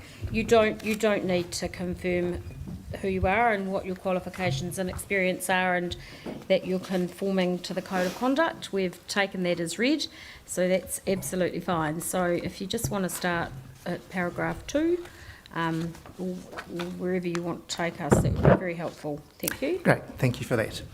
So in paragraph saying 2.1, it is well known internationally that air emissions associated with aircraft are a potential environmental effect associated with airports. Because of this, the International Civil Aviation Organisation recommends that airports undertake ambient monitoring to identify the impacts and implement mitigation. Nelson Airport has not done this, despite it being in both its 1996 and 2005 environmental plans as something that they would do. Now, just note, yesterday in her submissions, Ms. Arthur Young summarised the only air quality information provided by the applicant, which was basically commenting on mine. And she made a comment about the fact that no one else in New Zealand is doing it, so therefore Nelson's not, hasn't done anything wrong. But I think that's just a little bit glib in some ways, in that Nelson Airport's a little bit different from most other airports in New Zealand. I've flown into most of them, I think. And I can't think of another one where there are houses extremely close at both ends of the runway. You know, Auckland, Christchurch, Dunedin, Wellington, you know, they're all relatively house-free. And also Wellington, for example, is, you know, highly ventilated, one of the windiest places in New Zealand. So air quality is not an issue associated with that. But Nelson does have houses at both ends. And therefore, I think that it's actually more incumbent here than in any other airport I can think of. Whangarei, I guess, there's houses at Whangarei, so that's probably in a similar situation. For it to actually understand what the impact of its aircraft emissions, and clearly back in 1996 and 2005, part of their environmental team or their advisors thought that it was important that they did that as well. So back at 2.2, there are a wide range of emissions from aircraft engines that are known to result in a range of human health effects. Research has shown that aircraft-related emissions cause increases in ambient concentrations that are associated with increased hospitalisations for asthma, respiratory and heart conditions for residents living within relatively close proximity, within 10 k's. The primary emissions of concern are fine particulate, particularly less than 10 microns in size, and nitrogen dioxide. Fine particulate is generated by all combustion processes and is one of the main air pollutions in New Zealand. And there has been linked with a wide range of adverse health effects. This is primarily because it can get lodged deep in the lungs, with health effects including premature death, hospitalisation for cardiovascular and respiratory diseases, and also restricted activity days.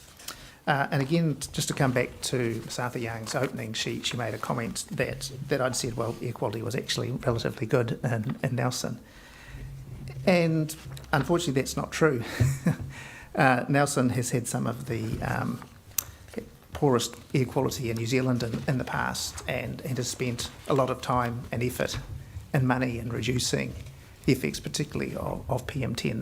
That's cost the council a lot of money, and replacement of open fires with heat pumps requiring low emission burners. And while it was primary in the Central Valley area, what's known as Airshade B, it also was Te Hunui as well. And so what I said in my primary evidence was that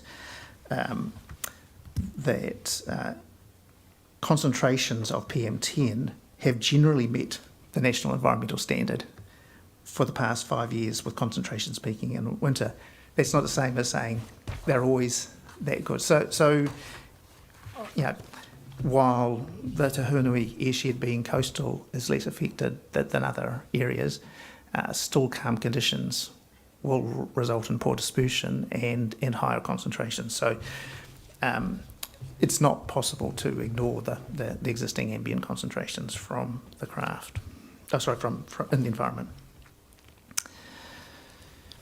Back at 2.5, the majority of international research on air pollutants from airports has identified increases in what's called ultrafine particulates, UFP, sorry for more acronyms, Commissioner Mann, levelled up to 18 kilometres downwind from airports. HAPPENS NZ, and that stands for the Health and Air Pollution in New Zealand 3. That's a study which the commissioners may be familiar with, but it's quite a comprehensive assessment of the potential effects and costs of air pollution in New Zealand. This is the 3rd edition of it, hence the 3 at the end. Estimates that PM 2.5, which is another N fine particulate, was responsible for 1,292 premature deaths in people aged over 30 in New Zealand in 2016, including 21 in Nelson. Nitrogen dioxide has the potential to cause significant health impacts, including premature death, hospitalisation for cardiovascular disease and childhood asthma. NO2 has effects associated with both short and long-term exposure. NO2 is a little bit different from PM10. PM10 occurs when you burn anything. NO2 is directly associated with high temperature combustion processes, so that's motor cars and aircraft and a few other things as well. But that's essentially an indicator of transport-related pollution. Again, in HAPPENS 3, estimated that NO2 was responsible for 33 premature deaths in Nelson City in 2016. There are airports overseas that monitor ambient air quality, and the monitoring data from these locations clearly shows the impacts of aircraft emissions on surrounding communities. And I've just reproduced in my summary there the figure from associated with Billy Bishop Airport in Toronto, which like Nelson, only services turbojet aircraft, turboprops. It doesn't do jet. Interestingly, it's quite similar and has residential areas to the north in that case and the sea to the south. Or, sorry, one of the lakes, Ontario, I think. And just looking at that data, I guess it's clear to see that there's quite significant effects when you look at the downwind locations. On this base, it is clear that lengthening the runway will increase the ambient concentrations of pollutants that residents to the northeast of Nelson Airport experience by reducing the separation distances between them and the end of the runway and the nearest residential activities. And while I'm presenting this evidence on behalf of Tahuna Beach Incorporated, and I've just been listening to the discussion on people, there are people living on Parker and Gulf Roads and lawfully established residential areas who are actually going to experience these effects as well, and in fact, because they're closer to the airport, the planes will be lower as they take off and land. So they will be experiencing that as well as the camp residents. So this is particularly of concern to residents to the north, obviously, that as the predominant wind at Nelson Airport is to southwest, which results in the closest residents in Te Hunui being downwind of the airport runway. And again, I've just reproduced in my summary the figure from my primary, which just superimposes the Nelson Airport windrows on top of a map, just to give you a context. So for those who don't know, conventions in New Zealand for windrows is the arrows point the way the wind's going. So you can see there's quite a significant proportion of those southwesterly winds, both in the higher wind speeds but also in the lower wind speeds, which are the light tealy green colour.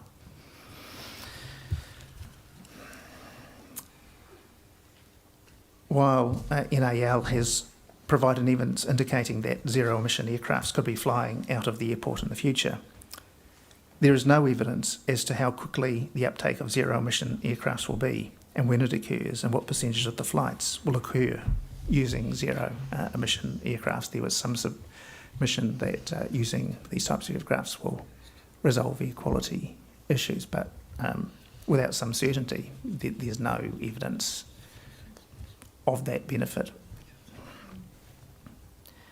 In any event, there will be an increase in the in the effects from aircraft emissions in resident areas to the northeast as soon as the runway is extended. And therefore, if the runway is extended prior to a significant portion of the fleet having zero emissions, residents to the north will experience increased adverse effects. Thank you. Thank you. Just so I'm really clear, I'm rereading your conclusions and your primary statement of evidence. Is it your position that as part of its application, whether we're talking about, I'm just using those terms really loosely, whether it be for the changes to the designation or whether it be for the plan change, what Nelson Airport should have done was to have assessed or made an assessment of the air quality effects that would relate to both its current operations and its projected future. Is it also your position that in relation to, this is a bit jumping ahead a bit, but in relation to any outcome that results in a change to the designation and a confirmation of the plan change, it's your view that requirement, that assessment requirement, there should be an ongoing requirement for monitoring? So it's sort of two parts. It's two parts. I know the first part is more about one of the reasons that Mr. McFadden sort of suggested that we should be saying we haven't got sufficient information, and I get that, but I'm just clarifying, is your evidence in those two parts? Yes, I understand. Well, I guess the short answer is yes. I've been involved in quite a number of designation processes and one even relatively recently which paused yet again for the Waka Kotahi's reconsideration of how to move traffic, avoiding Rock Road. And part of the alternatives assessment which I undertook was to assess the air quality impacts of the various routes that they were selecting. So that was an integral part of the consideration and went into the decision making as to what was the appropriate route forward, or what was the preferred option. So that was the effects on people's health of driving cars on a new road. And I don't see this as any different in terms of that. So I think that's a fundamental failing of this process, is there is no consideration other than noise, which I totally accept as a significant impact from airport of that human health effects. I guess in terms of monitoring, you've got to start from somewhere, so there would have to be an assessment as at now, or and then you're monitoring it from that base point. That's I'm just right. checking that I'm not suggesting, I'm not asking you to confirm that we should agree that the outcome should be to allow the to be positive with regard to the designation changes or the plan change, but it's more to do with the ongoing, given that you say that an assessment should have been undertaken, it's also your evidence, and then once that's been done and we understand what that says, there should be ongoing monitoring to just, like with noise, essentially, yes, to check how it's tracking. That's right. I don't think there's any, it's noise is causing an effect, the air quality associated with the airport effect, and you need to start somewhere and do some monitoring, because without that data you have no baseline. And certainly internationally, there's an awful lot of data, not only in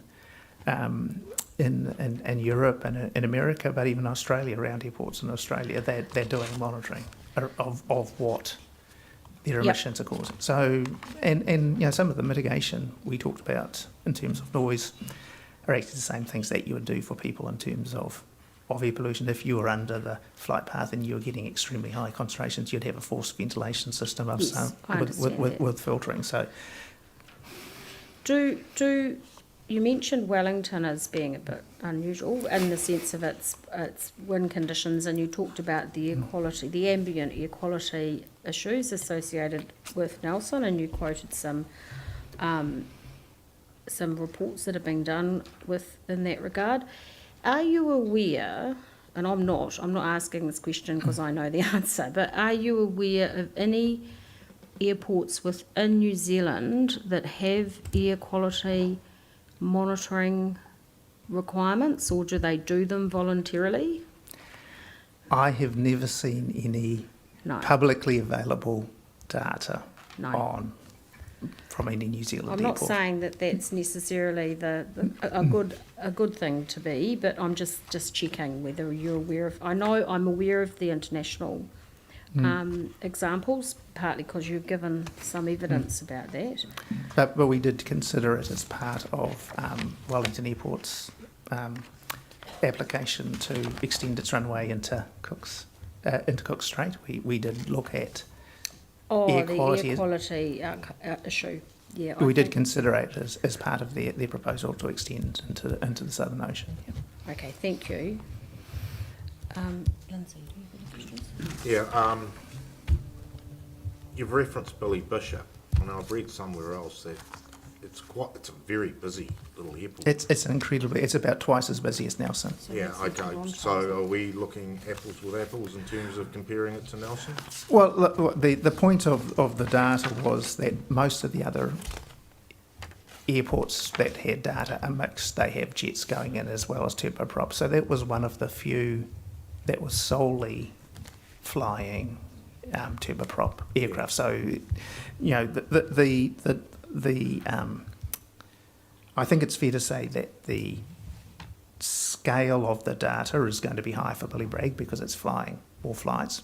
But the point of the data was that downwind, the concentrations were twice as much as upwind, and that's the thing. So the point is that there's definitely an effect happening from that. Now, I'm not trying to say it's going to be exactly the same as Billy Bragg, but the point of my evidence was saying you can see the effects downwind from an airport of a similar type to Nelson. Okay, thank you for that.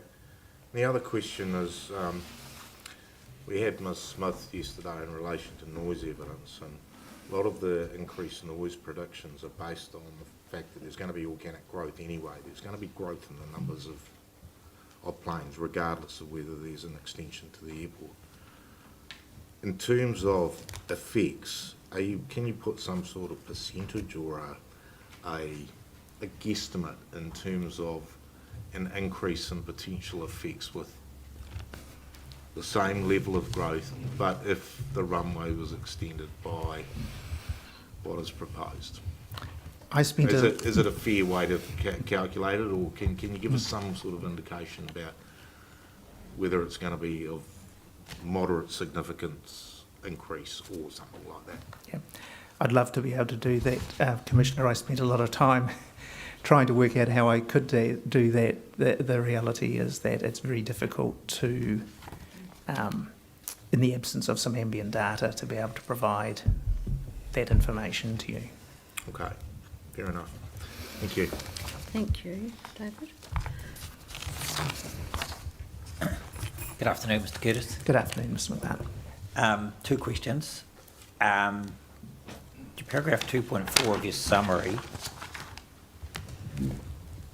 talk about an increase in effects from aircraft emissions and residential to the northeast, as soon as the runway is extended.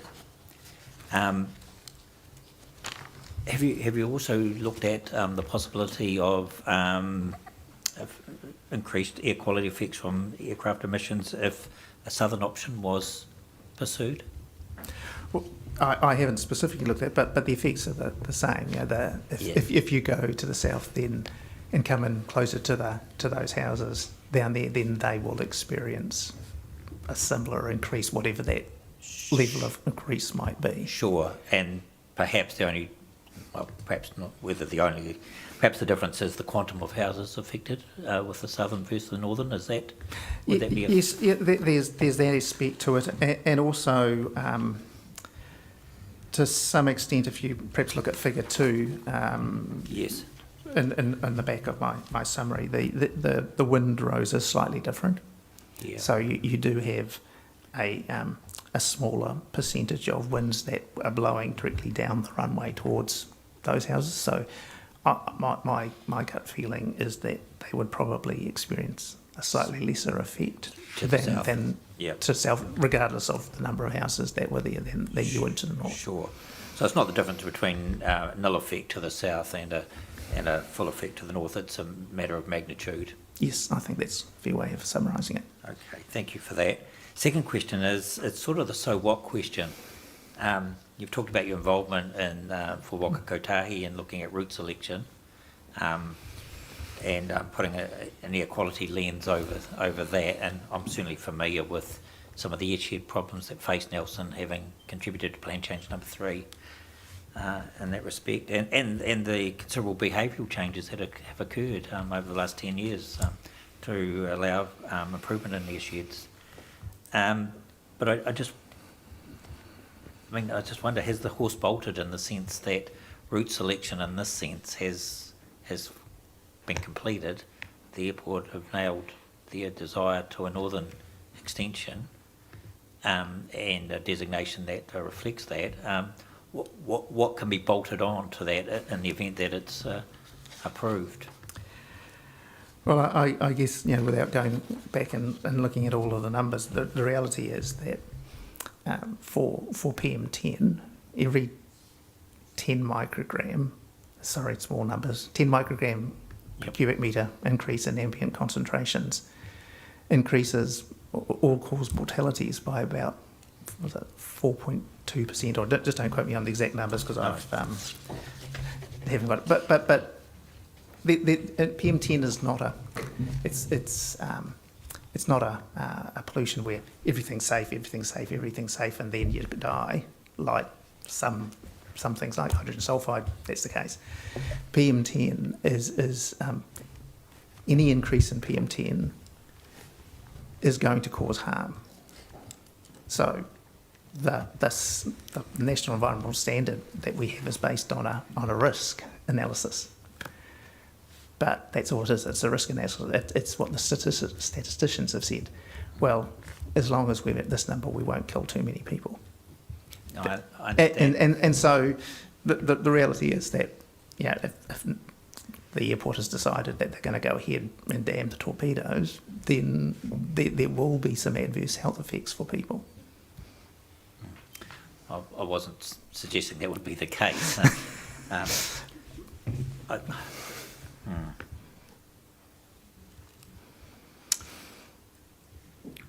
Are you in a position to determine, and this is carrying on from Commissioner Dace's question, the difference in increase in risk to exposure from PM10 from organic growth in the airport numbers compared to the airport extension to the north, which would bring planes in closer proximity to receptors? I could do that. You haven't done that, but though. I haven't done that. Yes. Do you have I'm always reluctant to ask these questions, but do you have a feel for that matter? As I answered Commissioner Dace, I spent a lot of time thinking about how I could present that information in a sensible way, and I got to the position where at this stage there were just simply too many unknowns for me to be able to present any helpful data to the panel in that regard, much as I would have liked to. Okay. Maybe an unfair question. If nothing else happens, and this is hypothetical, at the very least, should the airport be undertaking ambient monitoring to identify the impacts of its current operation to form a baseline? I think they do need to do that, and in part that's because while we have national environmental standards, and I guess currently we have a government which seems less likely to make things more stringent than was the case previously. The World Health Organization 2 years ago released significantly more stringent standards internationally than is the case in New Zealand, and particularly for nitrogen dioxide. They were looking at an annual level of going from 40 down to 10. That's 75% reduction, and nitrogen dioxide is one of the main pollutants. So I guess if I was advising the airport, I would suggest that they should be getting an idea. And you suggest they should be doing that in terms of their environmental management plan anyway?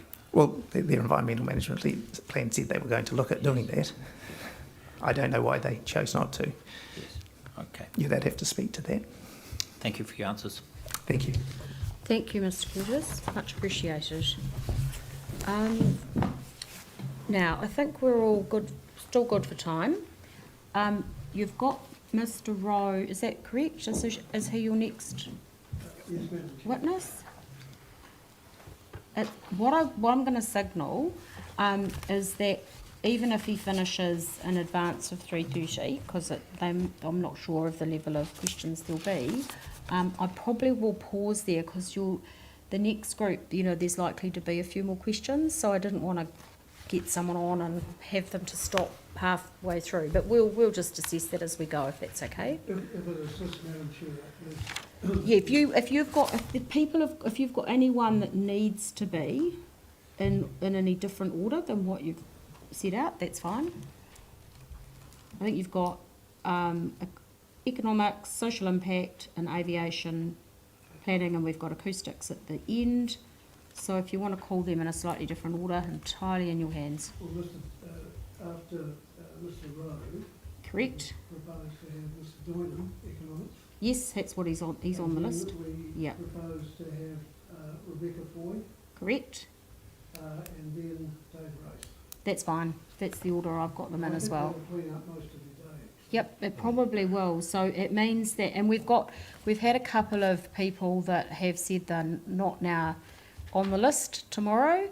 So I think we've got some time for both Mr. Lyle and Mr. Stiles. We thought we had time for Mr. Stiles anyway. We're just going to make time. So that's just the way it is. Thank you, Madam Chair. Thank you. It's just one thing. Mr. Rowe hasn't prepared a summary statement. That's okay. His original statement is only, Run through what he's already. yeah, because it's 6 pages, isn't it? Yeah. Correct. Yeah. I'll turn the short foot. No pressure. Yeah. No, I was looking at his statement. Partly the reason why I'm asking is I've got them in 2 places, so I pull them up on one of my devices. But no, that's absolutely fine. I've got hard copy. I don't need a hard copy. It's absolutely fine. Thank you very much. Do you need a hard copy? No, we're all good. But there are people in the room who might wish to have hard copies. Thank you, Mr. Rowe. While Mr. McFadden is doing that, like with Mr. Curtis, you don't need to confirm your paragraphs 1 or basically everything in paragraph 1, because that's all to do with who you are, your experience, your involvement in the project, and your confirmation with regard to the code of conduct. So if you want to just take us to section 2, Yep. that would be great. Okay. Thank you. Thank you for that. I was going to ask your permission. I would like to start at paragraph 3.3. Absolutely. Okay. Okay, it's 3.3. Real estate by definition lacks homogeneity, as every dwelling and property is different. The property information gathered was sourced from Property Guru, and thus we are unable to ensure its quality and reliability. I have based this assessment on the information being true and correct. Nelson Resource Management Plan has 2 areas around the perimeter of the Nelson Airport, being the Airport Effects Control Overlay and the Airport Effects Advisory Overlay, as shown on the figure below. The Tahunanui Beach Camp property is outlined in the image above. The airport effects control overlay is shown in purple and includes some of the surrounding properties as shown in the image above. The airport advisory overlay is shown in green, and there is a wider area having a greater distance between the airport and the properties within its boundary. Being a larger area, it includes significantly more properties. We summarise the number of residential and commercial properties within the airport effects overlay and the airport advisory overlay in the following table. Now, I don't propose to read through all those figures. Thank you. Our analysis shows the average value and market value of those properties within the airport effects control overlay is less than that of the airport effects advisory overlay as shown in the table above. We attribute this difference to the proximity to the airport runway.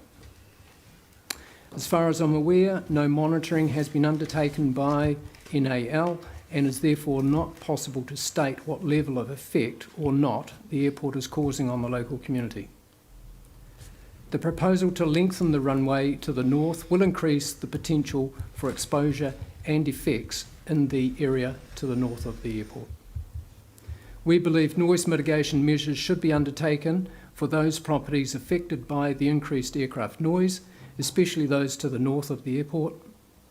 From our previous experience with properties affected by noise from Port Nelson, acoustic upgrading was completed on properties on the Port Hills. Noise mitigation was completed in dwellings dependent upon the type of construction and the orientation to the Port Nelson operations. Individual dwellings were inspected and assessed for treatments which included, but was not limited to, the following: additional internal plasterboard wall linings, additional ceiling insulation, upgrading of exterior doors including laminated glass, upgrading of exterior window joinery with laminated glass.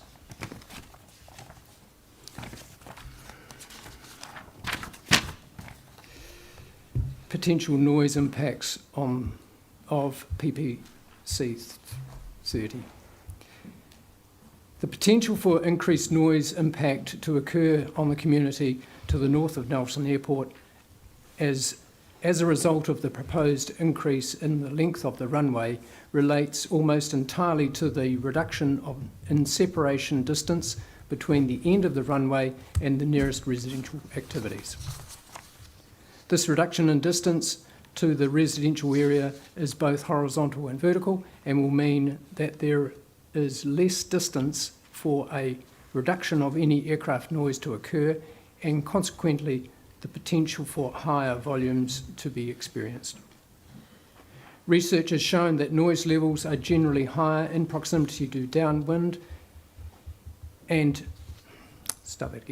Research has shown noise levels are generally higher in proximity and downwind to airports, with higher noise occurring during takeoff and landing.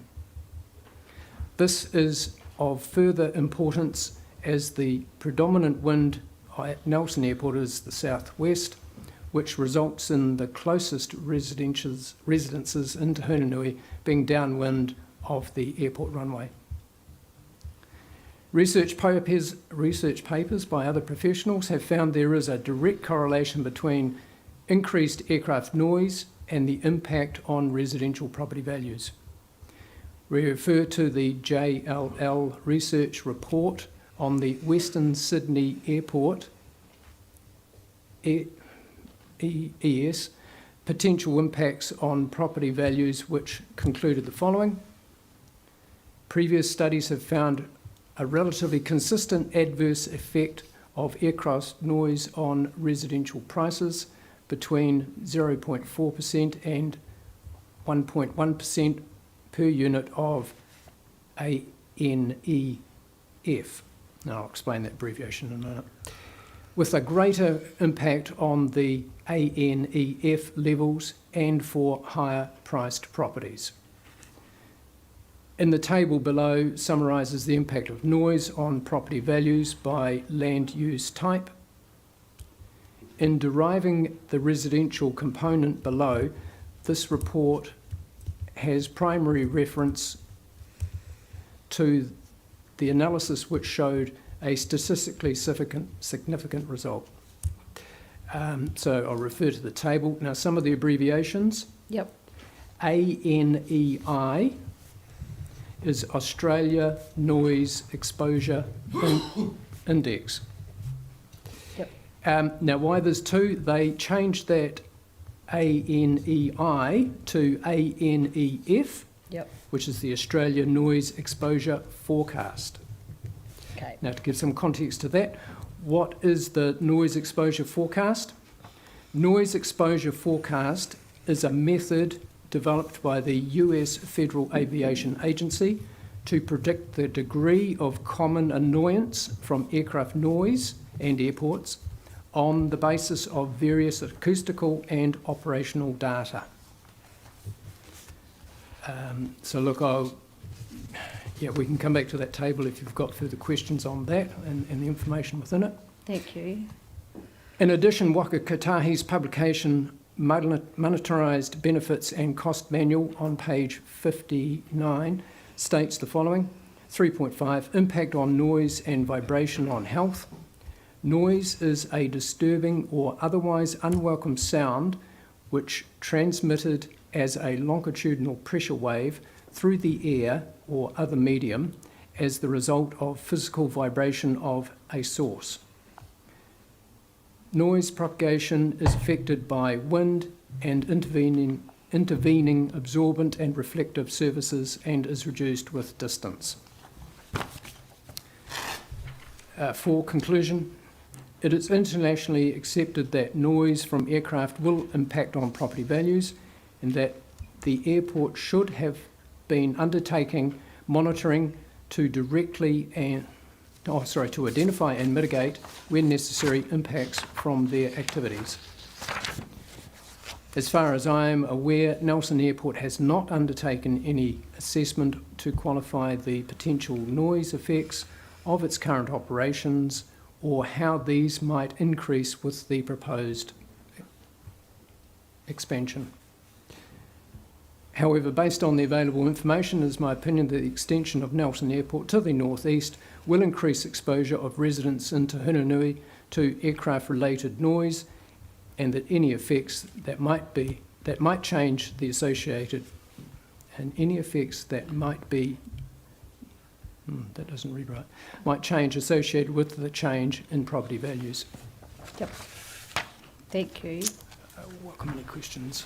Yes, no, I think what you're saying in the conclusion is you're not saying that obviously Nelson Airport has undertaken an assessment with regard to the potential noise effects, but what it hasn't done is undertaken an assessment of the impact of that on property values. Correct. Okay, thank you. I have no questions. Do you have any? No, thank you. No, thank you. Your evidence is clear, so thank you very much for that. What we'll do, I think, Mr McFadden, is it's only 3 minutes till we break for afternoon tea. So let's have a break now for 15 minutes, and then the first person up after the break will be your economist. Is that correct? I understand. Yeah, Mr. Thank you very much. That is great. All right, we'll see you back here at 3:45. Mr McFadden, just while you're, I've sort of broken, but if we need to stay a little later to allow people to finish, we can do that, just like we did yesterday. So if you just let people know, we're not going to cut them off. No. That's why I'm suggesting that we could do that. Thank you.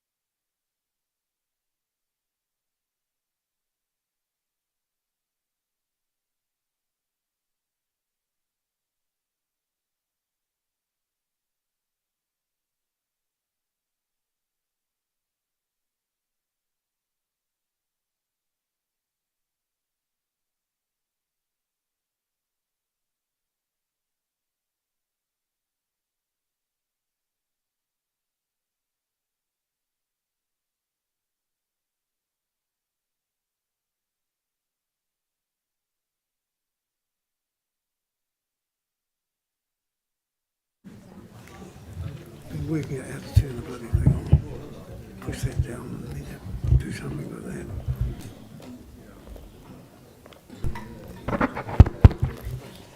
Yes, please.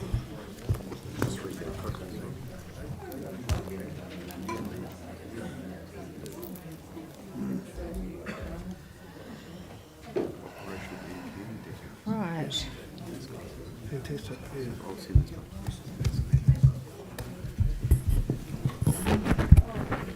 Right. Thank you for that. Now, just to get the pronunciation of your name correct, is it Dugnan? Yes, Dignan. Dignan. Thank you very much. I don't want to get it wrong, so thank you very much for that. Yes, Madam Chair, just before I kick off Yes. with Mr Dinan, Commissioner McMahon asked a question as to the difference between the reserves, vested or otherwise, in the, Yes, he did. in the NRMP. Mr Lyle has dug out the relevant provisions from chapters 3 and 11 of the plan, Yes. and will email those to the administrator for circulation. Chapters 3 and 11. Thank you. That would be helpful because if things come up when you present tomorrow, it'll be Mr Lyle, I think.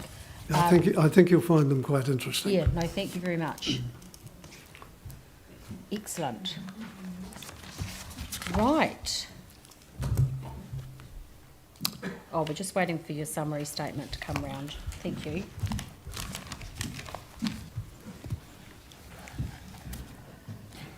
Thank you.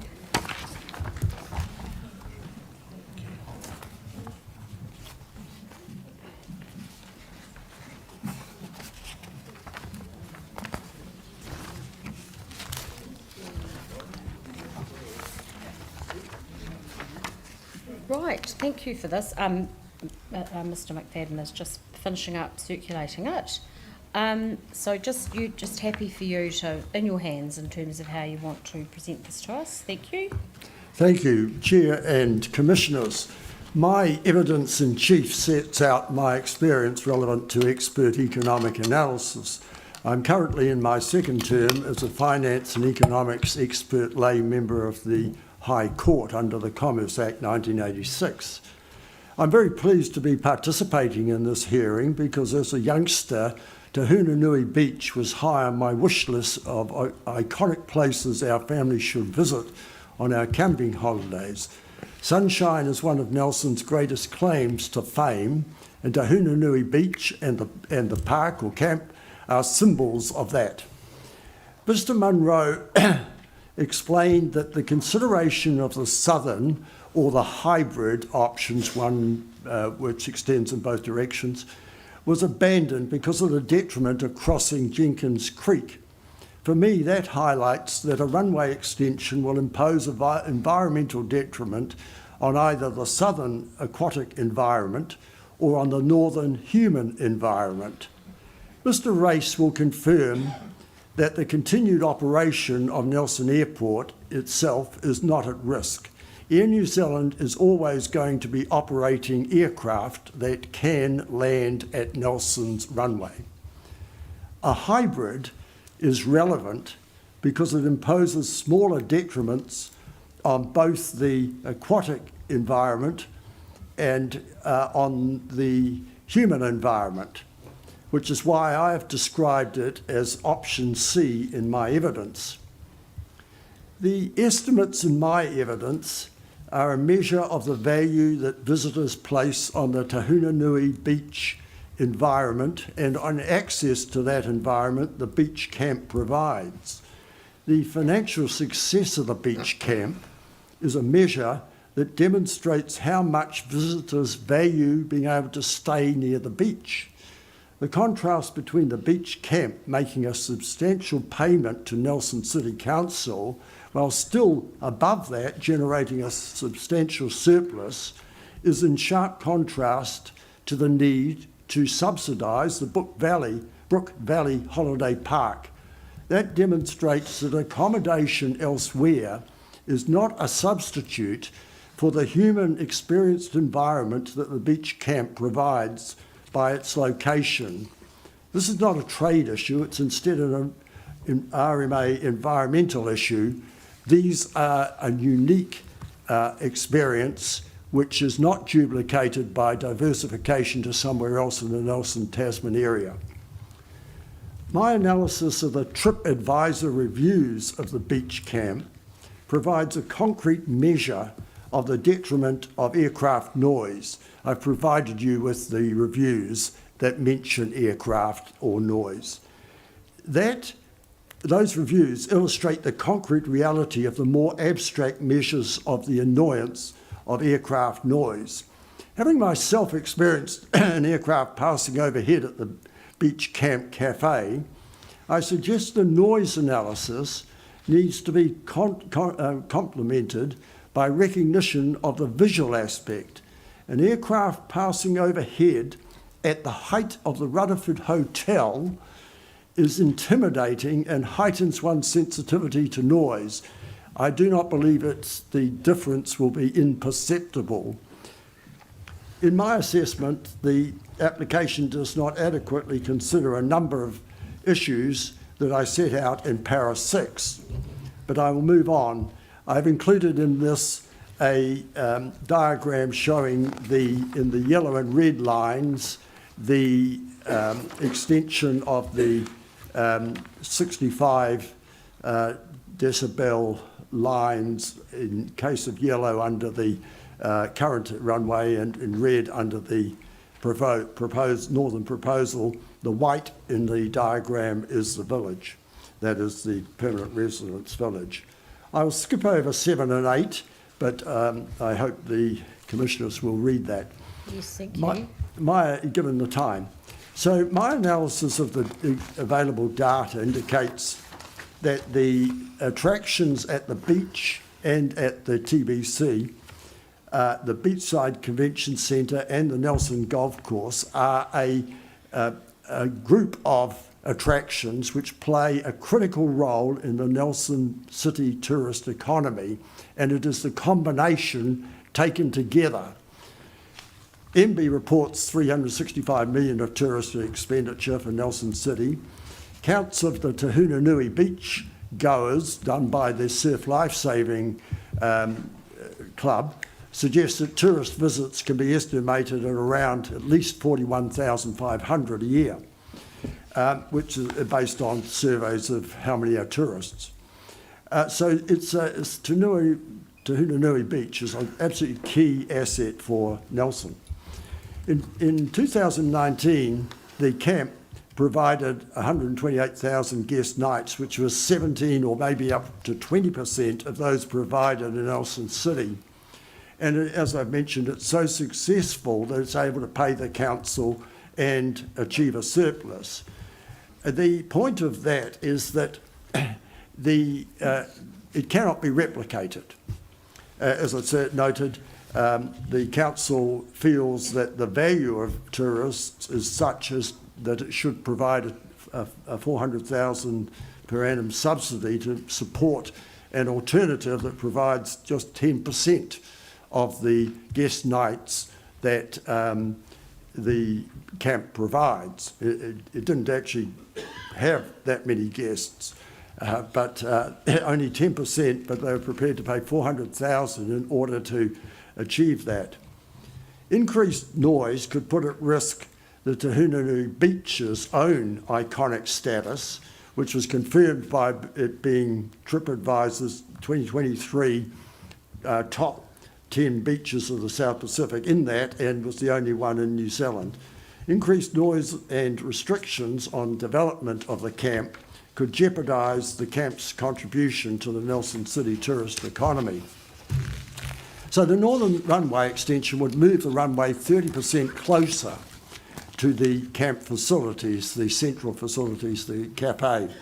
And therefore, aircraft would pass over those facilities at only 45 metres instead of the currently around 64 metres, so as indicated by David Race. And that 30% reduction will result in a height that is similar to the height of the Rutherford Hotel, and I believe that the noise, there's a lacuna here in the way these analyses are done, because the noise is just a discussion about decibels. It doesn't have any visual effects.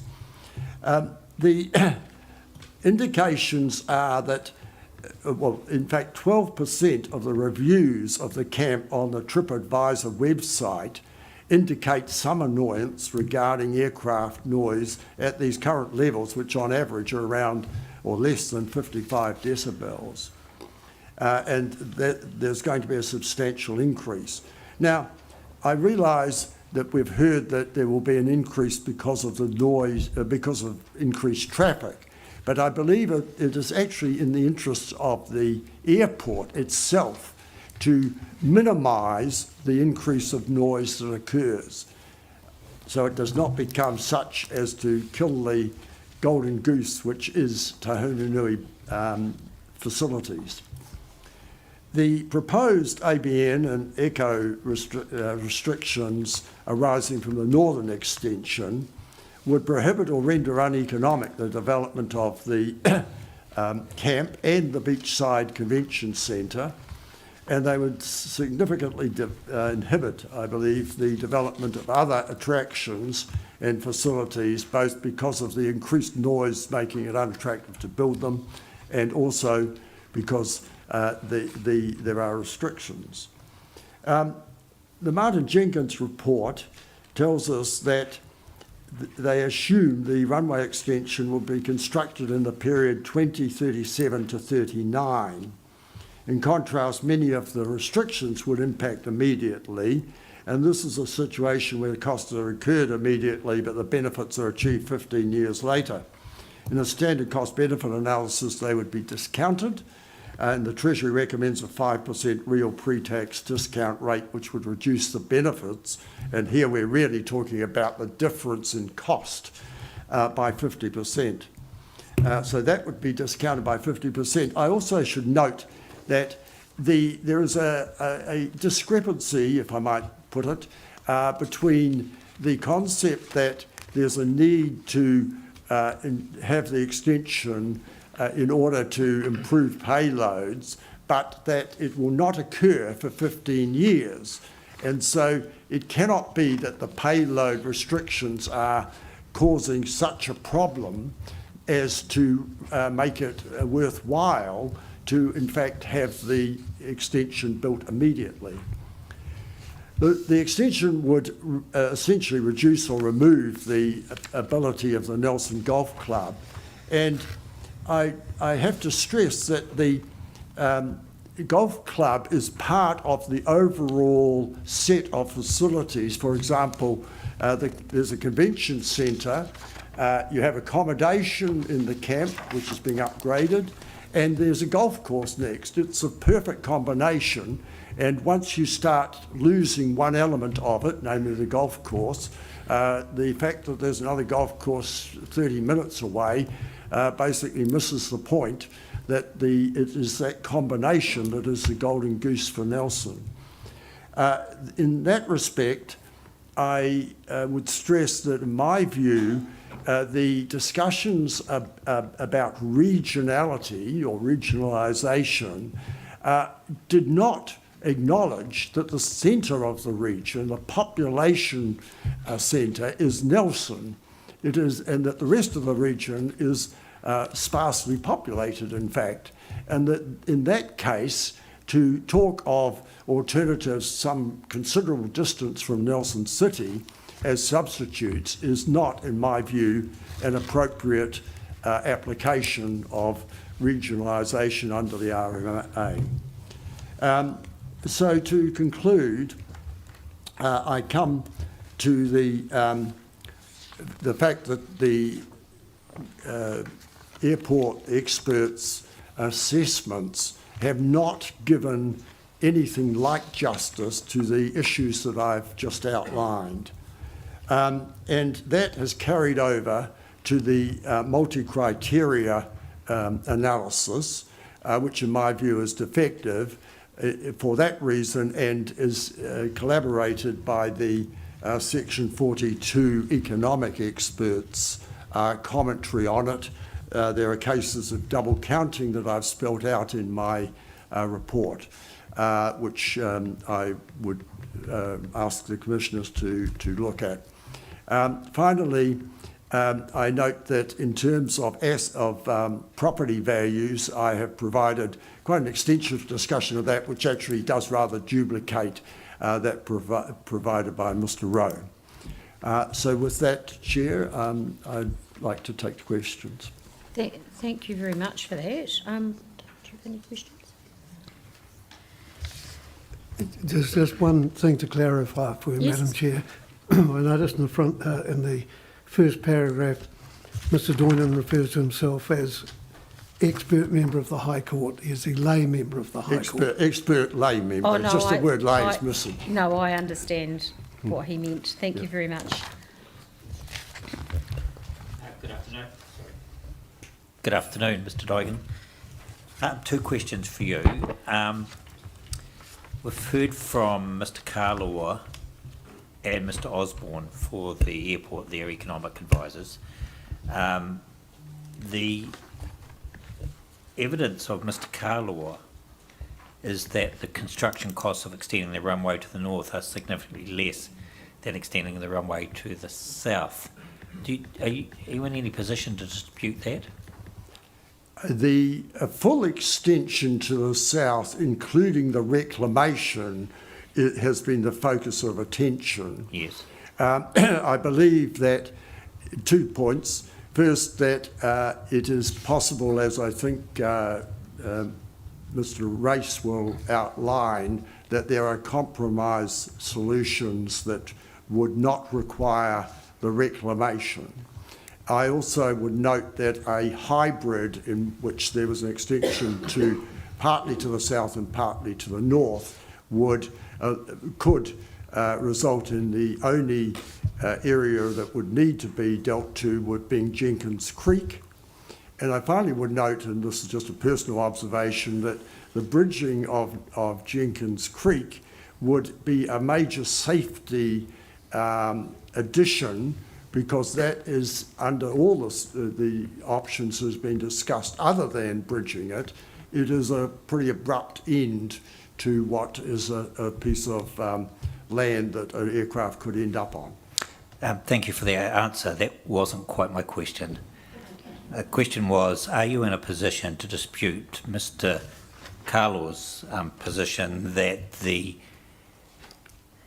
construction costs of extending the runway to the north are significantly less than extending the runway to the south under the full option? I would accept that the extension, which requires bridging and certainly with reclamation, is more expensive. Thank you. Could I just note that in terms of the RMA, that is an internal cost to the airport. The issue for RMA is, of course, mainly external costs, externalities, and that the issue would arise if the cost was such as to prohibit any solution. Right.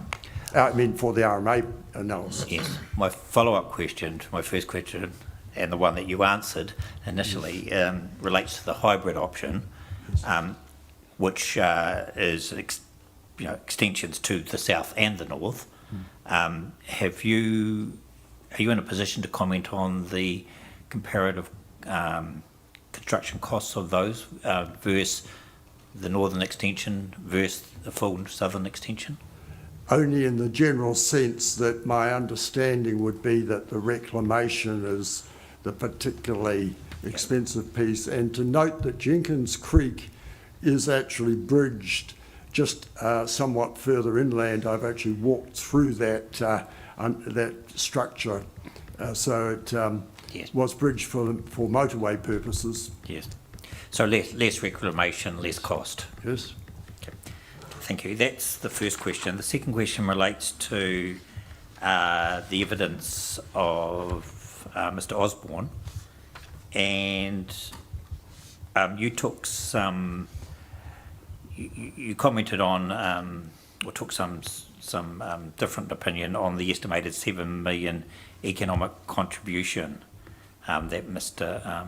Osborne had identified in terms of the camping ground. In terms of the golf course. Sorry, golf course, of course.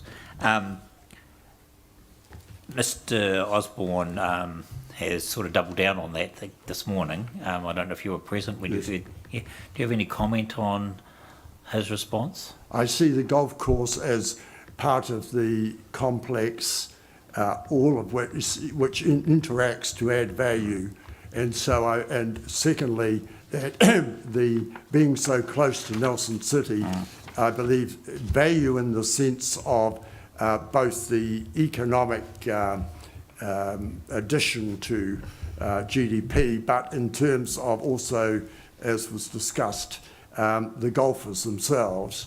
The 7 million is far too little to capture all of those effects. Do you maintain your original position on that quantum? Yes. Thank you for that. Thank you, David. Thank you for that. Your paragraph 5 of your summary, where you talk about the visual aspects, that's from a personal capacity rather than from an economics capacity, isn't it? Yes, it is, unfortunately, because there's a bit of a lacuna in the way the analysis is done. The acoustic analysis is sort of completely abstract from any question of what the object that's producing the noise, how it is approaching you, and perhaps, if you wish, I could simply say that I'm also talking about the intimidation of a large aeroplane coming very close to you, on which I believe my opinion, personal opinion, carries some weight, but I don't claim to be an expert on such matters. Unfortunately, there's not anybody who obviously is. Okay, I accept that. You talked about southern extension options, including hybrid options as well. You're familiar with that, the planning joint witness statement, but I think it was unanimous that there was a view there that consenting issues to deal with the southern extension option are either very difficult or insurmountable. In regard to Jenkins, I believe that, in fact, the comment was made regarding reclamation. I don't think that, I don't know, but I don't believe that that comment would be made so definitively in regard to bridging Jenkins Creek. Have you got any evidence on bridging at all? Well, they're just at conceptual level. Well, Jenkins Creek is bridged by the motorway, but I know there's tidal questions about. And it's an estuarine environment further down as well, isn't it? Mm-hmm. So, I'm just trying to get some understanding about how some of the things that you're saying are actually within your area of expertise. I certainly accept that my area of expertise does not include the consenting. I would note, though, that a proposition that a situation such as Jenkins Creek could never be consented would seem to be, just to, on the face of it, to be a rather extreme position. And you'd also concede that your expertise doesn't go into engineering feasibility either? No, but I don't think anyone has suggested that it's infeasible to bridge Jenkins Creek. Okay, thank you. Just have a look. No, I think the planners were concerned. It was just the ability for such a activity to get through the regulatory hurdle due to where it is, I think, which is what Mr. Dash was sort of referring to. I'm just checking. Discretionary. No, I think my questions have been answered, and I think a couple of things you've raised I'll pick up with Mr. Race when he gives his evidence, because you referred to him as you went through.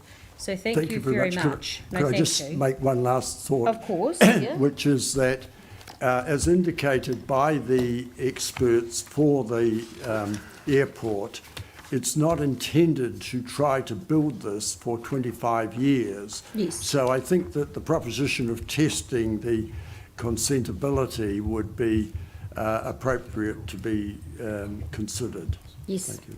Understand.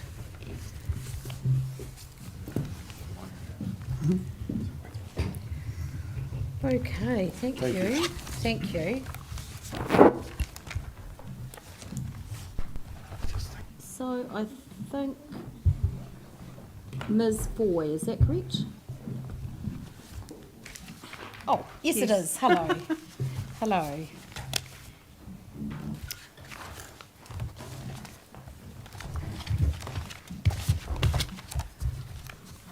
Right, just grab. Oh, thank you. Thank you.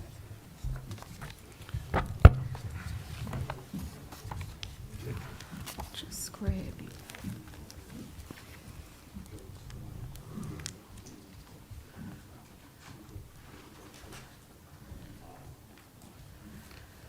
Right, thank you.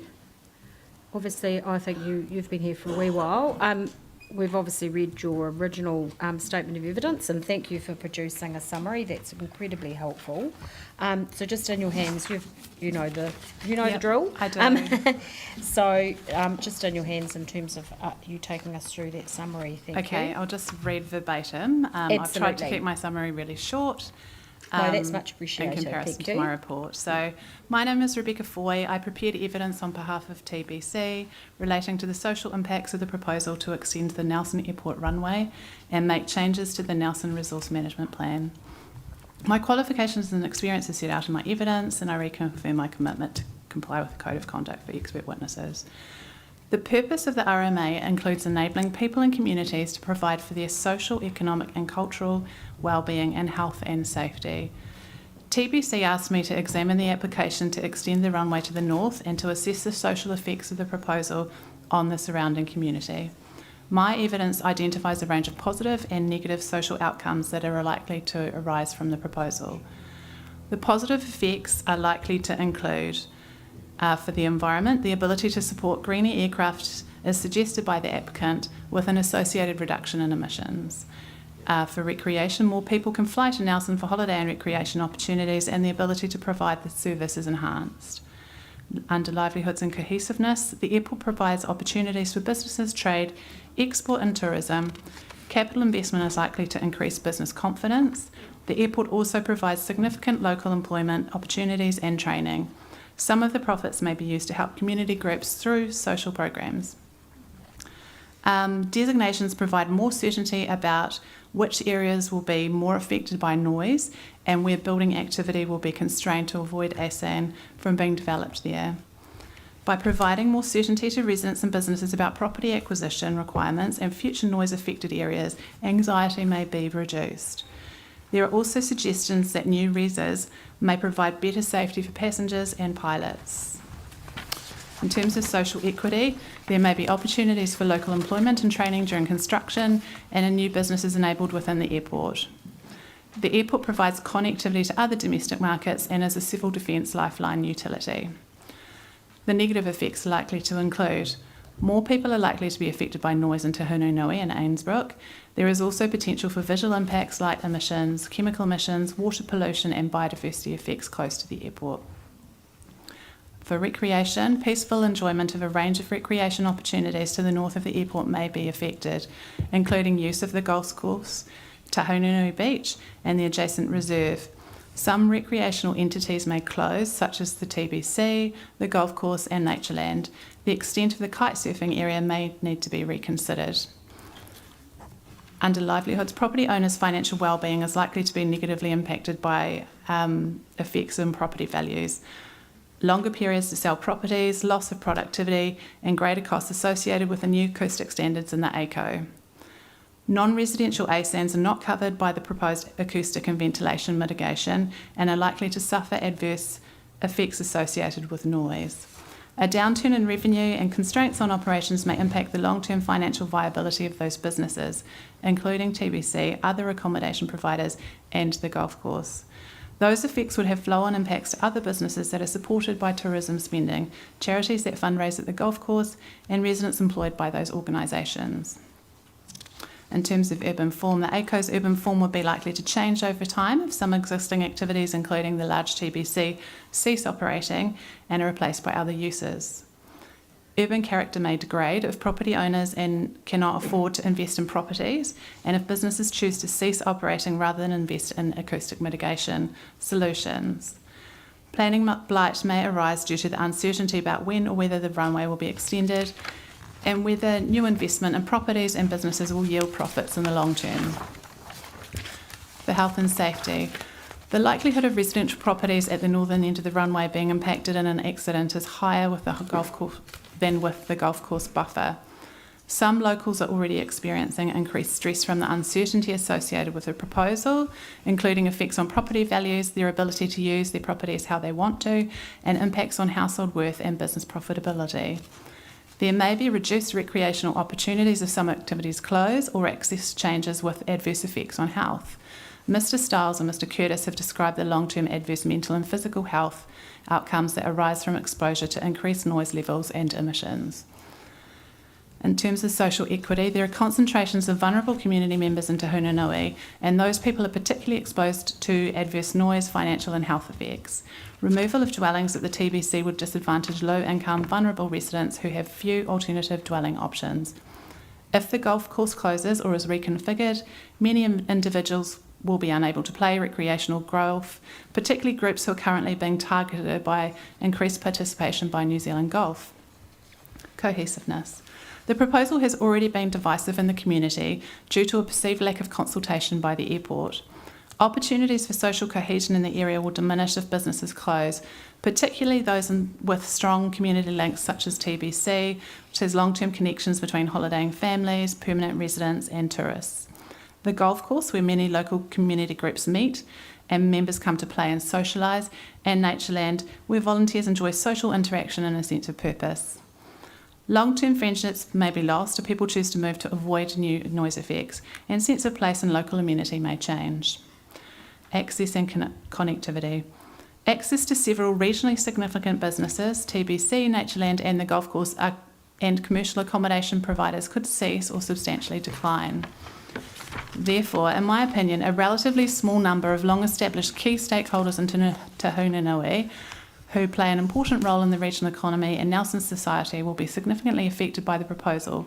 Because TBC and Natureland are not being acquired by the Public Works Act, their ongoing operation is likely to be jeopardised with flow-on adverse social effects on the Nelson community. Thank you. I'm happy to take questions. Yes, no, that's fine. I'm just trying to decide. I might hand over. I'll get my fellow commissioners to ask questions first. I have got one, but if you ask her, I won't have to. Just as a starting off question, how do you think that social impact assessments actually funnel into a decision-making process under the RMA? What role do they have? And what is different from a planning assessment about a social impact assessment? A social impact assessment would typically go out and consult with the community to understand what the current situation is, and then establish what issues there are and whether there are opportunities for mitigation from some proposed plan changes. It needs specialist understanding of communities and people as opposed to generic kind of assessment by planner. Okay. The first thing you said is in relation to consultation itself, and your evidence is somewhat critical of the consultation process. What do you think the airport could have done better in terms of engaging with a community when they potentially have a difficult issue that they need to address with the community? What's the nirvana state for consultation in your opinion? Well, in this case, my understanding is, and it's from talking to members of the public and not a thorough, wide scope of members from the public. I have to be clear that, I've only spoken to a few people, and also I've read their application. They have had one meeting in Manako, which was perceived as being difficult to get to from Te Hunanui. I would have expected that there would be some type of description of what the effects would be, identifying who the effects would, who the affected parties would be, how many people there were that would be affected, and how that plan the plans that they're proposing would affect people, and then start to explore whether there are mitigation options which could be pursued to overcome some of those things. So that would mean going out and running some focus groups, going out and talking to key stakeholders, perhaps running a survey to identify whether people are probably quite happy in living in coexistence with the airport, but we need to establish that as a base case before we look at what the future impacts would be. So the consultation that's been undergone to date, in terms of consultation processes, they're on a spectrum as far as I understand. Yes. Where on one end of the spectrum there's an issue, but you don't potentially know whether or not there are, what the methods are to address that particular issue, through to saying something, well, okay, we've got this hard choice that we need to make, and we need to communicate that to the community and address whether or not there's anything we can do about it. Yes. So where do you see, in terms of the issues that the airport has, and we as a panel who needs to make a recommendation once or forward, where do you see in that spectrum that this dilemma fits? Well, I am working at the moment on other hearings on infrastructure projects in Auckland. I'm reviewing them for council.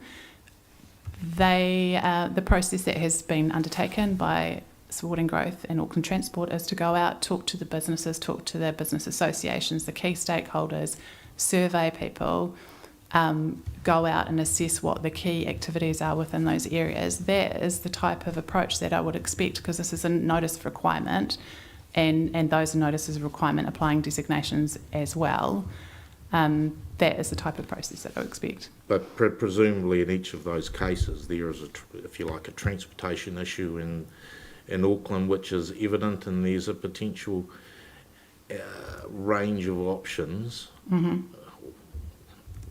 going from not doing it at all to doing various different more expensive or more complicated processes. But in terms of where the airports come from, if you like, the choices to the airport are do nothing, and they have outlined the reasons why that is unacceptable to them in terms of the necessity of the project. They have also looked at some alternatives, and obviously is some evidence that's been presented that the analysis of alternatives has been inadequate, or they haven't chosen the option which suits that individual person, or potentially there is there's cost imperatives as well which may come into it. So I noticed in your evidence that you've made a lot of potential assumptions. You use the word may occur. Is that based upon the level of uncertainty that you had in terms of whether the potential effects to individuals may actually materialise or not? Yeah. Or is there something more? So as a starting point, I read the acoustic evidence from Ms Smith. It was difficult for me to understand, why only residential properties were counted in terms of scale of effects. So then I set about trying to understand, because the beach camp is affected and they're not in a residential area. They're in an open space zone. There are other activities within the area as well. So then I wanted to understand what the scale of effects were in terms of, the airport is a big operation. It does generate benefits, social and economic, to the community.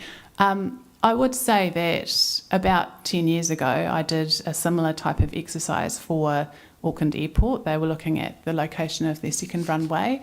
They, before they even went out to public, they undertook a social impact assessment, which looked at the number of people that were affected within the noise contours, the same type of demographic information that I provided. I personally didn't do this, but the person that I was working with went out and talked to the marae, talked about, there were coastal issues there, fishing, aquatic stuff around Auckland Airport. They did that as a part of their planning process before they even started to contemplate that. At their options assessment. Yes. But presumably Auckland Airport knew that I'm familiar with the Auckland Airport, but not in terms of this particular process. But they also knew that in terms of practicalities, aeronautical issues and so forth, that there was probably at that stage one better option than the others. I think, I can't recall because it was 10 years ago, but I think there was at least 4 options that they were assessing in terms of location and issues about crossing over creeks and roads and all sorts of things, yeah. Sure, okay, thank you for that.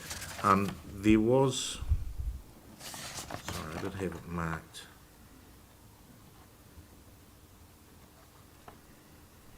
Yeah, we had a discussion about the use of your word may in there, and the one I was particularly thinking about was your 5B in your summary there in terms of recreation. What we're being told by the airport's evidence is that regardless of whether there's a runway extension, the amount of air traffic coming into Nelson will grow. Yeah. Okay. And so, therefore, even if there is a do-nothing option, some of these perceived effects that you are raising on recreation may transpire anyway.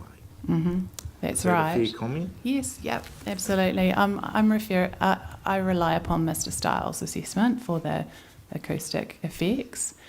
I note that yesterday there was a discussion about Natureland, and the wording that I used in my statement was if the noise increases, because I've read 2 different experts' opinions. I don't know that side of things myself. There is a public perception out there that noise will increase, and that has come about from people talking to each other and a short period of time to understand the information that's come out from the airport. So that is why Natureland got included in my assessment. Okay. There are probably other people that equally should be included as well. Yeah, I guess you've also talked about the golf course as well, and the extent of kite surfing might need to be reconsidered and so forth as well in that comment. Yes, I think Mr. Race will address the kite surfing safety situation, and I talked to the golf course while I was down here. Okay. And the last one, in a similar manner, you've also made some comments about potential change in urban form. Planning blight, urban character may degrade if property owners cannot afford to invest, those sorts of comments there. Have you got a real-life example where the same set of circumstances that apply in Nelson have applied in that example, where these particular urban blight, people are not investing, has actually occurred? Not in relation to airports. In relation to a road designation, presumably? No, not necessarily, but there are property management strategies which are employed by normally those properties which are likely to be affected are acquired, and then the acquiring authority manages how those properties are managed. Already up into Hununui, it's a relatively deprived area, and I'm sure that you'd have seen on your site visit that there's a whole range of different types of housing in there. There are, but is it a, going a little bit too far that you may expect there to be planning blight occurring because of the airport? A lot of the existing impacts on the airport are already there for those communities to some extent anyway.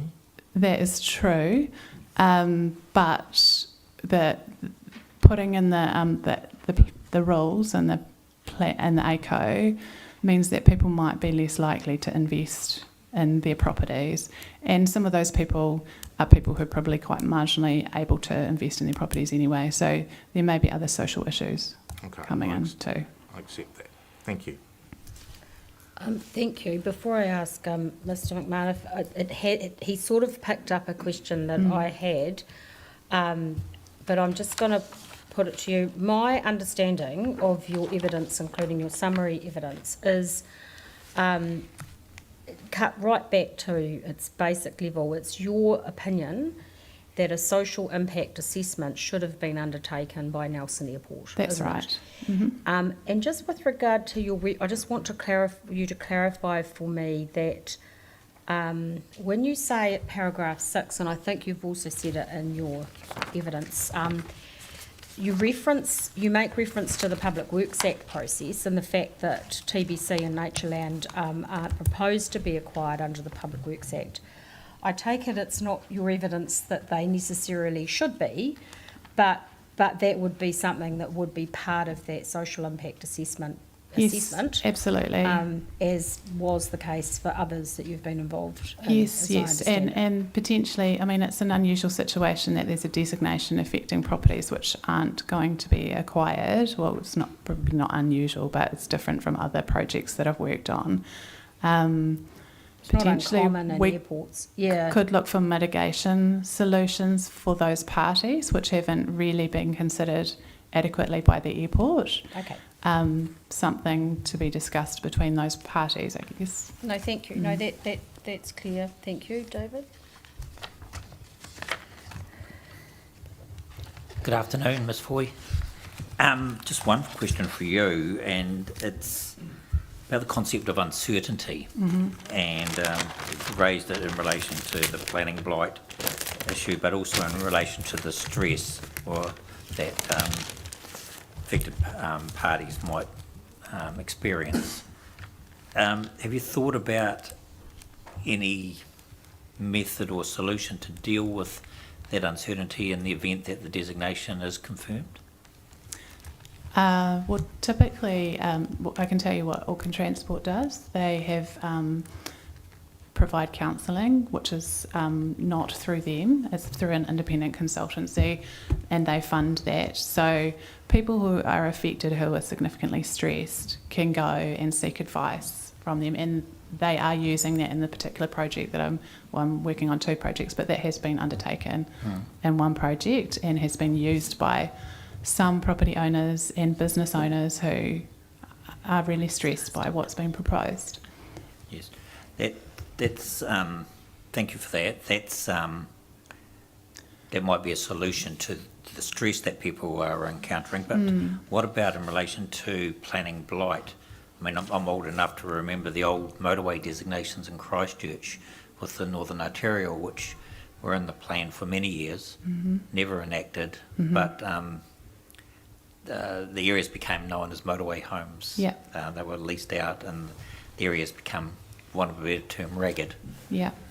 Because there was some uncertainty as to whether the designation would ever be given effect to.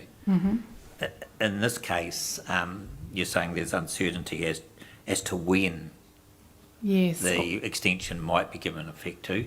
Have you thought about any possible responses to that? That's a really tricky one, and I think, designations around the country, there are people sitting on properties where they've got a designation and, nothing may happen, but it's always looming over their head. Other than actually providing that kind of ongoing consultation and indicating ahead of time when things are likely to change, like I note that they've said maybe the runway might happen in 2037 to 2039, there needs to be constant revisiting of the area and doing social impact monitoring, which would normally be conditioned as part of a designation. This is slightly different because there's different affected parties. I have been involved in one particular council case where they actually, when they discussed different planning strategies to the members of the public who were affected, they had a support person there that people could go off and talk to. That's not going to deal with the long-term effects, though. Well, let me put a direct proposition to you then. I wouldn't say it's common, but one technique in relation to roading designations is to place a sunset clause on the designation, where if the work is not implemented by a certain time, the designation lapses. Yeah, a lapse period. To what extent would that address some of the concerns that you've raised in relation to uncertainty, and particularly certainty both in relation to stress, but uncertainty in terms of the urban blight issue that you've raised? Well, the length of the lapse period would be really important. That's something that's been raised in some of these cases that I'm looking at, where some of the lapse periods are for 25 years. So if you're a property owner, how can you plan for change except for selling your property? So I think the period of the lapse period's quite important. I guess people just get on with doing their own thing, knowing that there's an axe potentially over their head in the future, and that crops up at the time that it crops up. Based on that answer, would you be suggesting a lapse period or not? And that. Sorry, we're just looking. Yeah. I just asked them to do something about the blinds, but I'm not sure what has been done. I was just focusing on Commissioner McMahon, so I didn't even see that. Apologies. I have this halo above Mr McMadden's head at the moment, so. I've shifted That's my... permanent.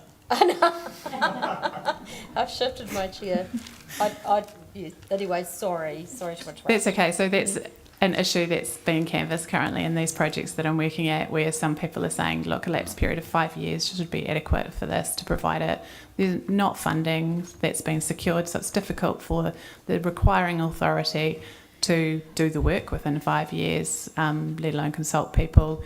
It would have to be for a period of time. I couldn't make a recommendation. Sure. I think that's up to Mr Lyle to maybe comment on lapse periods. Sure. Just for the record, it's not something I'm suggesting, but I'm exploring that opportunity, that option. Thank you.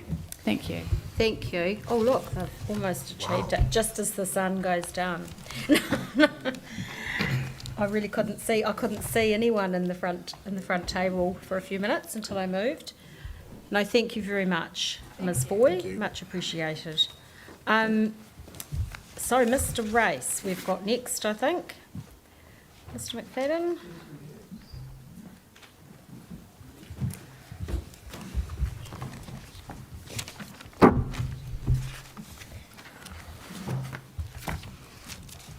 Well done.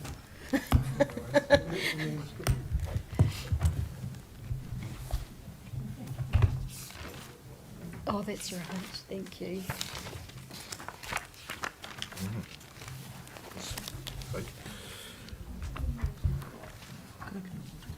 This is 29 pages of summary. So see the shock on your face.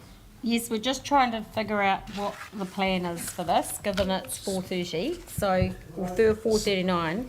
What I've suggested to Mr Race is that he just take you through that document. I'm happy that... Rather than reading the document, take out the salient points. Absolutely. And then leave you to read it overnight. Yes. And make him available for questioning tomorrow. Yes, that would be brilliant. Thank you very much. Are you happy with that, Dave? Yes, I am. Yeah. Thank you. Thank you very much. That would be much appreciated. I mean, obviously, it's really important that we hear from you, and we've obviously read your original statement of evidence. So it's just the salient, well, the highlights from your perspective that you want to bring to our attention. So, And I'll do the questioning in the morning, is that correct? I'm very happy to do that, unless Okay. there's anything burning that we need to ask you Yep. immediately. Absolutely. It gives us a chance to read it properly. That would be good. Thank you. Hear me? Yeah.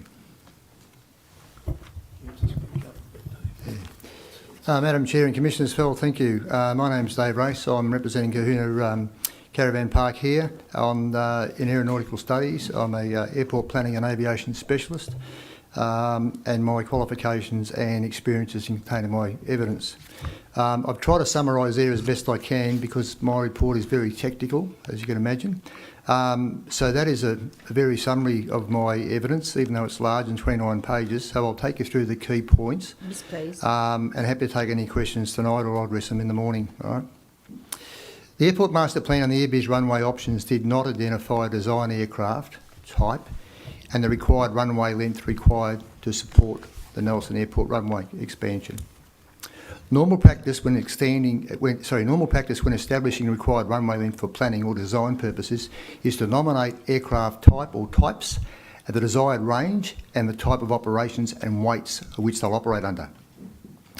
There's been no performance data provided in evidence that I've seen to date of the ATR 72 requirements or the number of times when the offloading does occur and the amount of offloading as required for the routes. What I'm unsure is whether in fact it's temperature related, whether it's fuel related at the alternate airports and the alternates they must carry, or whether in fact it's obstacles north of the airfield that limits their operations, in particular when they're doing a single engine out condition and climbing out with one engine after a failure or shutdown. Airbiz report focused on establishing the maximum runway length possible on the site without crossing the Jenkins Street estuary and the close-in identified obstacles north of the airport. The Nelson crane was not identified in the first pass of the report, although I know that Mr Munro's evidence yesterday, they have identified the crane and they have considered that, and with some evidence he provided with that, and I'll comment on that later in question time. The Port of Nelson crane moves 370 metres closer to the proposed runway threshold when the runway is extended.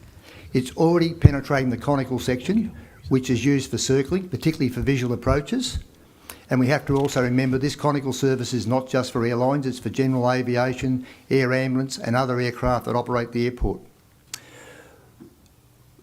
The runway extension requires a building of 370 metres of high-strength pavement to effectively only give you 163 metres of runway extension.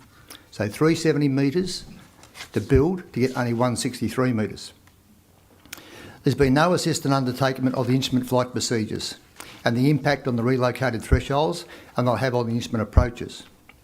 If runway 02 threshold moves 207 metres to the north, it will have a significant impact on the instrument approaches to runway 02 and the potential to increase the number of missed approaches during the rising of the minima and the increased visual requirements to the runway threshold.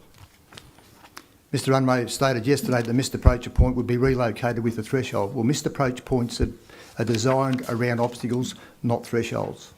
I want to make that quite clear. They're designed around obstacle clearances in the missed approach path, not thresholds. Can I just, are you reading off something different than what, I mean, I know it's all in here, but it's really hard for us to pick out. I've just taken the key points from that document because it's so long. That's great. So that thing you're reading from, what would be very helpful for us afterwards is to get a copy of that so that we get what you've actually said to us, which would be really helpful. And then that's not going to stop us from reading this. Okay. Yeah. Thank you. Oh, thank you. Thank you. And it would be helpful if you've got the paragraph references when you are moving on so we can sort of scan read. I have found it as we've been going. Because I've been struggling to keep up with where in your document you were referring to. As I say, the keynotes out of the document. I can give references, but it'll take me some time tonight to do that. No. If you get us that would be great. Thank you. Great. Excellent. Sorry to interrupt. That's all right. Some evidence I have seen. Air New Zealand has stated in recent correspondence on 30th of May that they at times have had trouble getting into Nelson. This is no doubt due to the low cloud and the poor visibility. This relocated threshold will only exacerbate that situation. Runway 20 threshold also moves 370 metres close to the obstacles north of the airport.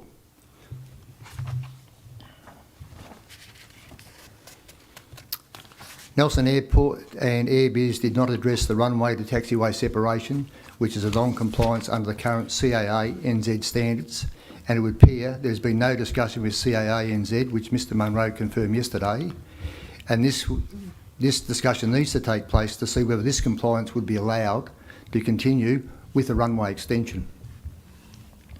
Runway Starters provided the workable solution to provide both sufficient runway length for existing and future aircraft types and within the existing airport boundary fences. Runway Starters also provide additional accelerate stop distance, which are important safety features.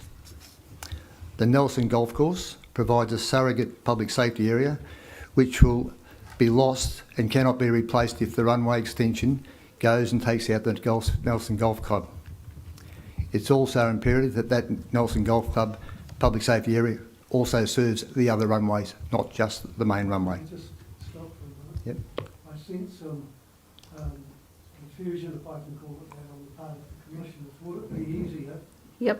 If I let Mr. Race go, had him annotate the statement he has in his hand and provide that to you in the morning. I just can't make it. I'm happy, well, I'll just check. I'm really struggling to keep up. Yeah, I'm making notes. Because, you know, Mr. Race is talking quite quickly and on a number of issues, and it's obviously easier to pick that up if there is something in front of me, and I can only keep notes at a certain rate. I don't What know do about you prefer? David. Do you want to keep hearing from Mr. Race, or shall we?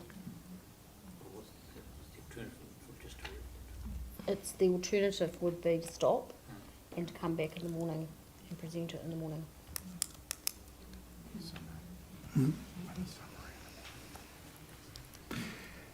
I'm just concerned that Mr. Race is talking quite quickly, and I notice the Commissioner is struggling, and my suggestion is that I could perhaps have Mr. Race take his long reply, mark it up, and provide you with an annotated short reply. If that would assist you. Completely your call, of course. Yeah, I think, despite the difficulty, we'll try not to look like we're having difficulty. I think I don't want to lose the time, and I don't want to. I think it would be useful for him to continue to take us through the highlights, and then let's just do. We should finish. We won't have any questions today. I'm sure of that. So then we'll finish, and then you can do what you're suggesting, and before we ask any questions, that would be helpful. That's fine. So I'm sort of keeping up. So the last point that I heard was with regard to the Nelson Golf Club operating as a surrogate for our public safety area, which will of course be lost with the extension. Yeah.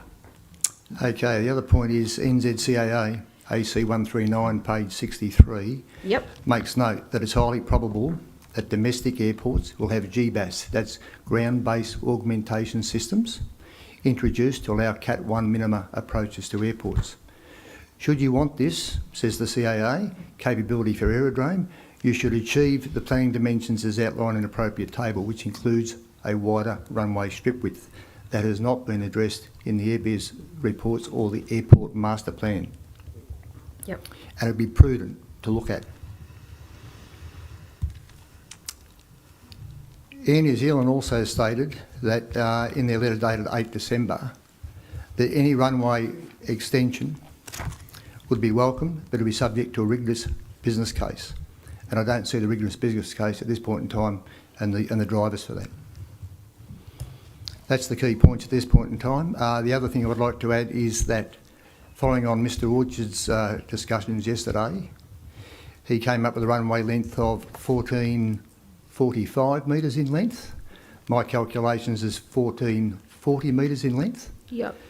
Based on the fact we used the same document, and it's very difficult to read the graphs in cations, I'm happy to accept that it's 1440 or 1445, so we're in par with that. Okay. I also agree with his comments that it won't be electric-powered aeroplanes going for regional airports. More likely hydrogen. More likely hydrogen. Yeah. There can be a discussion. So, yeah. So, yeah, no, actually, we've got a bit of time. So what I'm just going to ask you is it, so are you just not accepting the airport's evidence that they need to extend the runway at all at the moment, or are you accepting that some extension might be well, not the runway? I don't think it's the extension of the runway so much. It's the RESA that they need to provide for.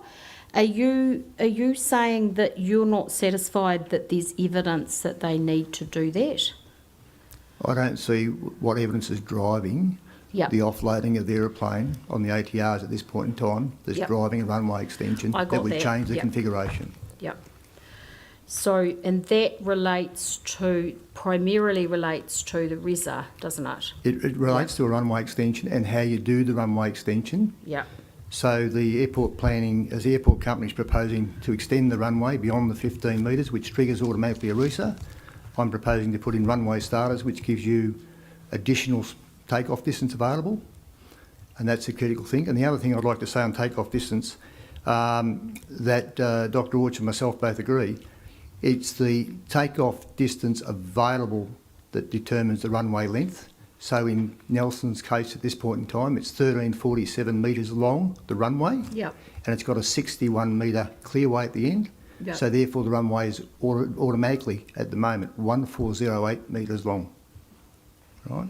I get that. Also in aircraft performance, when you look at your takeoff distance available, it calculates the aircraft will be 35 feet above the end of the clearway, Right. not off the runway at the end. No, I get that. All right?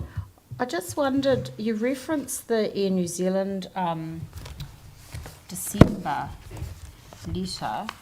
There's been a more recent one that's see that, come yep. in. Have you seen that? Yeah, and that's where I referred to it, where they're saying they had difficulty getting into Nelson. Yes. Okay. That's fine. Thank you. Well, these are bigger picture questions, really. I'm just trying to get a sense so I know where we could go tomorrow. Are you,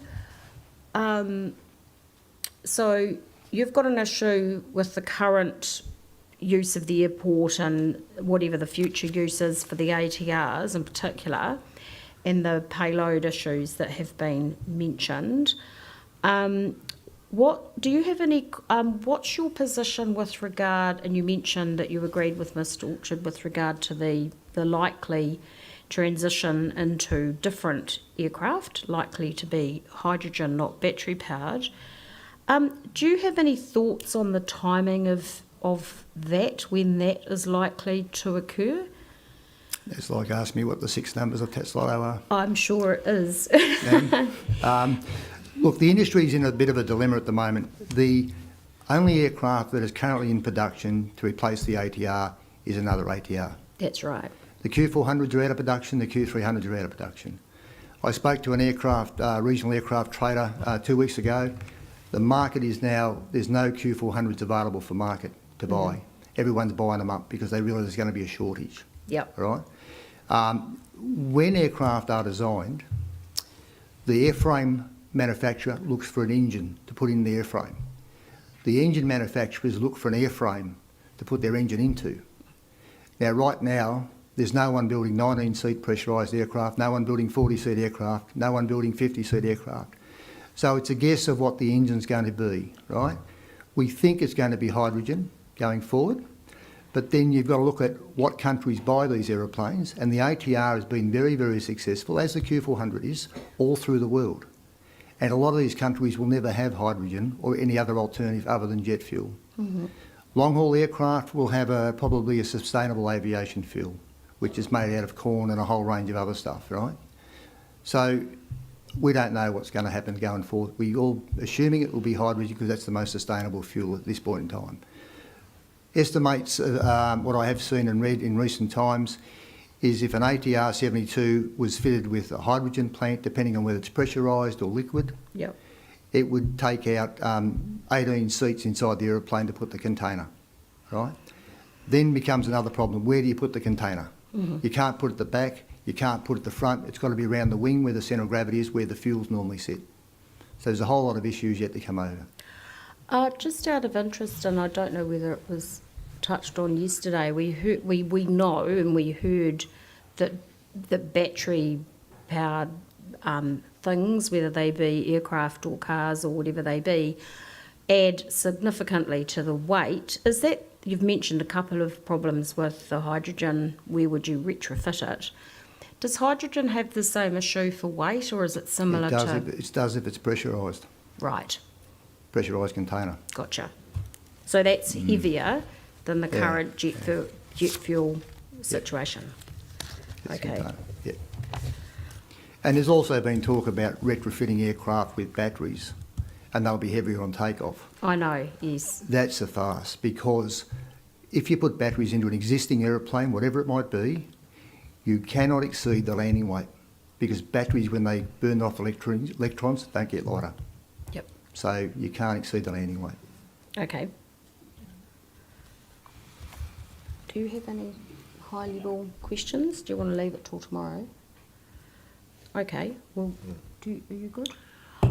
I think what we'll do, we'll take up your offer, Mr McFadden, and I think it would be helpful to just, we will read this tonight, but anything you think that you're worried that we've not entirely gleaned on, I'm very happy for you to sort of do a notation version. And the version that Mr Race read out was, quite helpful to have, because you know what it's like trying to scribble your notes as you're listening to people.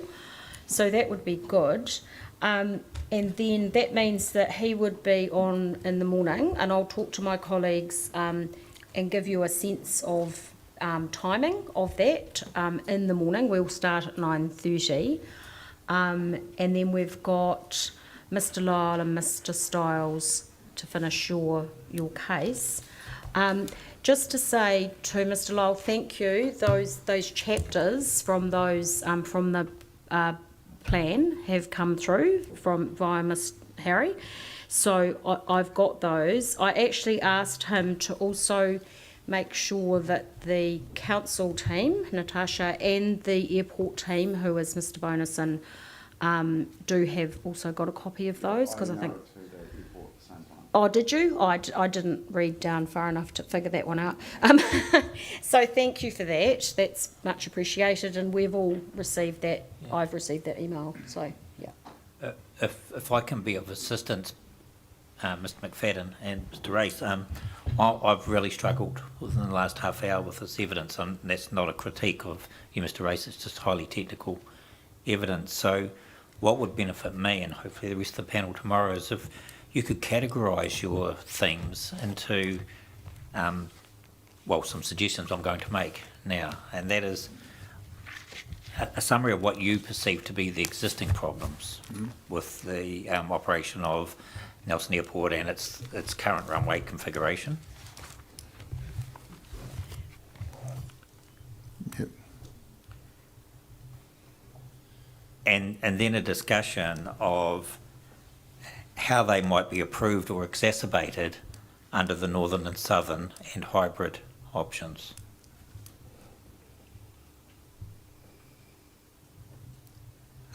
That might sound very simplistic to you, but that's how I will interpret your evidence and under those sort of categories. Does that make sense, Mr McFadden? Yeah. Yes, I sort of, if you'd like to see what the existing problems are with the airport now. Yes. In terms of its current configuration and operation.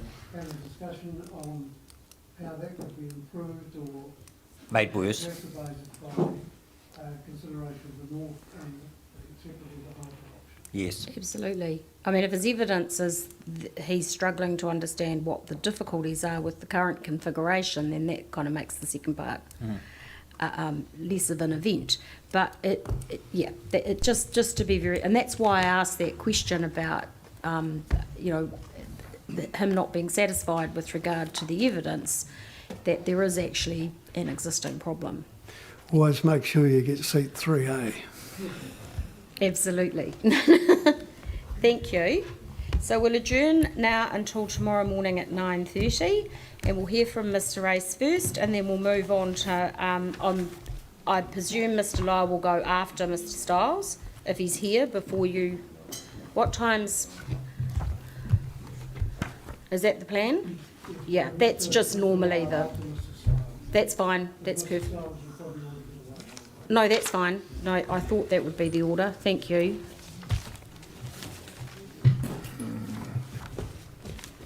Great.